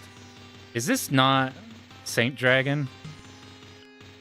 It's not Rezon. It's Saint Dragon. Amiga version. That's why we haven't heard this one. Alright, where are you? This is Grindstormer. I'm fucking idiot, dude. I should have listened for half a second more. I just saw Tolafan. I forgot what... this is 5. Once I figure out how to set up Gradius 5 without having too much lag, that's one we're gonna do. This is 3. This is one of the first stages you could start. This is like the canyon. Alright, we dipped it by 1. Alright, we'll do one more and then we'll be out of here. I know everybody's sick of us doing this every stream, but it's addicting as fuck.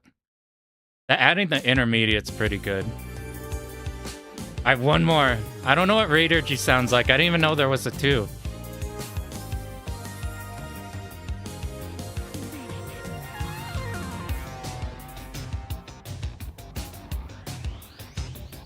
I need... It was Super Hydroa. This is like a Gradius-like. 3, 2, 1. This is Leo. Leo's super good. That's one of my first 1CCs.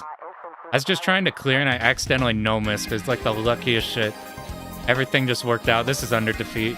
That's another one we need to do. There's so many games we need to do. There's so many. This is Pork. Getting the new port soon.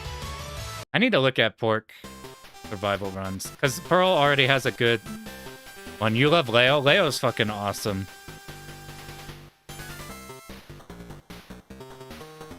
I'm redoing. We must go.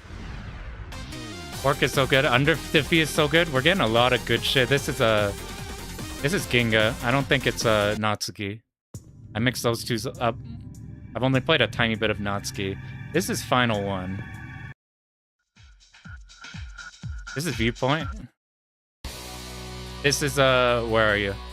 This is Ibarra, not Kuro. Or it is Kuro. It's one of the two. They have a different stage 1 theme. This is Mega Blast, the title game, right? You shoot like all 4 directions. This is Raiden 2. This is a gun knack.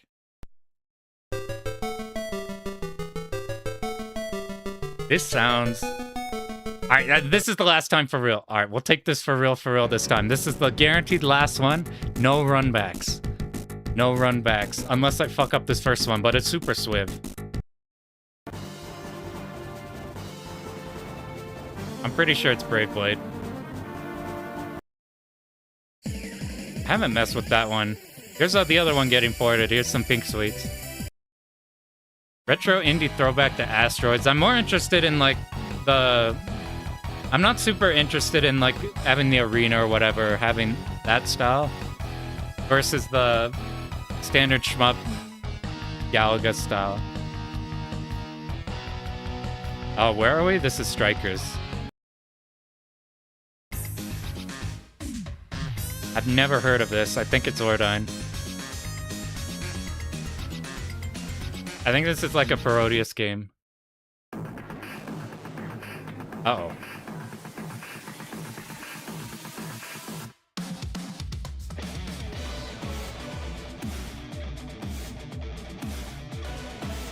Wait, is this a range track of an R-Type song?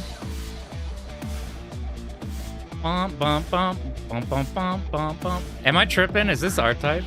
They put 2 Irem here, so it's probably R-Type. This is a CD game. No, that's R-Type. It's so Delta, yeah. What the fuck am I talking about? It's like 100% Delta. I'm just making sure I didn't mix up Image Fight track. This is a Toa Plan. Where are we? I don't know. Zeroing, there you are. I can't read. Here's more Toa Plan. Here's Grindstormer. That's where we should have got last time. Gunnack. This is Raiden 3.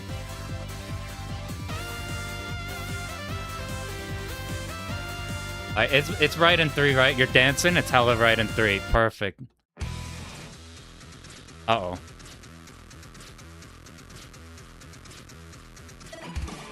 Oh, this is Jets and Guns. Instantly. Jets and Guns, this is technically my first shmup I ever played. When I was like 5. We should do a Jets and Guns stream online. Fucking, I go full Euro. You go for that for the music and the sound things make when you shoot them. Everything else is Euro. Anyway, this is Prehistoric Isle 2. Just imagine some dinosaurs in the background screaming. This is Toho. I don't even need to know which one. They only gave us 2. This is a Jet.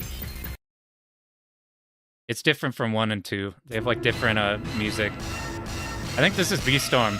Because you instantly go into like the final fight, right?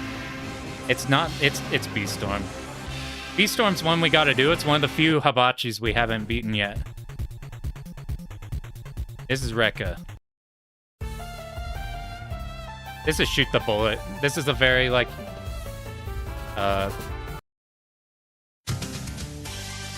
where are we? This is Gaiden. There it is.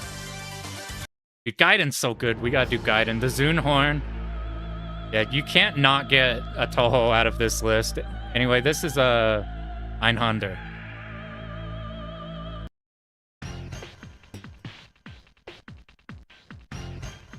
Okay, we got Metamore. It's not that. I don't know what... It's Wolf Flame, is it? Wait. It's not Twin Hawk's the one that's like Sleepy Face, right? Like Twin Hawk's the title one where they didn't understand why Hishozame sounded good. So they just made it like relaxed sleeping. Oh no. Okay.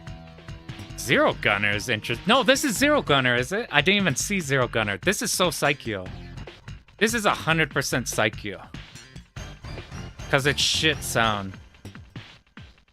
Is this really what Stage 1 Zero Gunner 2 beats you? Alright, it's probably... It's fucking Psycho. There we go, bam! This part here, that sound... I'm like, I've heard of this in Strikers before. Bam, we did it. All right, we'll end off with the 2020. We got the 18 of 20. We got the 19 of 20. This is much better. All right, we call that a success. So that's the plan now. I'm going to work on the Mushi video. I talk about the Mushi one. And then the next video that would come out after that would be for Batrider. And then we'd go back to like do like Toho then guide, then Toho then guide. Because we're up to Toho 12 now in our lunatics. We have to catch up on like five or six Tohos in the videos. We're so far behind. But thanks for everybody for popping in. That was a whole lot of fun. It went better than I thought. Like all of our runs, like we only dipped on like one of them where we made a major fuck up. The rest of them like would consistently win in the end game. Which that's what I was looking for. I was looking for the end not to be very hard. Oh, thank you for popping in here. Thanks a bunch, everybody. That was a blast. Good luck on all the runs you're working on.